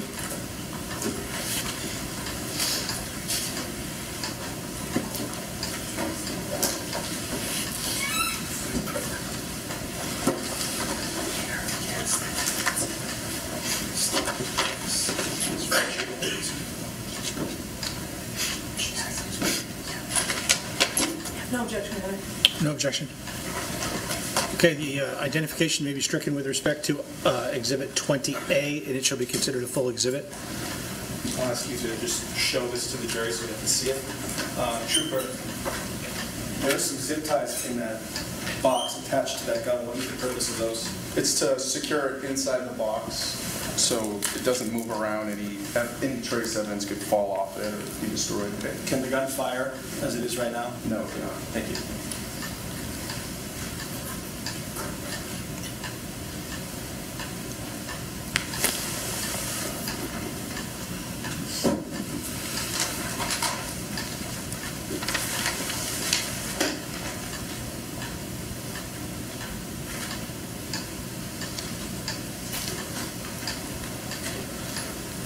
Thanks. You can just put that on the table there.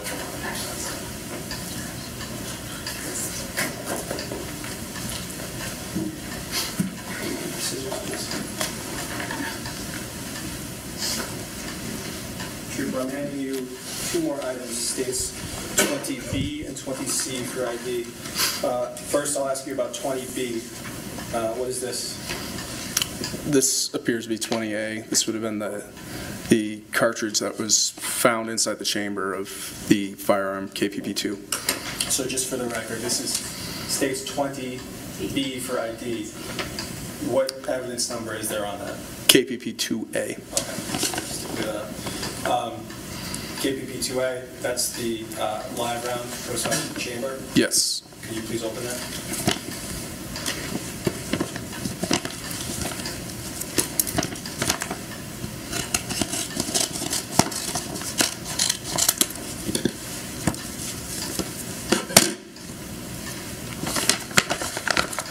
Remove it. Yes. Is this the same live round that was removed from the gun that we just saw? Yes. Searched it on March 2nd? Yes. The state moves to introduce 20B as a full exhibit. The identification may be stricken with respect to 20B, and it shall be considered a full exhibit. Okay, we'll put that down for now, just somewhere. It's not going to roll away. And now, I'll ask you about states 20C for ID. Does this have an evidence number on it? Yes, it does. What's the evidence number? KPP2B. And that's the evidence number for the magazine and the ammunition found in it? Yes. For that gun that was in the car? Yes. On March 2nd? Yes. Please open this as well.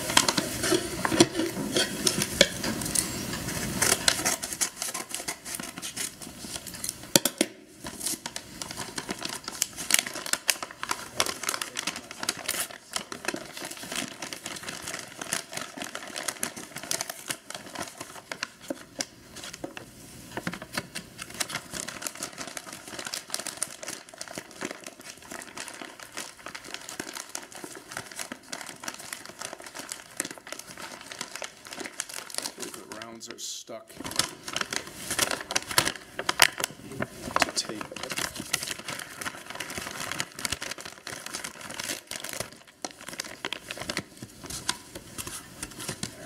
So you've removed two items from that evidence bag. What are they? This is the magazine that was located in the magazine well of KPP2 in the cartridges that were inside the magazine. And those cartridges are in their own plastic bag? Yes. Okay. Are those the cartridges that were removed from this magazine? Yes. Okay. Now, at this time, the state moves to strike the ID on 20C. The identification may be stricken with respect to Exhibit 20C, and it shall be considered a full exhibit. And so, Trooper, I'll have you, if you can carry all three of those things, you could bring them down and show them to the jury.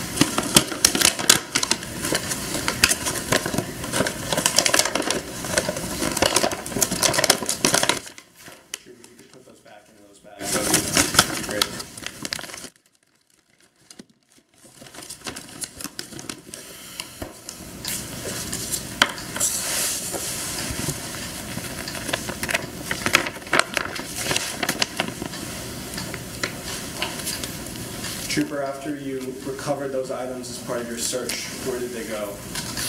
They went into the bags in front of me today. They were sealed and ultimately brought to the New Hampshire State Police Forensic Laboratory.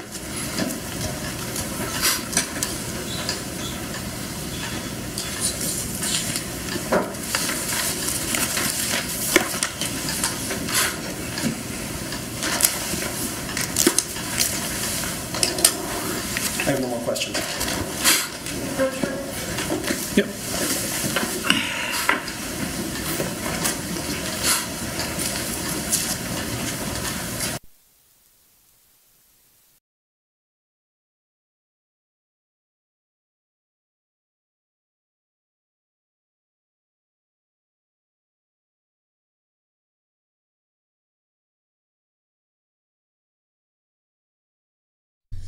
All right, we got a new poll for you guys. Take a moment. Which sound is best for your ASMR?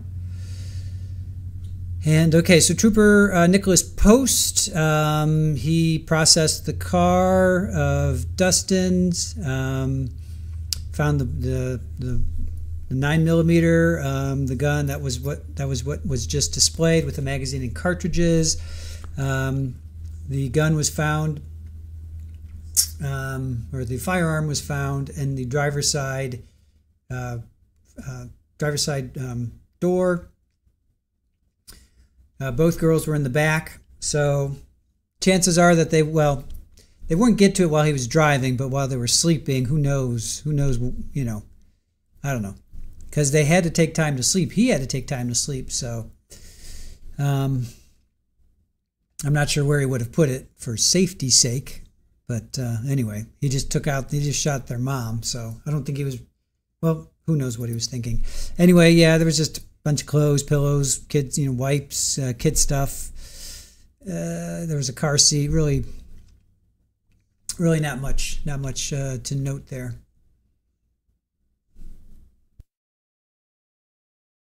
Of this witness, we will take the mid-afternoon break right now. So again, mid-afternoon break right now. We'll resume at 2:30. And again, please do not discuss the case or the evidence amongst yourselves. Thank you very much. All rise.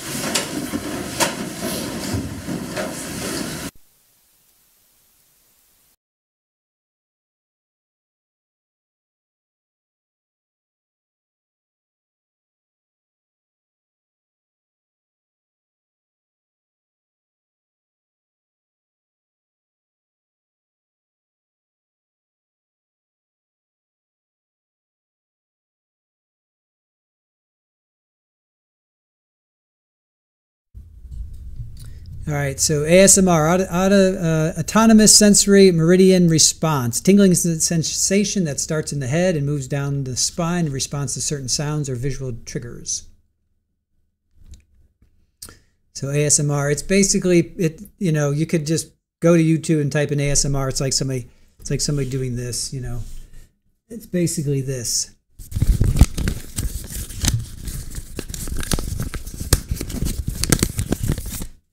And then people listen to it for hours and hours and hours, and so that's ASMR.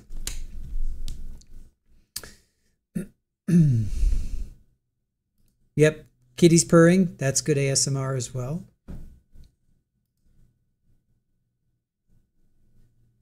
So, how does it work? It works by triggering a relaxing sensory or emotional response, often starting with a tingling sensation on the scalp and moving down the neck and spine. This response is activated by specific visual, auditory, or tactile stimuli, such as soft whispering, tapping, or gentle movements. It is thought to work by activating brain regions associated with reward and emotion, leading to the release of feel-good neurochemicals like endorphins, oxytocin, why can't I say that word? Dopamine, and dopamine, which promotes relaxation and improve mood. So there you go. There's ASMR. Gina, you had some great ASMR haircuts. There's a sigh. There's a sigh. Denny Dawn, will his mother take the stand? He called her. Yeah, he called her. Oxytocin. Oh, oxytocin. Yes, thank you, oxytocin. Thank you, Psychosaurus Rex. Oxytocin. Yes, kitty's purring. Let's get Ched fed over here. Hot mic purring. I love that. Danny Don, this may last 2 weeks. Yeah, I've thought, oh, they'll be through in like 6 days, 7 days, a week and a half. Nope. And especially when didn't somebody say there's 70 witnesses and we're only at number 9 in day 2? Oh. Anyway. Come here, Chetty. Where is Cheddar? He's, you know what? I don't know. He might be upstairs. I have Super Ball on my lap, though. I got Super Ball on my lap. Little Super Ball on my lap. And Widespread Panic. No, she used to do this a lot. And when we're watching TV, like in Saturday and Sunday mornings, you know, we're relaxing, watching some morning TV or whatever. She'll come and she'll sit on me, which is fine. You know, I love that. And she used to do that a lot more last year. She used to sit on my lap a lot. And then we got Rafa and Paulie came into the scene. And it is what it is with that. And then now, of course, with the 4 little munchkins, she doesn't spend a lot of time in here anymore. They've kind of taken over. They've taken over the office. But Super Ball's the biggest one. She could claim whatever she wants to. Widespread, am I her human? I don't know. I mean, I don't know. Aaron, what do you think? Is Super Ball my human? I think she probably spends more time with me than with Aaron. So I guess, I don't know. Yeah, I guess. I'll let Aaron answer that ultimately. Yes, Amy. Super Ball. Everybody loves you, Super Ball. And Soupy. The sound of waves breaking on the shore is best. I have an app called Calm, and yeah, it's rain. It's Aaron says yes, I am Super Ball's human. Yeah, Gordon, I like the ocean waves too. I've been listening to ocean waves for like decades. You know, whenever I can get my hands on it, whether it's just going to the ocean, recording it, and then coming back and listening to it before apps were even were apps. Before apps were apps, so I would do that, and also wind through the trees, rain. I love to fall asleep to rain, thunderstorms. You know, I like to put on thunderstorms as well. I like to listen to that. All right, let's see. So let's see. Let's see. How many do you have? We have 7. We have 7 cats.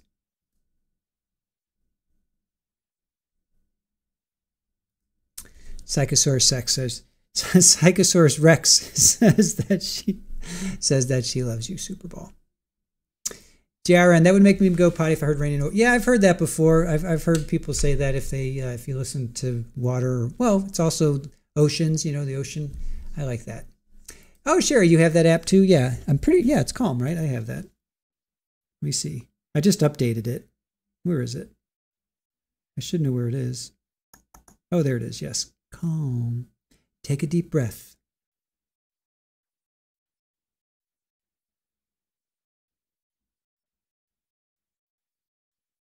So, calming anxiety, alpha waves, and rain for deep relaxation, guided breathing.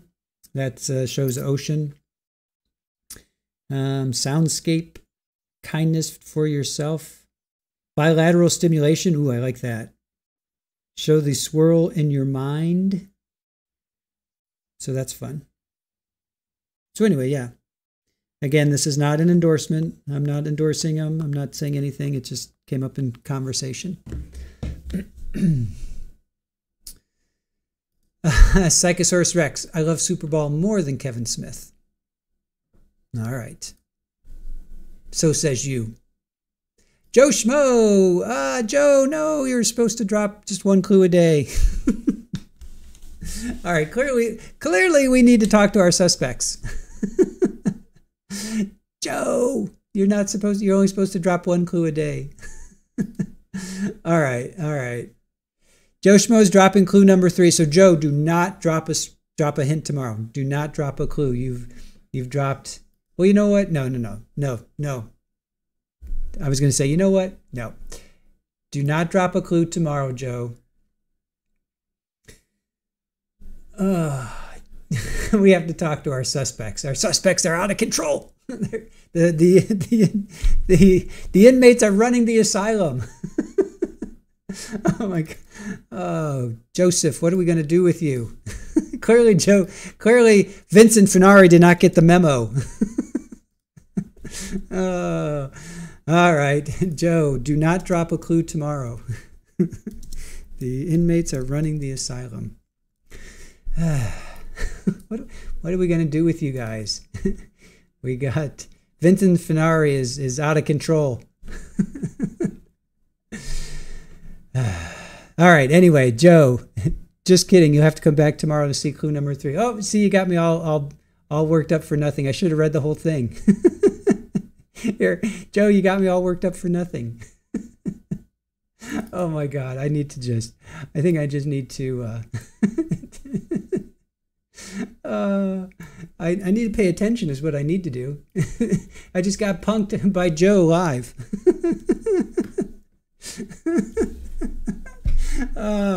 That's it. Game over.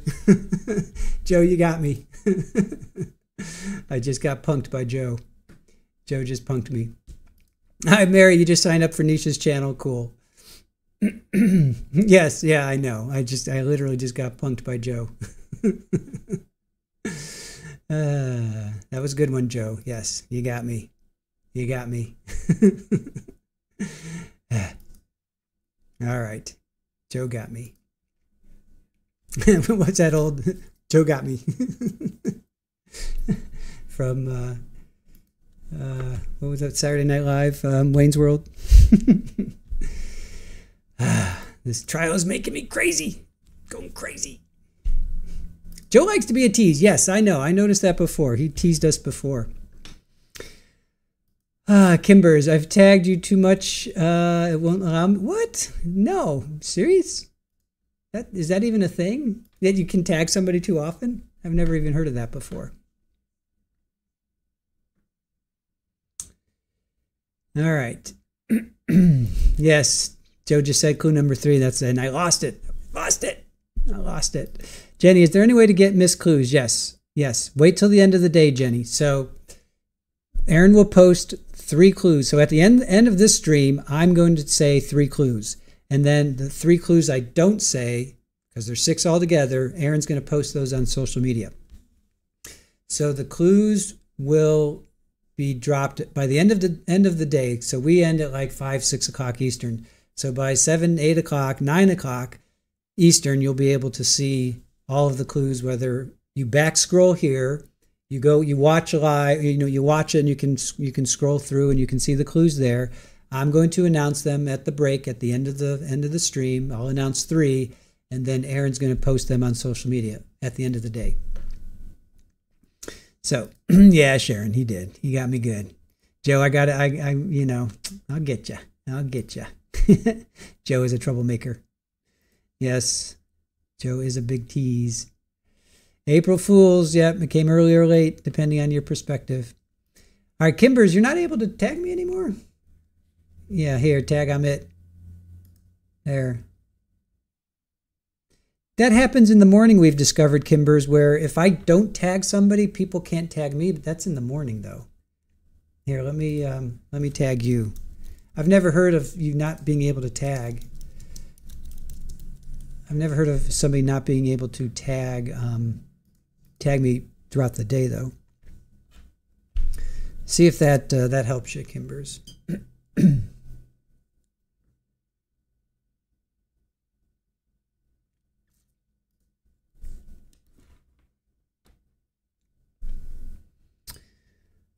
No, we're not going to watch Chaz.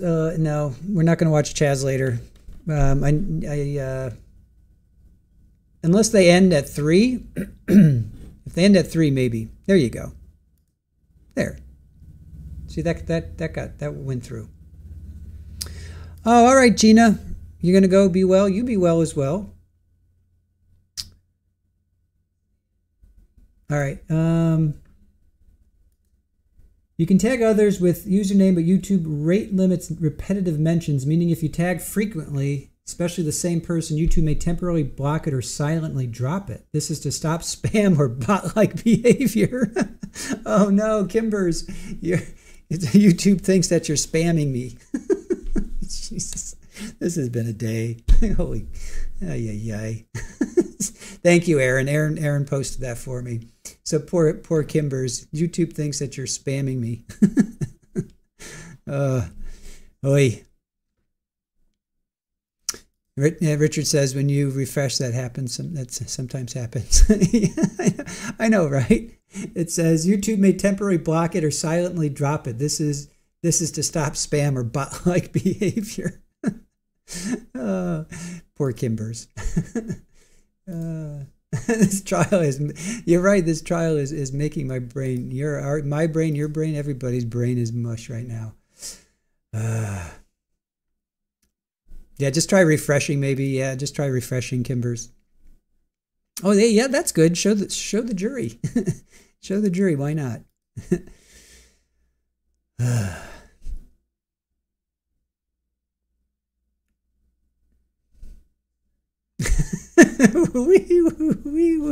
Kimbers is a stalker.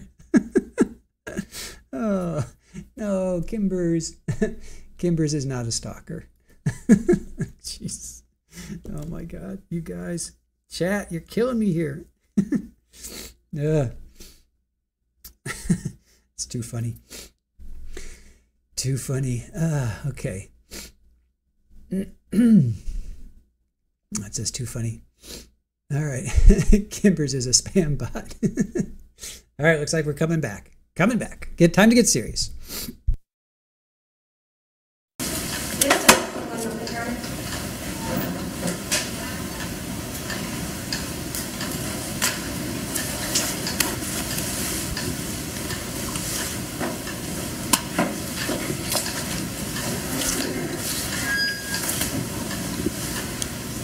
Thank you. Yes. Okay. I hope so.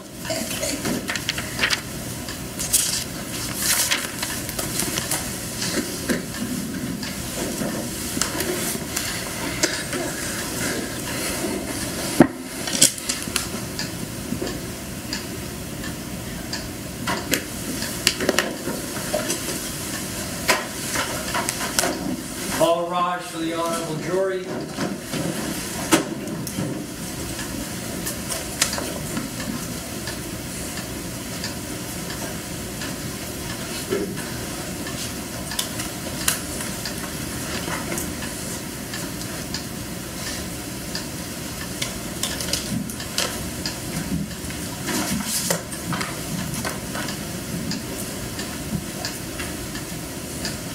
Orange County Superior Court again is in session with the Honorable Jonathan Frisell presiding. Thank you. Please be seated.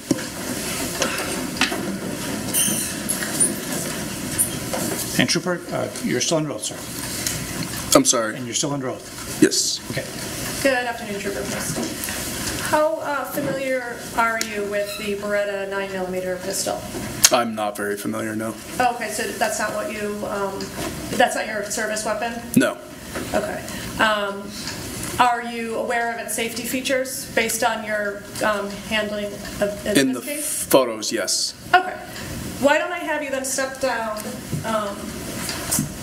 get closer to the jury with Exhibit 19J,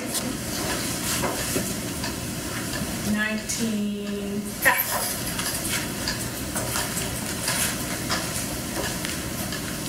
Okay, would you mind holding it? Thank you.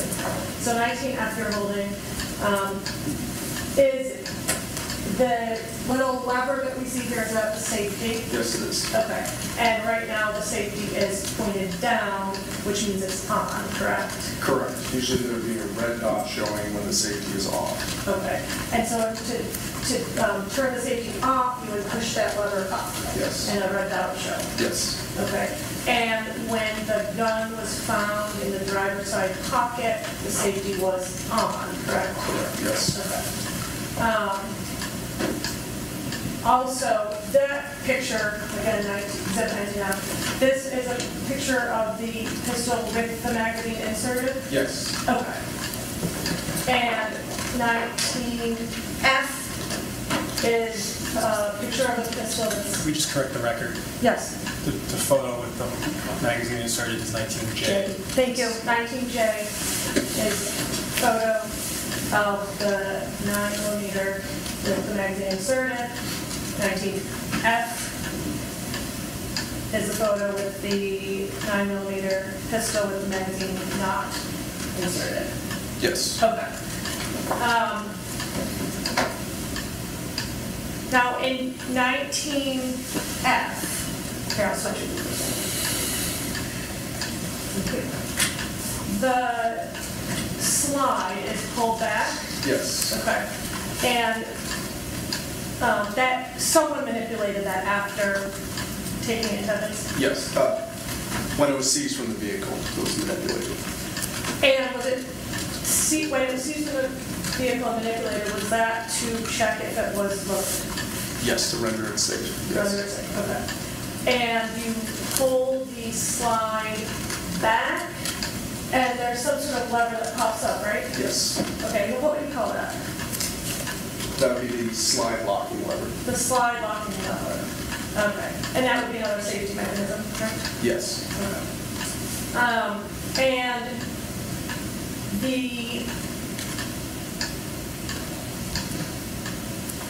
is it fair to say that in our picture 19J, the magazine is inserted, the safety is on. In order to fire it, you have to put the safety up and pull the trigger, correct? Correct, yes. Okay. And so it will not fire any projectile unless those two things happen when it's loaded, correct? Okay. And just to go from step one with this pistol, in order for it to function properly and fire a projectile, it first has to be loaded, correct? Correct. Okay, so either you can pull back the slide, put one bullet in, return the slide forward, then rack it, then pull the trigger, right? No, if you put the one round in and sent the slide forward, the round would be in the chamber and it'd be ready to go. Okay. And if you are using a magazine, and this magazine has 15 total projectiles, cartridges, bullets, right? It has a 15 capacity. 15 capacity. 13. Yes. Yes. When it started, it had 15 capacity, right? Correct. Okay. Yes. So if someone inserted the full 15 bullet capacity magazine into this pistol, they would have to slide the rack back, correct? Correct. If it wasn't back already. If it wasn't back already, okay. Turn the safety up or off, correct? For the record, Yes. Are you putting this? Okay. And pull the trigger. Yes. Okay. And because there's a magazine in this pistol, and it's a semi-automatic pistol, the next bullet from the magazine would automatically cycle up to the chamber, correct? Correct, yes. So if it was functioning correctly in this scenario with the 15 capacity magazine, and it was started out with a full magazine, after firing one bullet, you would anticipate there would be a second bullet in the chamber, correct? Correct, yes. Okay. And you could not fire it unless the safety was turned off and you pulled the trigger. Yes. Okay. And you found it in the vehicle, driver's side pocket door, with the safety engaged. It was on, correct? Correct. So it would not have fired a bullet as is. Correct. Thank you. Have a seat for a second. I just have to check if I have more questions.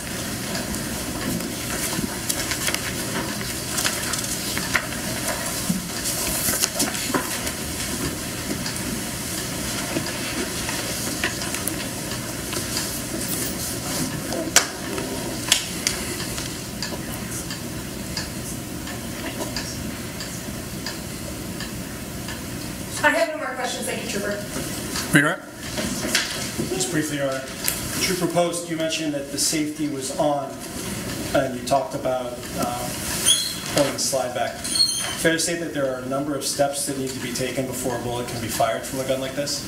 Yes. So that the purpose of those, would that be that the gun doesn't go off accidentally? Correct. So that when the gun fires, it's because the person wanted to fire it?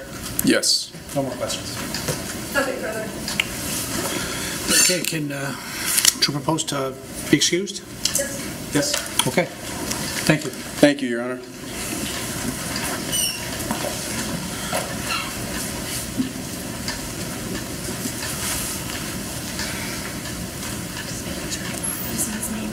The TV's off. I'm going to turn it off. Yes, please. Should see his name. That looks about right, but I think the rest of it's clear.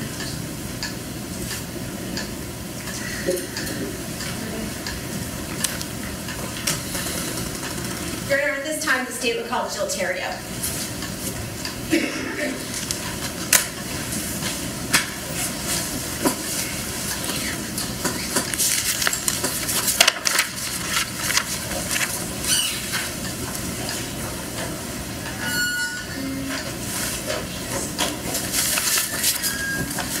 Terrio, if you could take the witness stand for me, just remain standing and raise your right hand.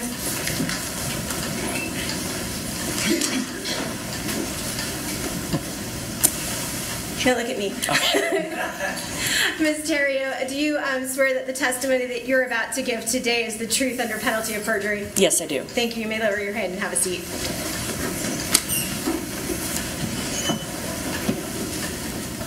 There's some water, I believe, up there and some cups, perhaps, if you would like to take some and be ready for that, or whenever you need to. If you do need to take a break at any time, just let me know. Okay, great. Thank you. And you just did it, so I don't even have to tell you. The microphone a little bit closer.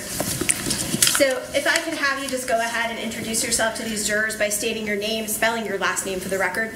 Yes, my name is Jill Terrio. Last name is spelled T as in Tom, Herriault. Ms. Terrio, where do you work? I'm currently employed by the New Hampshire State Police Forensic Laboratory in Concord. And what is the New Hampshire State Police Forensic Laboratory? The forensic lab... The forensic lab that's associated with the state police is the only forensic laboratory within the state that handles examining evidence from all the municipalities and jurisdictions within New Hampshire. For about how long have you worked with the New Hampshire State Police Forensic Laboratory? It'll be 6 years this December. Is it okay if I call it the laboratory or the forensic lab? That's fine, yes. Perfect. Now, are you assigned inside of the lab to a specific unit? Yes, I am. And what's that unit? In the laboratory, I'm assigned to the pattern evidence unit. And inside it, well, before I ask you what your job assignment is inside of that unit, what is the pattern evidence unit? The pattern evidence unit of the forensic laboratory is composed of forensic science examiners who look at items that have patterns. So that would be the latent print examiners, that would be myself as a firearms examiner, as well as examiners who look at shoe and tire track impressions. Okay. Now you've indicated you're a firearms examiner. What's your current title with the lab? Currently, I am a forensic scientist 3 in the pattern evidence unit. Okay, and as a forensic scientist 3, you specifically conduct firearms examinations? Yes, one of my duties, or the area that I examine for forensic evidence is firearms and tool marks, and I also conduct examinations of shoe and tire tracks. What kind of work do you do for, and you've described it as examinations, but as a firearms examiner, what kinds of things are you examining? In my capacity, I'm looking at bullets, at cartridge cases, at firearms. Those are all types of pieces of evidence that would be collected from a crime scene and submitted to the laboratory. And I examine those items with a variety of different pieces of equipment at the lab to determine whether or not a bullet or a cartridge case was fired from a particular firearm. And when you talk about bullets or cartridge cases, sometimes do people refer to that as ballistics evidence? They do, yes. Okay. Now, you also indicated that you're a firearms and tool mark examiner. What do you mean by tool mark examiner? What's that? Well, tool mark examination is sort of a broad overview of my particular discipline of forensic science. In one respect, you could consider a firearm as a tool, and the items that are fired through it are items that receive those tool marks. But also, tool marks can encompass any types of marks that are left behind from a tool. So, for example, if someone had tried to break into a building using something to pry open a window, they're using a tool, and that tool is leaving marks, say, for example, on a windowsill or on the opening where a window would be. Or if someone, for example, say they were breaking through a chain link fence and they used a set of bolt cutters to cut through the links on the fence, there are marks that are left behind from those bolt cutters on those individual pieces of wire, and I would examine those pieces of wire to determine whether or not it was a particular set of bolt cutters, for example, that cut those pieces of the chain link fence. So I want to speak a little bit generally, just so we understand what your job is. With respect to firearms, what kinds of examinations can you perform that are either tool mark related or related in some other capacity to a firearm? Well, one of the types of examinations that I would conduct would actually be on a firearm itself, and that would be called an operability examination or a function exam. And that is to determine how a firearm that was submitted to the lab is currently functioning in its current condition. So I have a variety of steps that I follow to examine the firearm, determine its operability, is it safe, is there anything wrong with it, is it going to fire in the way that I expect it to, what are the safety features of it, with the end result of actually selecting ammunition from the laboratory to supply and test firing that firearm. Now, the other part of the types of examinations I would do would be on bullets and cartridge cases, looking at those using a microscope. Oh, I'm so sorry. I apologize. It's okay. Just with respect to ballistics, those ballistics items that you're talking about, bullets and casings, when you generally are talking about examinations of those, can you go ahead and explain to us what those examinations would be? Yes, so looking at bullets and cartridge cases collected from a crime scene, there's various features that would be left behind on those items from the gun that fired it, and I'll use a variety of equipment at the lab to look at those items to determine specifically whether or not they were fired in a particular gun. Now, for all of these things that you do with tool mark examination, firearms examinations, ballistics examinations, do you have any kind of education, training that allows you to do this type of analysis and work? Yes, I do. Can you go ahead and describe that for us? Well, before I got started in the field, I did receive my Bachelor of Science degree from Rutgers University in 2001. But the main course of the main area where I learned how to become a firearms examiner was with my employment with the Miami-Dade Police Department down in Miami, Florida. when I was hired on by that department in the forensic lab down there, I began an in-house training program that was conducted under the supervision of a senior firearms examiner. And that 2-year training program included learning how firearms operate, learning about ammunition and how ammunition and firearms function together, using the equipment in the lab to look at those pieces of evidence, as well as other types of testing that a firearms examiner would conduct. So again, that training period was 2 years long. And in addition to that, in 2004, when I began working at Miami-Dade, I was also selected by the ATF, which is the Bureau of Alcohol, Tobacco, Firearms, and Explosives, to participate in their 1-year National Firearms Examiner Academy. And that 1-year program that was in conjunction with my in-house training consisted of examiners from all different laboratories across the country that were my instructors, and again, learning about guns, how they operate, how bullets and cartridge cases interact with guns, how to examine bullets and cartridge cases under a microscope, as well as several other types of testing that a firearms examiner would do. And you mentioned that you were previously employed in Miami-Dade as a firearms examiner, it sounds like. Is that correct? That's right. For how long have you held a position as a firearms examiner or as a firearms and tool mark examiner? Now it's been over 20 years. So I spent 10 years at the Miami-Dade lab down in Miami, Florida.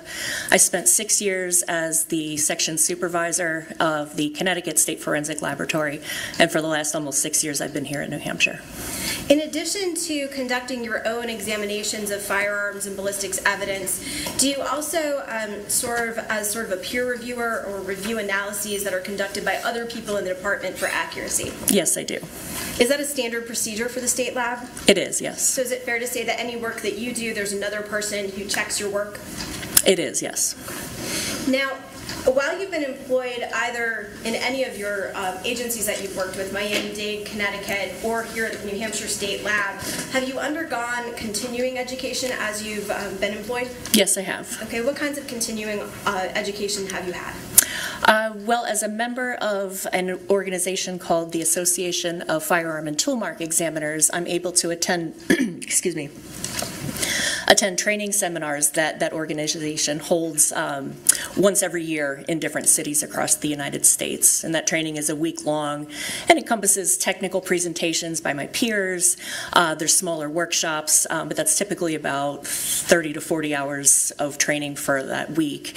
And in addition to other types of training that may become available, such as like firearms courses, that would be called armorers courses that teach a student how a particular make or model of firearm operates, like taking it apart, putting it together, troubleshooting, and other types of webinars, forensic-related webinars that might be available to stay current on the topics in the field.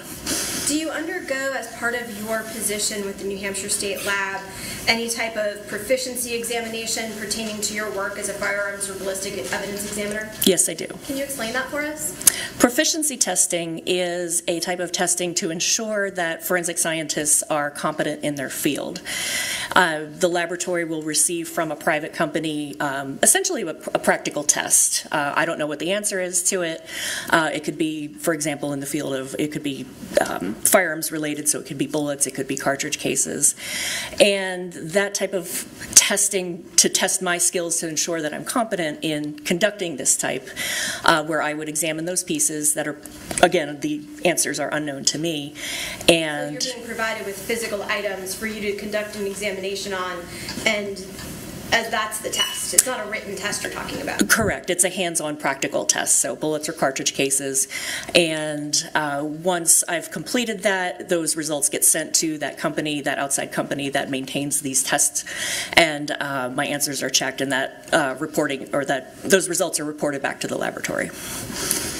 Over the years, and I guess let me just ask you this, is there a certification or a need for certification to perform your job? There's not a need for it, like a requirement, but I do hold a certification in firearms identification. Can you explain what that is? So through the professional organization that I belong to, the Association of Firearm and Tool Mark Examiners, they do offer certification in 3 areas, so in firearms examination, in gunshot residue, and also in tool marks. So I hold a certification in firearms examination. I've held that since 2009, and to maintain that certification, one has to attain a certain number of continuing education credits for each year that you maintain your certification. And so that goes along with attending the conferences and things of that nature to maintain those certification points. Over the years, if you know, at least that you've been at the state lab here in New Hampshire, do you know approximately how many examinations you conduct or have conducted with respect to firearms and ballistics evidence? Oh gosh, I couldn't give you a number off the top of my head. Trying to think of the number of cases that I do per year, it would be pretty numerous, I would say. Okay. Now, have you previously testified in court as an expert witness in the area of firearms and ballistics evidence examinations? Yes, I have. Approximately how many times? Between Florida, Connecticut, and here in New Hampshire, it's been over 100 times. And you have been qualified here in the courts in the state of New Hampshire as an expert witness in that area? Yes, I have. Your Honor, at this time, the state would offer Jill Terrio as an expert witness in the area of firearms and ballistics evidence. No. The court hereby recognizes Ms. Terrio in the areas identified as an expert witness. Thank you. Ms. Terrio, with respect to the case that you've been called here to testify about today, can you explain to the jury how you received this case or became involved in this case for examination? Well, these items of evidence that are related to firearms, they are submitted to the laboratory for a series of testing that goes on, whether that's latent prints or DNA. The firearms unit is typically the last unit to examine those items that have been submitted for analysis. So once the other units have completed their testing on a particular set of items, then it would be my turn to conduct that. And as of the time of when this case took place and when these items were submitted to the laboratory, there's 2 of us in the pattern evidence unit that can conduct firearms examinations, one of which is my supervisor. So typically any type of casework that would come into the laboratory would fall to me. Before we really get started, I want to show you some physical items and see if you recognize what these are.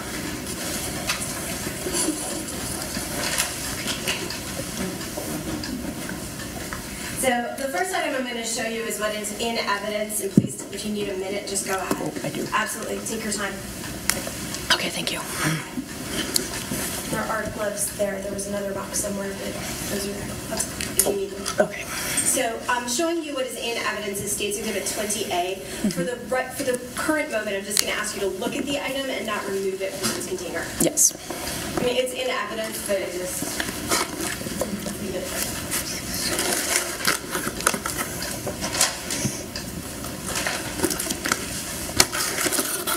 Associated with that item, I'm also showing you State's Exhibit 20B. Please be careful, that's loose. And 20C.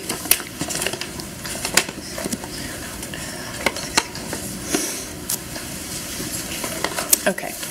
With respect to State's Exhibit 20A, is this the firearm that you received to examine related to this case? Yes, it is. Okay. And with respect to State's Exhibit 20B, is that the magazine for that firearm and its related ammunition that you received?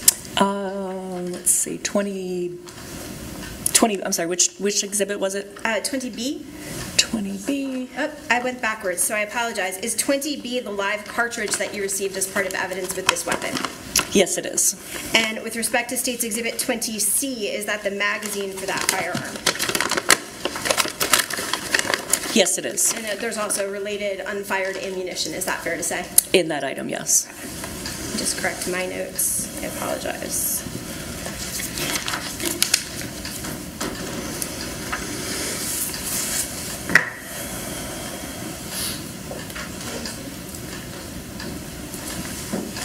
Ms. Terrio, I'm next going to show you what I've marked for identification purposes as 24A, B, and C. If you could take a look at those items, let me know if you recognize them.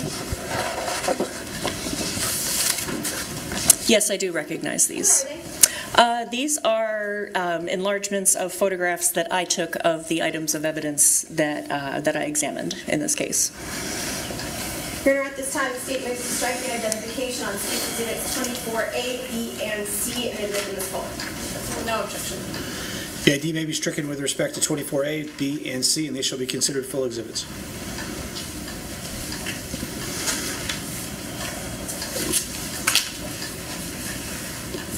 Now, as you look at, I took them away. If you need them back, let me know. But State's Exhibit 24A that you just looked at, that photograph of the weapon? Yes. Is that consistent with how Exhibit 20A looks now? It is, yes. Just so that we can all look at things together.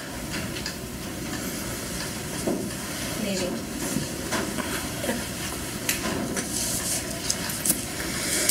Apparently I forgot how a pointer works. There we go. So I've got up on the screen, and you should have it next to you, and it should be in front for the jury to see as well, State's Exhibit 24A. And you've indicated that State's Exhibit 20A, as you look at it, it's in the same sort of position now. The photograph on the screen here is how I received it when I first, before I did any examination of it. And how it's in front of me is in a slightly different position as far as its position inside of the box, but it appears to be in the same condition that when it left my custody. So with respect to that weapon, when you received it, can you explain to us how you begin an examination as to that item? So to examine a firearm that comes to me at the forensic laboratory, first, like we have in the photo here, I want to document how I received it. So I'll take a photograph of the outside of the package and then a photograph of the items that are inside of that package. And here we have a pistol, another plastic bag that was created by another examiner at the laboratory, and my little blue ruler that's in the photo. The first steps for my examination of a firearm, well, first I will take it out of the box, ensure that what's in the box is supposed to be there, and make sure that there's nothing missing. But my first steps for examining it are essentially walking through and looking at first the make, the model, and the serial number that's typically stamped somewhere on the firearm. And then I have a series of steps that I go through, and I have a worksheet that walks me through just documenting the physical condition of the gun. So again, make, model, serial number, the safety features that this firearm has, the overall condition of it, like is it in good condition, does it look like it's a little beat up, the overall condition of it. I will look down the gun barrel to see if there's any obstructions, and there's also some characteristics inside of the gun barrel that are visible to your naked eye. I will note some characteristics that are inside of the gun barrel. One of the tests that I will conduct is to determine how many pounds of pressure it takes to pull the trigger on this particular gun, and to see if whether or not this gun is susceptible to any type of accidental discharge. So once I've walked through all of that, gathered all of that information, my next step would then be to test fire the firearm. Okay. Before we get to there, with respect to this weapon as you received it, were you able to determine what the make and model are? Yes, I did. And what were those? This is a 9mm caliber Beretta semi-automatic pistol, and the model is 92FS, F as in Frank, S as in Sam. Okay. And were you able to locate the serial number on this weapon? Yes, I was. And what's the serial number? The serial number is B as in Bob, E as in Edward, R 401806. Were you able to evaluate the condition of this weapon? Yes. And what was the condition of it?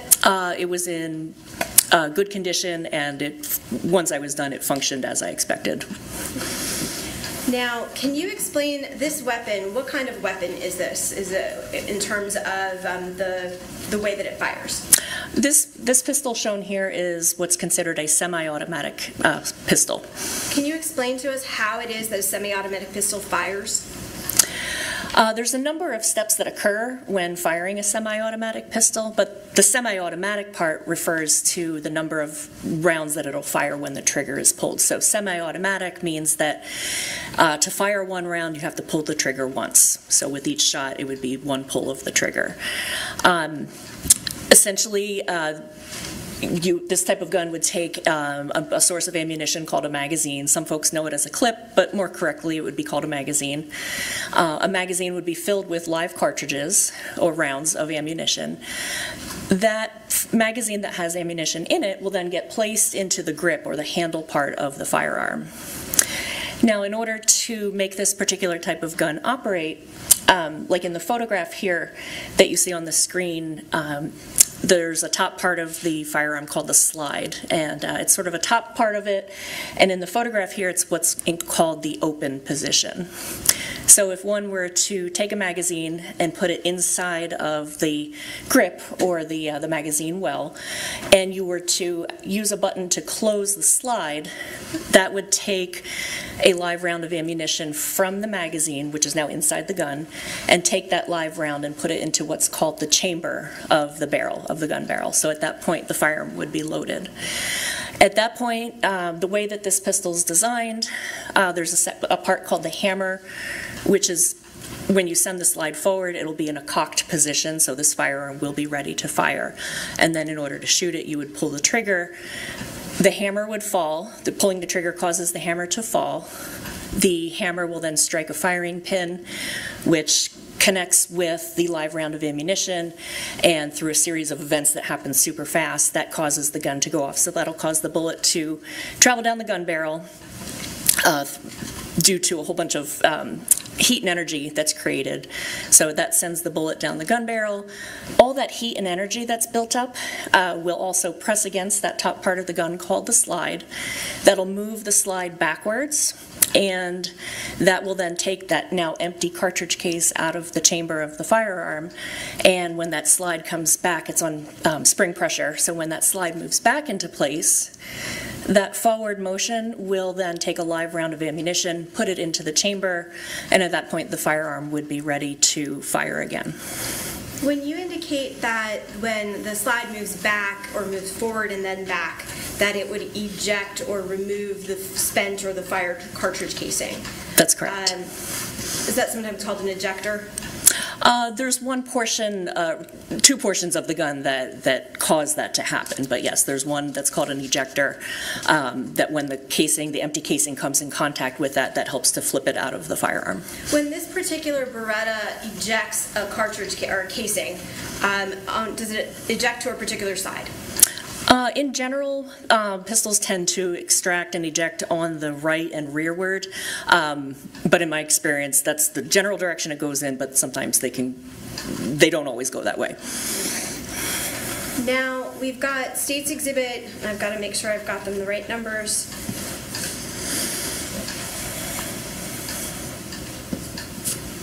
So we've looked at 20C, which is the magazine and the ammunition, correct?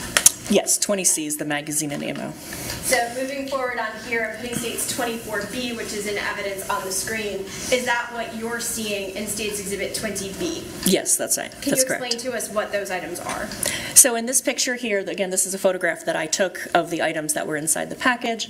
On the left side, that sort of dark gray black item is the magazine, and on the right is a clear plastic bag that was created by a different person from the laboratory who had removed those live cartridges from the magazine. So I want to show you another photograph that's in evidence, not one of your own, but one that's already in. Looking at State's Exhibit 24B and State's Exhibit 19H, are these the same items? So that item in 20B is KPP-2B on the bag? Yes, the bag here says KPP-2B, yes. Okay. Since they're all just sort of in a bag, is that consistent with the number of items that were recovered from that particular magazine? Let's see. I have 13 that were taken out of that, and if that is 13.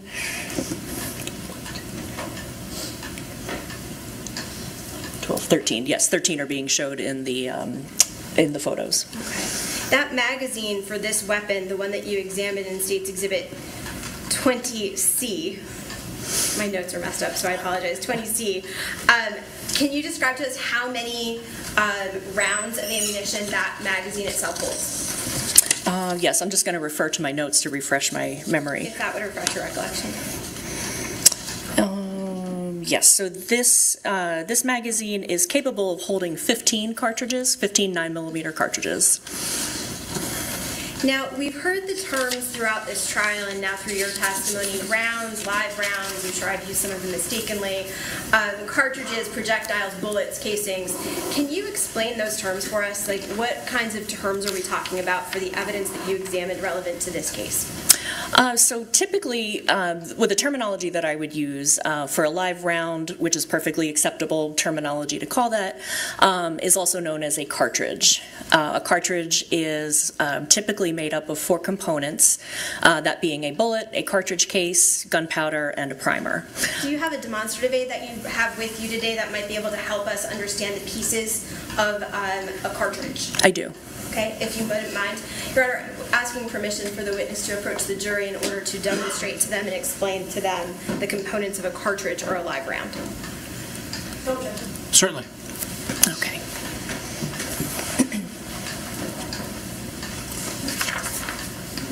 Okay, so the item that I have here, this is a plastic model of a live cartridge.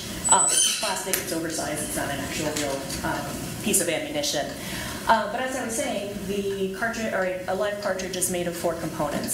So first there's the bullet, which is this guy, and this is typically seated in the mouth of a cartridge case. The bullet can be made of a number of different types of materials, sometimes copper, sometimes lead. A cartridge case can be brass, sometimes can be other material as well. Housed inside of this cartridge would be the gunpowder, so that's all filled up in here. So once that has gunpowder in it, the bullet fits in here like this. Now on the back of the cartridge is this little round area here. This is called the primer. And the way that this operates in a firearm is that when this is put into, say we're talking about a semi-automatic pistol, when this is put into the chamber of the gun and the trigger is pulled, the firing pin from the gun will strike this primer. The primer is made of a shock-sensitive material, so when that firing pin strikes it, it causes a small detonation, which then in turn causes the gunpowder to burn, and that's what builds up all that heat and energy that sends the bullet down the barrel of the firearm. And depending on what type of firearm you're shooting, this empty cartridge case can be extracted and ejected, or again, depending on the gun, it can remain inside of the firearm.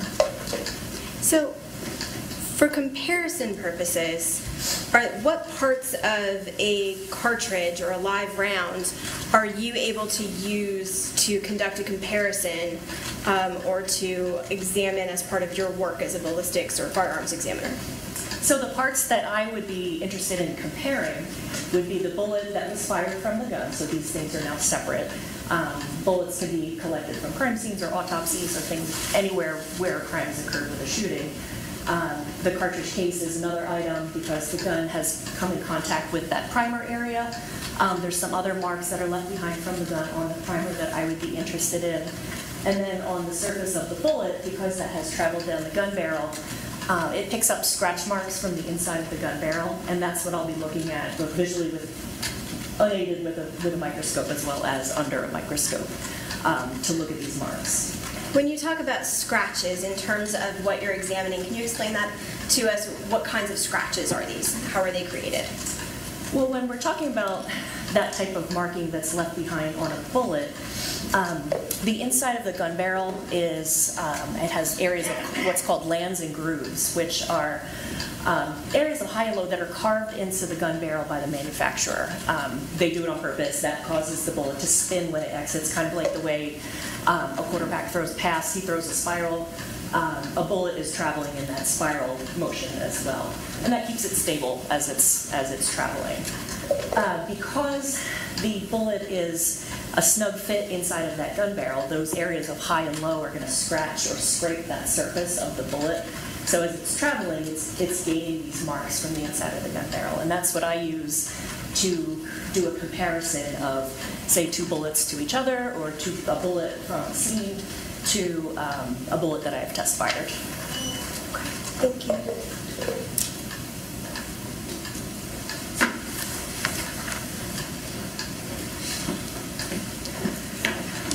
You had indicated that your examination of these types of ballistic evidence occurs partially visually, but then with a microscope.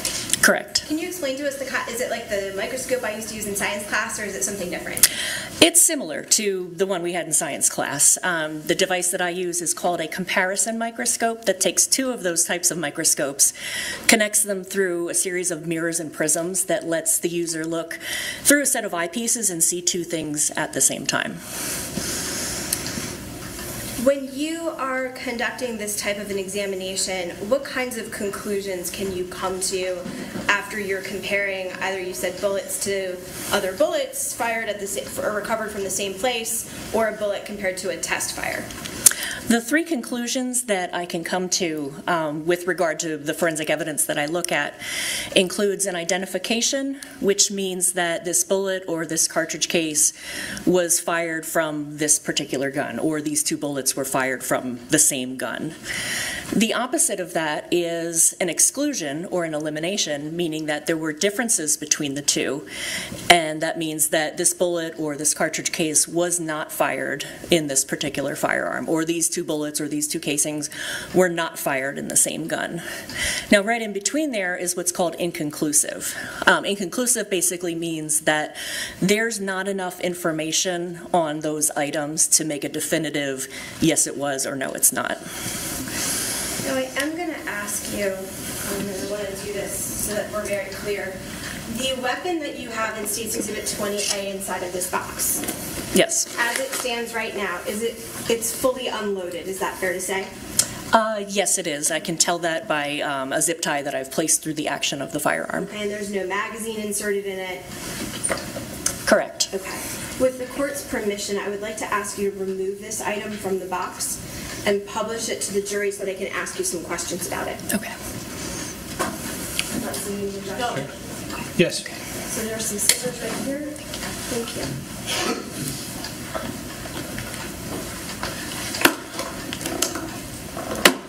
For the record, Exhibit 28, correct? 20B. Or A. I apologize. My letters are a little off in my notes, so I apologize.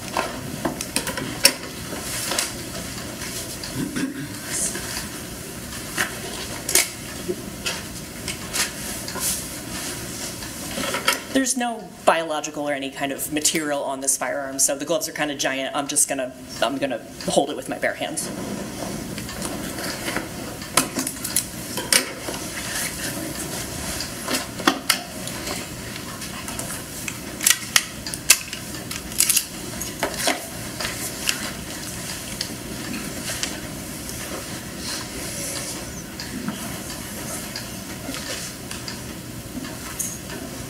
Thank you. If you could just come on up in front of this jury, and I'd like you to walk us through, obviously not doing it, but could you show us how somebody would load this firearm?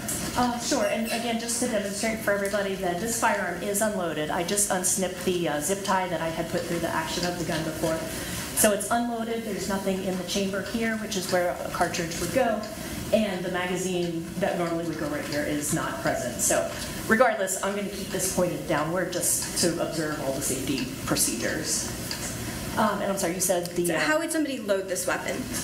So in its condition like this top part here is the slide that I mentioned earlier. That's locked open in an open position. But to load this firearm, you would have the magazine with cartridges in it, and that would go in this opening here in the grip that's called the magazine well. And that would snap into place and it'll click once it's properly seated. Once the magazine is inserted inside of the weapon, is it ready to fire? At that point, no. In the condition like this gun is right here, where that slide is still open, one would have to close the slide in order to take a live cartridge from the top of the magazine, and that would what's called chamber the live round. Okay, can you demonstrate us how somebody would, is that sometimes called racking a slide? It is, yes. Okay. Can you show us how that occurs and what that looks like? Sure. You can do it two ways. The first way, again, the slide is on spring pressure, so when I pull it back, it's going to overcome a little pull that's keeping it open. So you can pull it back and let it go forward. So that's one way to do it. That will close the slide. That's going to take one of those rounds of ammunition from the top and put it into the chamber. The second way to do that, there is a button on the side here. This is called a slide release. And if I were to use my thumb and press that button, that will let the slide go forward. That little lock or that button is what's holding that slide open. So then that would close the slide. So you can do it two ways. You can manually do it, or you can use your thumb to release that slide and let it slide into position. Now, once that slide has been placed into position, there would be, were this a loaded weapon, there would be a live round in the chamber and the weapon would be ready to fire. Yes, it would. The way that this pistol is designed, this part here is called the hammer, and this is in what's called the cocked position, and that just happens, this is the hammer here, and that happened when the slide is pulled backwards. So when it was when the slide was open, when we go to close it, using one of those two ways, that hammer is locked in the back position, so that means if you were to pull the trigger, it would fire. What kinds of safety features are associated with this particular Beretta pistol? There's a number of safety features. There's one right here, if you can see, again, I'm going to keep this pointed down, but there's a red dot that's right here, and that's indicating that the safety is off. So if I were to rotate this lever, now what that did right there, that's two things that happen. One, it's a manual safety that will keep the gun from firing, and that click that we all just heard is called a decocker. That will safely drop that hammer without having to pull the trigger. So as we saw, the hammer was cocked backwards, but if you use that lever, that manual safety / decocker, that will safely lower the hammer without firing the gun. So that's one safety feature. There's another one inside that is not visible from, not really visible from the outside, but it's called a firing pin block. And essentially that's doing exactly what it sounds like. It's keeping the firing pin, it's blocking the firing pin from moving forward. So the only way that that is deactivated is by pulling the trigger. Pulling the trigger will work some of the internal components to move something out of the way, move a block out of the way, and that will let the firing pin go forward. I'm trying to think what else it has without looking at my notes. If you need your notes to refresh your recollection, just let us know. Okay. I believe there's also a loaded chamber indicator on this, which is actually the extractor. The extractor is that little piece of the firearm that will pull the empty cartridge case or cartridge out of the chamber. When there's a round in here, this little piece actually sticks out just a tiny bit, and I don't recall if there's like a bit of orange on there, but it's either a visual or you can feel it with your finger. You'd be able to feel or see that extractor, and when that happens, you know that there is a live round in the chamber. Now,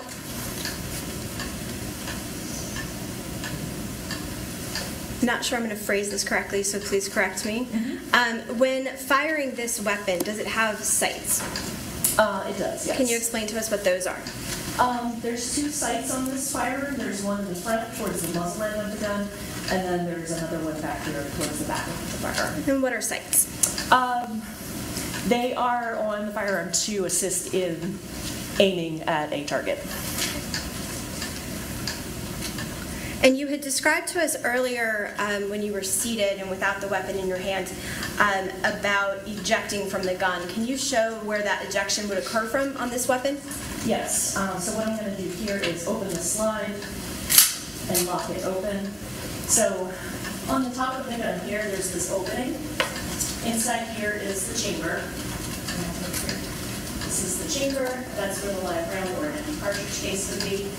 So the extractor and the ejector, when this slide is coming backwards, that will cause the decocker, decocking the gun.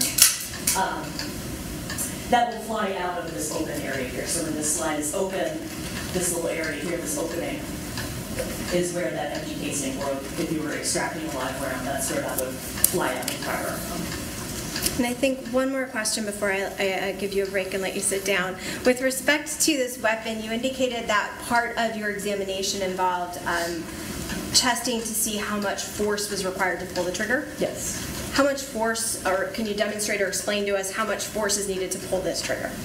Well, specifically, I'd have to go back and refer to my notes for the exact poundage, how much force it takes to do this. But this gun operates in what's called single action and double action. Single action refers to what happens, how many things happen when you pull the trigger. So when it's in single action mode, sorry, this is kind of a long explanation to get there, but... It's okay. Whatever you need to get us there. So when the slide comes forward, and remember how we have that hammer in that cocked position, If I were to fire this gun, that would be called single action, because when you pull the trigger, one thing is happening. So I'm going to, the gun's empty, but I'm going to demonstrate. So this would be how many pounds of pressure is what I'm measuring to make that happen. And I'll do that a number of times, about 3 times, to determine how many pounds it takes to cause it to fall and where the trigger, the hammer will not fall. Now, there's another mode that this can fire in. Say, for example, we've decocked the firearm, so that hammer is now down, safely lowered down. You can still fire it if the safety's off, but what we're doing here is operating it in double action. And so what that means is that when I pull the trigger, you can watch the hammer come back and then let go. So 2 things are happening when I pull the trigger. One, it's cocking back, and then it's releasing. So there's single action, there's double action, and each of those has slightly different pounds of pressure. I'll refer to my notes for the exact, but there's different pounds of pressure to be able to pull the trigger for each of those modes. Thanks so much. You can go ahead and return to your seat.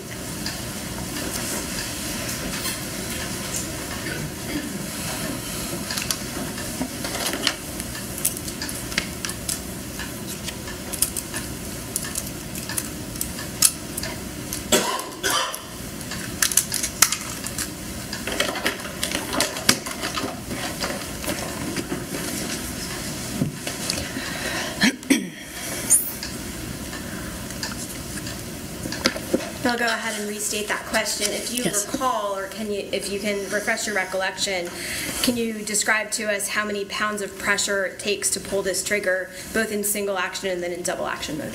Again, referring to my notes, for single action, it takes 4 to 5 pounds of pressure to pull that, and in double action, it's about 9.5 to 10 pounds. Is there something that you can give us, sort of a real-world measurement, but 4 to 5 pounds, what does that equate to? 4 to 5 pounds would be about a bag of sugar from the grocery store. If you can imagine how much that weighs. I think these days it's 4 pounds because they're smaller. 9.5 to 10 pounds would be a large bag of flour, for example, or a gallon of milk, maybe a little bit heavier than a gallon of milk. So if you can imagine sort of the weights of that, that's how much pressure would be put on the triggers in either single or double action. Now, you had indicated earlier in your testimony that part of what you had done was test this weapon for functionality, and that you did find it to function as you expected. Yes. Is that partially by firing the weapon and checking to see if it operates? It is, yes. And did you conduct any tests to determine whether the weapon could jar off? I did, yes. And what is jar off? That means, that's a term that I use to determine if a gun is susceptible to an accidental discharge from some kind of jarring action to it. Was this weapon susceptible to jar off? It was not. Now, before I move into the other evidence that you received in this case, specifically the evidence from the scene, in test firing a gun, can you explain to us that process and what you do with the test fired round that you recover? When I go to test fire a firearm, typically that's the second part of what I do. First, I typically would look at bullets or cartridge cases, and that kind of steers me in the direction of what type of ammunition I would need to test fire, just to try to look at things that are similar to what was recovered from the crime scene. So I would then select an appropriate type of ammunition, typically 3 cartridges, but I'm not limited to 3, but typically 3.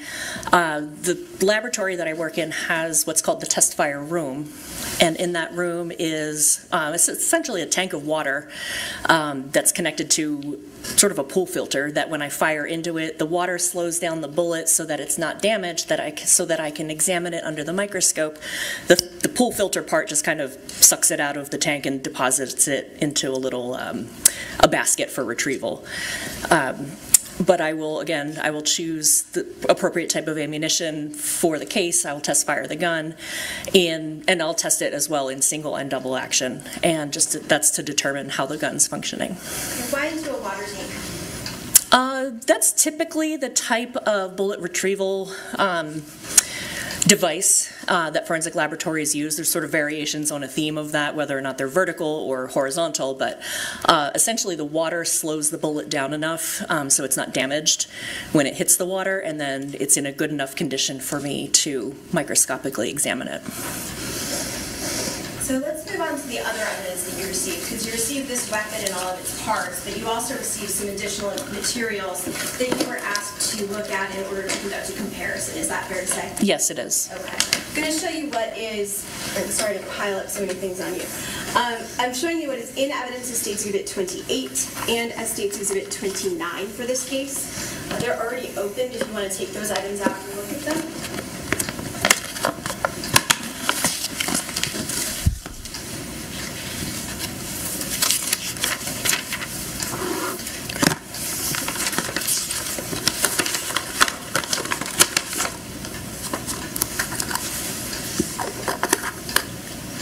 Okay. Do you recognize those items? Yes, I do. Were they part of your examination? Yes, they are. Now, those are casings and a projectile. Is that fair? A casing and a projectile, fair to say? Correct, yes. One casing and one bullet or one projectile. Is there some way in which you know that you examined those two items yourself? There is, yes. Can you explain what that is? Excuse me. Well, first I recognize my initials on the outside of the packaging, but more specifically on the items themselves. On the cartridge case, I will have scribed the, like with an engraving tool on the body, on sort of the body part of the cartridge case. I will scribe the case number, the item number, and my initials, so that way I know that this is the case that this belongs to, which I can see here. And then on the bullet, once that has been cleaned, I will also inscribe that same information, the case number, which particular item number this is, and my initials. Now, once you examined those two items, you were able to choose an ammunition that matched up with them. Is that fair to say? Yes, it is. Inside of State's Exhibit 20A, there's a small envelope. Does that contain your test-fired rounds that you fired into that water tank and recovered? It does, yes. Now, with respect to your examination of the casing and then the projectile, could you walk us through what you did? So once I have examined, well, first on a preliminary basis, I will have examined the bullet and the cartridge case, gathering all of the physical characteristics of each of those items. Again, filling out a worksheet that asks for all of the pertinent information. So if I'm talking about the bullet, it would be how much does it weigh, what caliber is it, what is it made of, any type of damage to it, and I'll conduct that same sort of overview of the cartridge case. Once I've done that, then on the microscope that I use to conduct the comparisons, I will use one of the test-fired bullets that I just shot from the firearm, and I will put that on one side of the microscope, and then the evidence bullet on the other stage of the microscope. And again, looking through the eyepieces on this piece of equipment lets me see those two things at the same time. And so I will, on the bullet, look for those scratch marks that I discussed earlier, those individual characteristics that are unique to that particular gun, looking for that same pattern, matching that pattern that I see on the surface of the bullet from the crime scene. And so once I've done that, I can come to one of those three conclusions, and I'll conduct a similar examination on the fired cartridge case, again with a test-fired cartridge case on one side of the stage of the microscope and the one from the scene on the other, and again looking for agreement, matching patterns that I'm seeing on the two of those to determine whether or not this bullet or this cartridge case was fired in this gun. So with respect to State's Exhibit 28, which is the casing, yes, were you able to make a determination or conclusion based on your examination of that item? Yes, I was. What was your conclusion? I determined that the cartridge case was fired in the Beretta pistol. And where were the markings that you looked at that allowed you to determine that? In terms of generally, what kinds of tool marks did you see? Sure. Again, I'm just going to refer to my notes.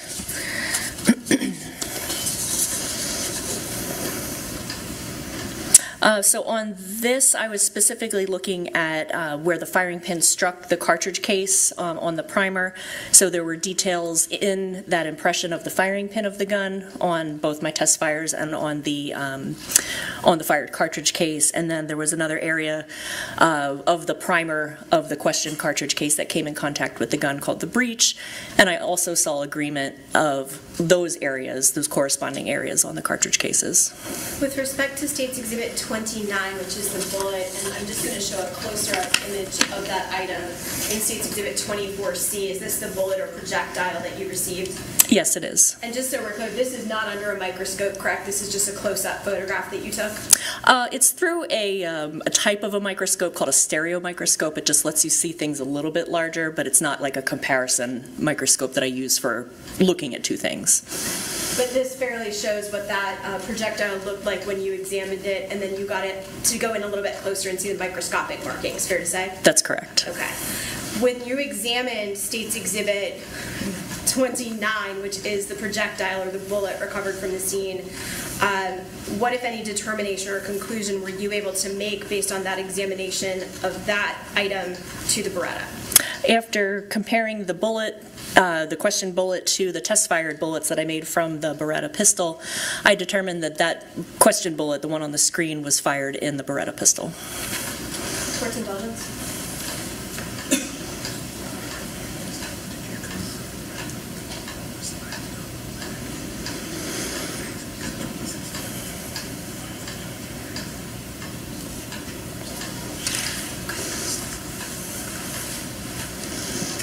Just one question about this particular Beretta handgun. If there were a magazine, a loaded magazine, inserted into that weapon, is it possible to insert that magazine without simultaneously loading a live cartridge into the chamber? I'm sorry, could you repeat that one more time? I'm sorry. Is there any way to put a 15-round magazine into that Beretta handgun and not have one of the rounds loaded into the chamber and be ready to fire? Yes. Can you explain that? I sure will, yes. If you took the magazine that had ammunition in it and simply just placed it in the gun, whether or not the slide is open or closed wouldn't matter at that point. But if you were to just place the magazine, the loaded magazine, into the pistol, there would not be any round in the chamber of the gun because that slide hasn't moved back and forth to be able to take one from the magazine and put it into the chamber. So that would be whether the slide was open or closed. So let me ask you if you can take the gun and come over here and show us how that would work. Without, don't insert the magazine, but go ahead and show us how that would work.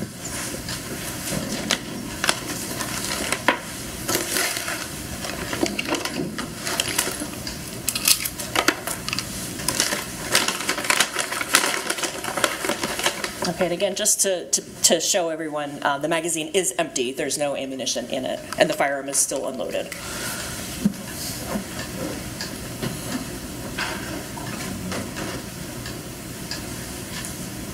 So if this magazine had ammunition in it, again, it would be placed into the magazine well of the firearm. So I'm just going to kind of hold it in front here. The only way that you would be able to get around from here into the chamber would be to pull the slide back and let it go forward, which would then take that first round that's on the top of here and put that into the chamber. But if the gun was simply, I'm going to decock this real quick. If the firearm was simply like this, with the slide closed, and you took your magazine with ammunition in it, again, it's empty, but if you were to put it in like that, and didn't do anything else, there would not be a round in the chamber. So as that weapon would be, if that magazine that you put in there had 15 rounds, which is capacity, is that fair to say? Yes. Inside of it, and it was in this position, and you put the magazine in, there would not be a round in the chamber ready to fire. Right, because the slide is closed, there's no ammunition, well, in this case there's no ammunition in the mag, but if there was some in here, and you were to just simply put this into place, there's nothing in the chamber of the gun as of yet. But if you were to manipulate the slide back and forth, that would then put a chamber, put a round in the chamber of the gun. So if you were storing your weapon in this manner, with the loaded 15-round mag inside of the handle or the magazine well, and had not placed or moved the slide to have a live cartridge loaded, and you wanted to fire the gun, can you show us what you would have to do? To actually fire it? To fire it. Well, there would have to be again ammo in the magazine. You would take your. This isn't going to work quite as well because this is empty and it's going to hold the slide open because this is empty. But I'll demonstrate from here. So if this was loaded, and this firearm was like this, if you were to put the magazine in, okay, I'm not going to see it totally because if it's empty and I pull the slide back, it's going to lock open. But if I rack the slide like that and there was ammunition in the magazine, that racking of that slide would then put a round in the chamber. At this point, I had the safety on, so the hammer couldn't be locked in that ready-to-go position. But if the safety was off, you can see the little red button. I'm just going to reseat that. So if we put that in and close the slide, and there was a round in there, at that point it would be ready to fire. And if you were to pull the trigger in this capacity, in this position here, it would go off. But again, if you decock it, it's not going to, that decocking lowers it safely. Thank you.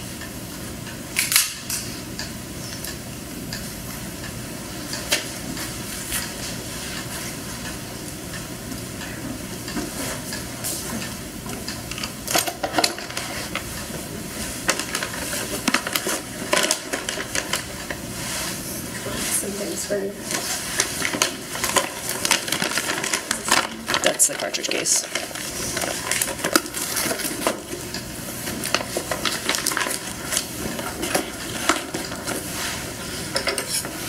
Right on top. Oh.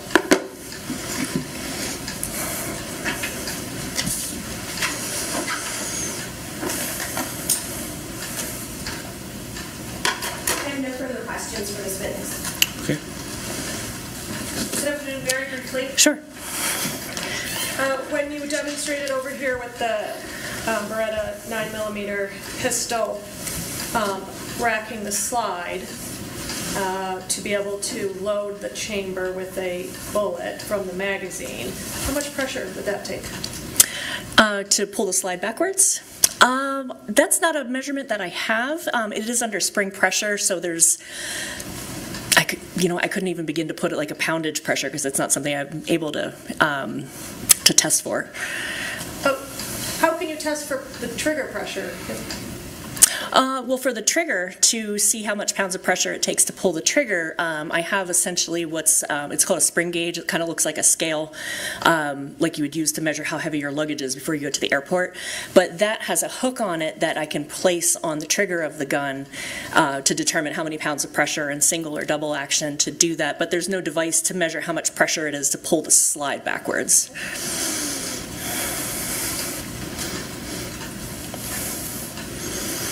Could you tell us if it's the amount of pressure used is more or less than pulling the trigger? Oral. Again, I don't really know how much pressure it would be. Like for the single action, it's between 4 and 5 pounds. The double action is 9.5 to 10 pounds. So I'm trying to think. I would just be guessing at that point. I really couldn't put a specific number on that. Yep, not a specific number, but you could say it more or less. Objection, Your Honor, speculation. Approach.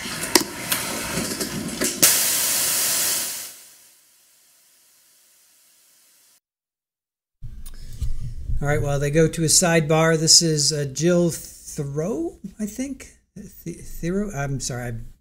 I'm sorry about your last name, Jill. I'll just go with Jill. Firearms expert. She's confident that the Beretta was the gun. Rack the slide to load the bullet. So we don't know if there wasn't a bullet in the chamber. He says, well, the state opening actually says it. So I don't know. Who knows? Because it's a he said. So how do we know that there was a, how do we know what, I don't know. And that's the state saying it. That's the state saying in their opening. That was the state that said that.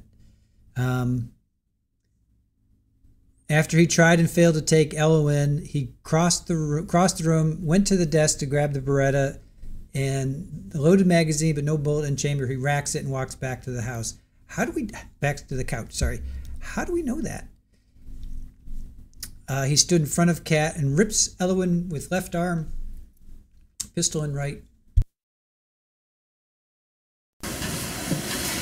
So during your examination of this pistol and today, you were able to feel how it is to pull the trigger single action, correct? Yes. And you were able to feel how it is to pull the trigger in double action, correct? Yes. And you were able to feel how feel the force used to pull the slide back, correct? Yes. And just in how it feels, does it feel like it's as much pressure or more? Is that fair to say? I think if I had to estimate, I don't think it's as light as the single action is, because that's pulling the trigger. That's 4 to 5 pounds isn't a whole lot.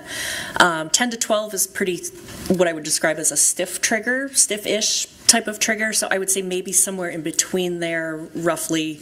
But that's not particularly scientific. There's no real way that I'm aware of to determine exactly what that poundage would be to pull that slide back.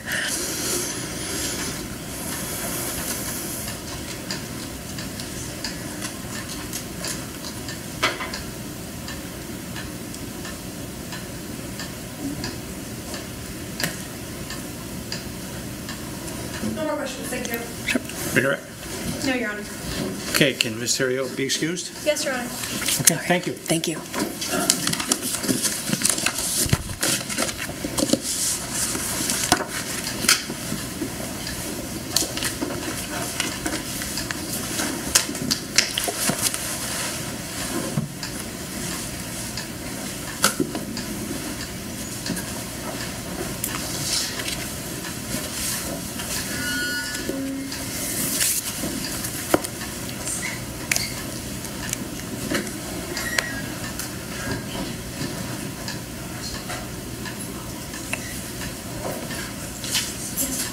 Your Honor, I have no redirect. I think I said that. Your Honor, I'm sorry, I was waiting for the court.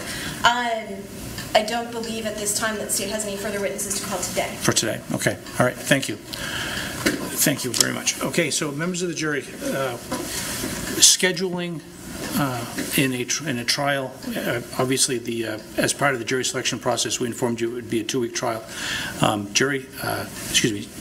Witness scheduling in these matters can sometimes be a little bit difficult, so to speak. I will inform you that we're making good progress over the course of the trial, and what that means is that the state has one expert witness, one witness who is slated to testify on Thursday. That person is slated to testify on Thursday, and based upon consultation with counsel relative to the order of witnesses, what has been determined is that we can have that other witness besides the 2 witnesses the state intends to call, that they can be called to testify on Thursday. What I'm getting to in a roundabout fashion is it looks like we're going to take tomorrow off relative to scheduling. Once again, we appreciate your service, we appreciate your patience.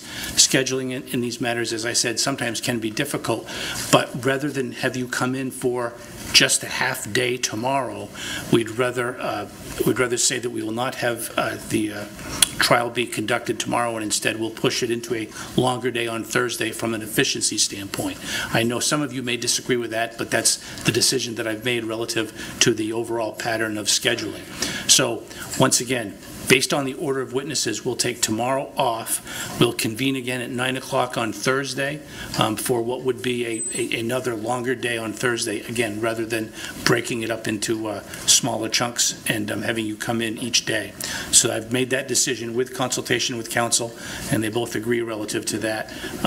We're on good scheduling as far as the trial as a whole is concerned.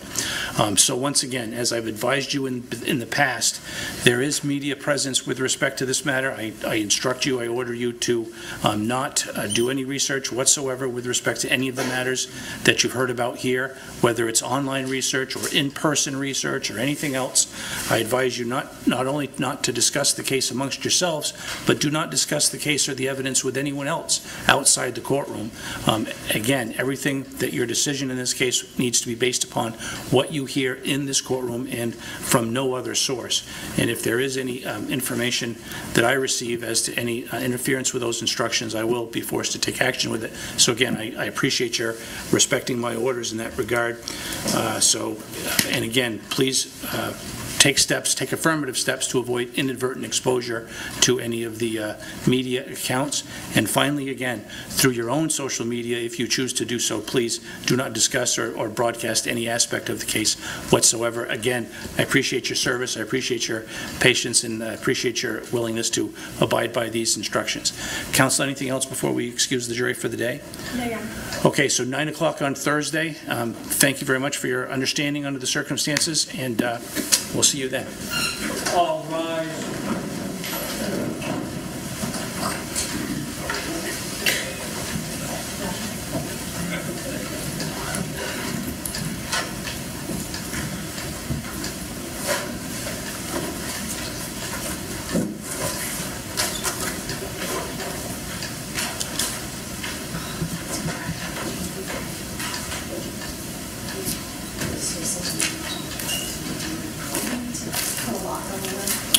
Okay. Thank you. Please be seated.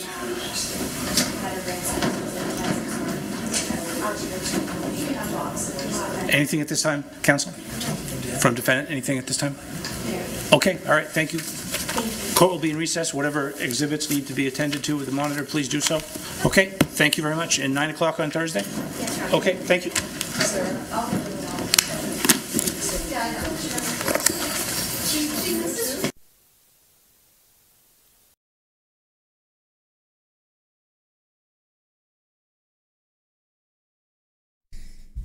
All right. Yeah. So, well, let's just go through her testimony. My notes are like, Jill, firearms expert, confident the Beretta was the gun, racked the slide to load the bullet. That's it.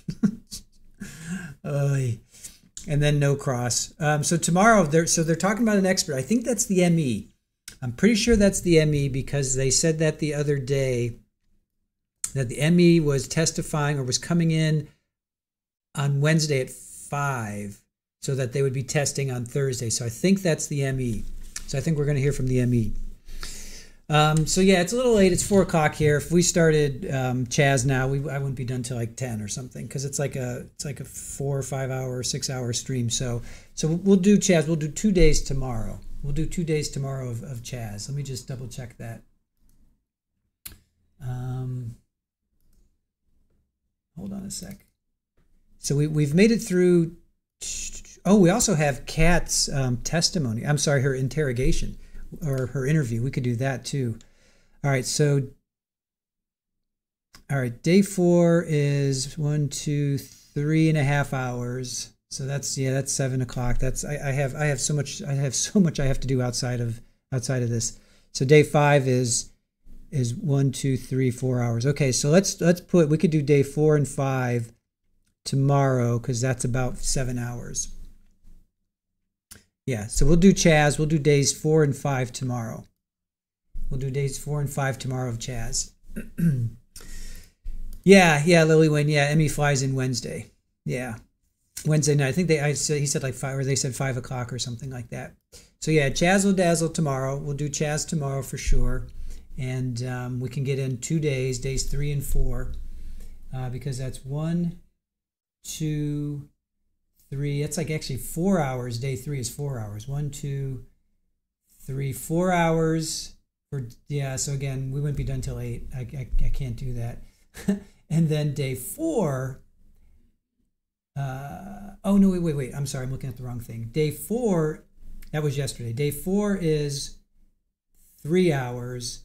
Day 5 is 2, 3, 4 hours. Yeah. So so that'll be a nice full day. We'll start at like 9:30 or something like that, and we can go to like 4 o'clock or something like that. So that sounds good. That sounds good. All right. Yes, Susie. Yeah, the Chaz interview is bizarre. He's like a what's that, a tonatrom or something? He just talks like this, and he just doesn't. He's like Kathy Smith. Yay, thanks, Squeegee. He's just like a real weird dude. So yay, yes. All right, you guys. I'm gonna recap. Hold on. Don't go anywhere. Don't go anywhere. I'm going to recap clues. Don't go anywhere. I'm going to recap some clues. So hold on. Hold on. Everybody just hold on. Let me get myself set up. All right.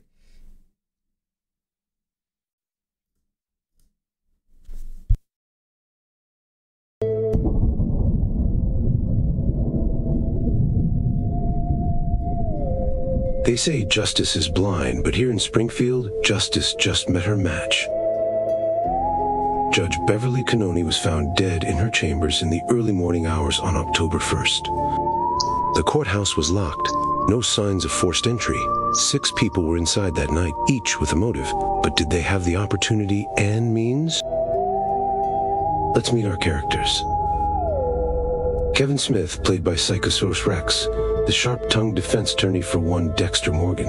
He swears he was prepping motions, but the judge had just denied his last one with a public scolding that still echoes through these halls. Lori Daybell is played by Widespread Panic.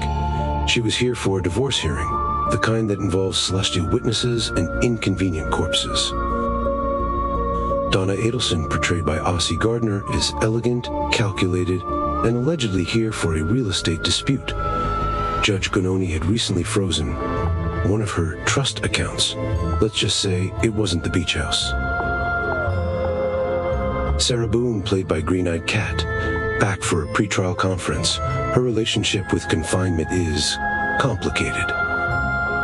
Courthouse Public Information Officer Vincent Finari, portrayed by Joe Schmo. He's the man who knows everything that's about to go public, and a lot that isn't. Detective Mitzi Roberts, played by the Trial Channel, has seen it all. Crime scenes, courtroom chaos, and text messages no one should ever have to read. But when Judge Beverly Cannoli ends up dead, this time the detective's the one under the microscope. Detective Sam, played by Florida PI Sam. She was first on the crime scene, and what she saw still haunts her. Notorious Jules as the lead prosecutor. Will she ask the right questions to uncover the killer, or will the killer get to her first?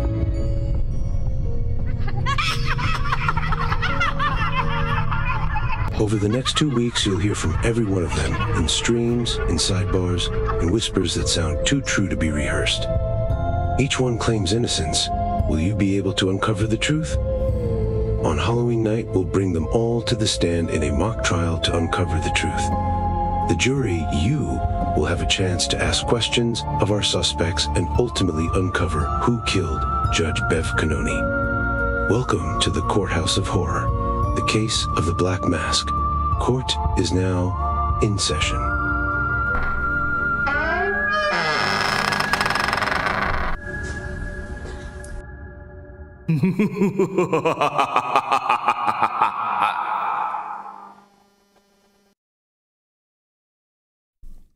All right, so clues, I'm going to do 3. There were 6 that were dropped, so you can do any number of things. You could listen to what I'm going to say, and that's only 3. You could go back and scroll through the stream and see the clues that are dropped. You can also find out the other 3 clues that are going to be on our social media platforms accounts that Aaron is going to post in a little bit. So for now, I'm going to say the 3 clues. 3 out of 6. I'm going to say 3 out of 6. Aaron will post the other 3 on our social media accounts, which includes our YouTube community page, Patreon, Blue Sky, Facebook, and X. So Aaron's going to post the 3 that I'm not going to say. So the 3 that I'm going to say are Kevin Smith, clue number 2. There was a sound that night, something sharp, quick, then silence. I assumed it was another gavel drop. Donna Adelson, clue number 2. The TV repair tag was 3120. And I'm going to post these, so don't worry. So Donna Adelson, the TV repair tag was 3120. Lori Daybell, clue number 2. I saw a shadow move when no one stood there. All right, so I'm going to post these.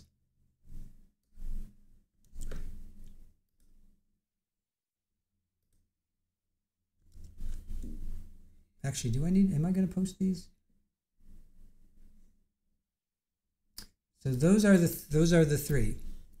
Those are the 3 that I'm going to say, and then Aaron's going to post them on our social media accounts. Richard, who did you get to narrate the initial video? that's a mystery for now. That's a mystery for now. All will be revealed. All will be revealed.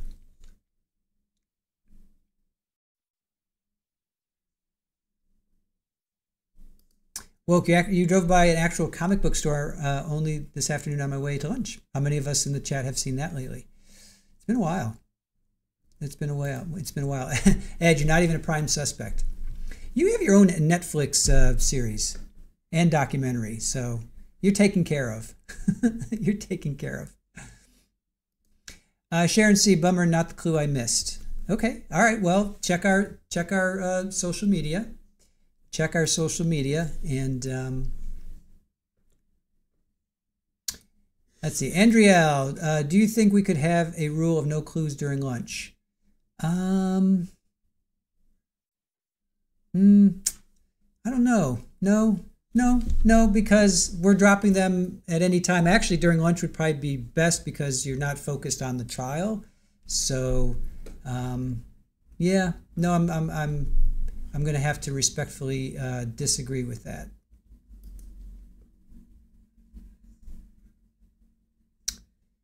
Let's see. What else? Bluebird says, I think Lori saw a lot of them. Crochet Nana, yes, thank you. Joanne, you fell asleep after lunch. Sherry's Drought TV Live's clue wasn't said.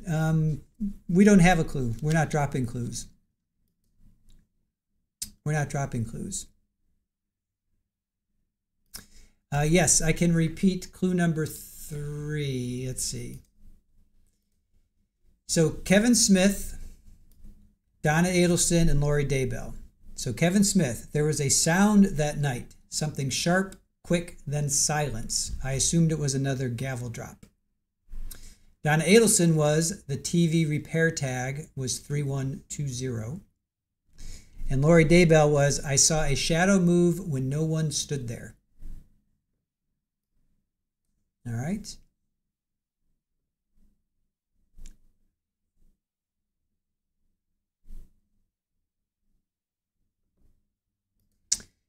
Sherry, well, scrolling back is one thing. We have replay. We have chat replay, so you can go and you can find them that way. Richard, I'm not on any platform other than Facebook, so I'm not seeing them all. Well, we're not posting some on one and some on the other, Richard. We're posting them all on the same. So what you're seeing is what everybody else is seeing.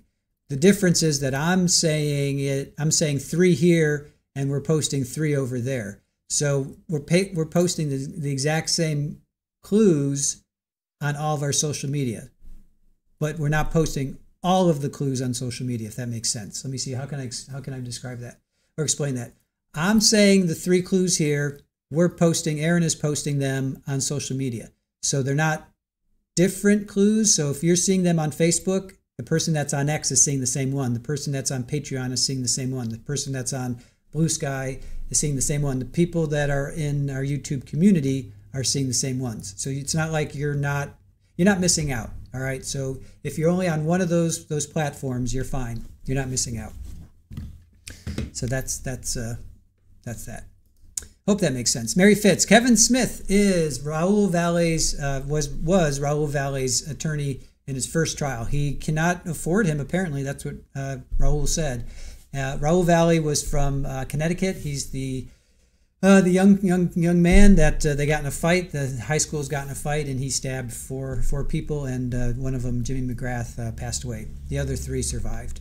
So he is Kevin Smith. Kevin Smith is Raul Valle's attorney in the first trial, but he can't afford him. We covered that trial. We did cover. So if you want to go to our playlist and just look at any video in the Raul Valle stream or whatever. Kathleen, please repeat the Kevin Smith. Sure. Kevin Smith was there was a sound that night, something sharp, quick, then silence. I assume it was another gavel drop. So there was a sound that night, something sharp, quick, then silence. I assumed it was another gavel drop.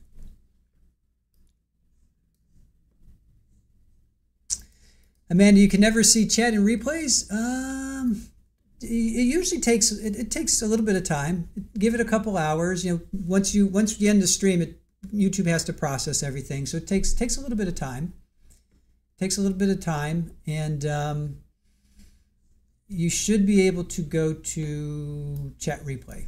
Yeah, just give it a little bit of time, give it a couple hours, and then you should be able to see it.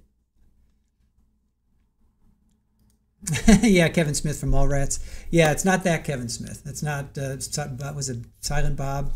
Geez, what were their names? What were their names? Something Silent Bob. I can't believe I'm forgetting their names. Anyway, yeah, no, not that Kevin Smith. Even though every time he said, you know, every time when we covered that trial, I was always thinking about that. Crochet saying ciao ciao, everybody. Take care and be safe. Silent Bob, Kevin, what was it? Jay and Silent Bob, thank you. Yes, Jay and Silent Bob. Jay and Silent Bob. Oh, got some sun coming through. Jay and Silent Bob. All right, Richard, screenshot it all today, but I didn't catch the first one. All right, hold on, let's see. You screenshotted them all, but didn't catch the first one. Who was the first one? Let's see. Well, I don't know what the first one was. Who dropped the first one? That I don't have access to that. I don't know who was first, to be quite honest, you guys. You know what? Here's the deal. Here's the deal. If you miss a clue, fret not. Don't worry. If you miss a clue, on Halloween, I will say all of the clues, all 60 of them. All right? They will be revealed. I don't know if it'll be me, but they will be revealed. So on Halloween night, during our stream, starting at 8 o'clock, they will all be revealed. We will show all 60 clues. So if you missed them, we will show all 60 clues. And then you'll have a chance to hear from the suspects. You'll be able to ask questions, and then we can take it from there. So don't worry. Don't worry if you missed a clue here or there. It happens. There's going to be 60 of them. So don't worry if you miss a clue. We will reveal them all on Halloween night at the top of our stream. And then you guys have a chance to ask questions. So I know some, Richard, you're not going to be watching. That's right, I remember. So some of you won't be watching, I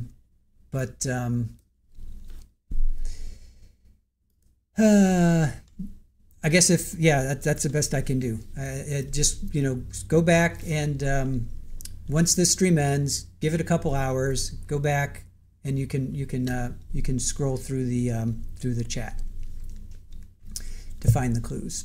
And we have them, with the pumpkin and then clue number, whatever. So the gavel drop, is that the one that you're saying you're missing? That's Kevin Smith's. That's Kevin Smith's. There was a sound that night, something sharp, quick, then silence. Was that the first one? Then silence. I assumed it was another gavel drop. I honestly, I don't remember, to be quite honest, you guys. I just don't remember. So it was Joe. Joe was the first one. All right, well, then, okay, so Joe was the first one. So Aaron is going to be posting Mitzi Roberts, Sarah Boone, and Vincent Finari. So Aaron's going to be posting that on our social media accounts, which also include our YouTube community. So if you don't have Facebook, Patreon, X, Blue Sky,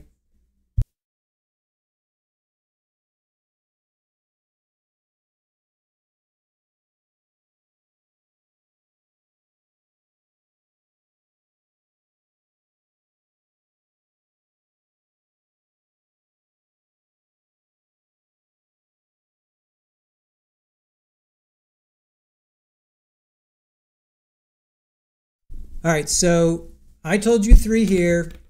If you're not on Blue Sky, X, Facebook, or Patreon, you can go to our community page on YouTube. So I know you guys are all on YouTube. I know you guys are all here. You can go to our community page and you can find the 3 that I did not say. So you should, by the end of today, midnight, the drop of midnight, when the clock strikes midnight, all the clues from today will be revealed. Okay? So, why no court tomorrow, Denny? Dawn asks. Because they have an expert flying in, and I believe it's the ME, the medical examiner, and they won't be there until Thursday. So no court tomorrow because they have an expert flying in. Why they can't take experts out of order, I don't know. We've seen that many times. Or just witnesses out of order. Why does it? I don't understand that. Do not understand that, but it is what it is. Sharon Kirkland, thank you. All of them are posted in the community page. You sure about that? I didn't think we were doing that. I thought we were only doing, hold on, let me see, posts.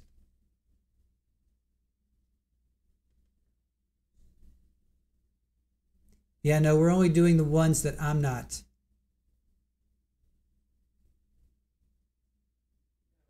Yeah, we're only doing the ones that I'm not saying. So not all of them are posted, only the 3 that I'm not doing. So. All right. Amy, you guys, you rock. Thank you. Thanks to all the players, too, dropping clues. All right. So let's see. Yes, at least we get a break. We're going to do Chandler Halderson. We're going to pick up Chazzy Boy, now it's becoming the Halloween stream, the Halloween trial. So we're going to do that tomorrow. Yeah, I appreciate you guys being with us today. We'll say goodbye for now. I'm going to go make some stir fry. I have to make my stir fry and let's see, spend some time with Aaron. Imagine that. We got to spend some time together. Let's see. Judy, when did you start putting clues in chat? How far back should we go? I would say start from the beginning. I hate to be evasive like that, but start from the beginning. If you want to start from the beginning, or wait until Aaron puts them into social media, you can do that as well. So it's up to you guys, however you want to do that. All right. So tomorrow we're going to pick up on Chandler, Chazzy. Halderson, we'll probably start around 9:30, quarter after 9, 9:30, something like that. It looks like it's going to be about a 6 to 7 hour stream, so that'll get us to around 4 o'clock again. So thank you to our mods. You guys do a fantastic job for us. Thank you to Erin for putting together the music for you guys, for the video that she created, and all the cool graphics that she does. So. And of course, thank you to our chat. Thank you guys for hanging with us. Yeah, much love to you too, Alice. Thank you guys. You guys are the best. You guys are the best. 80s Music Man, have a great one. Amy, Sharon, Sharon. How many Sharons do we have? We've got like 20 Sharons. Judy, awesome. Denny, Dawn, JMS, have a great one, you guys. We will see you tomorrow for Chazzy Boy, Chandler Halderson. And until then, have a wonderful evening. I can leave you with Cheddar. We got little Cheddar Boy. Yeah, come here, buddy. Come here. Come say goodnight. Come here. Come on. Come on up. Come on.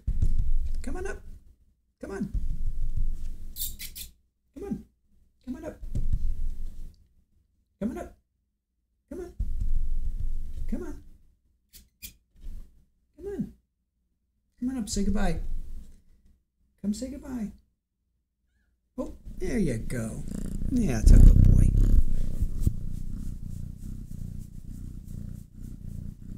There's some ASMR for you. Kitty purring.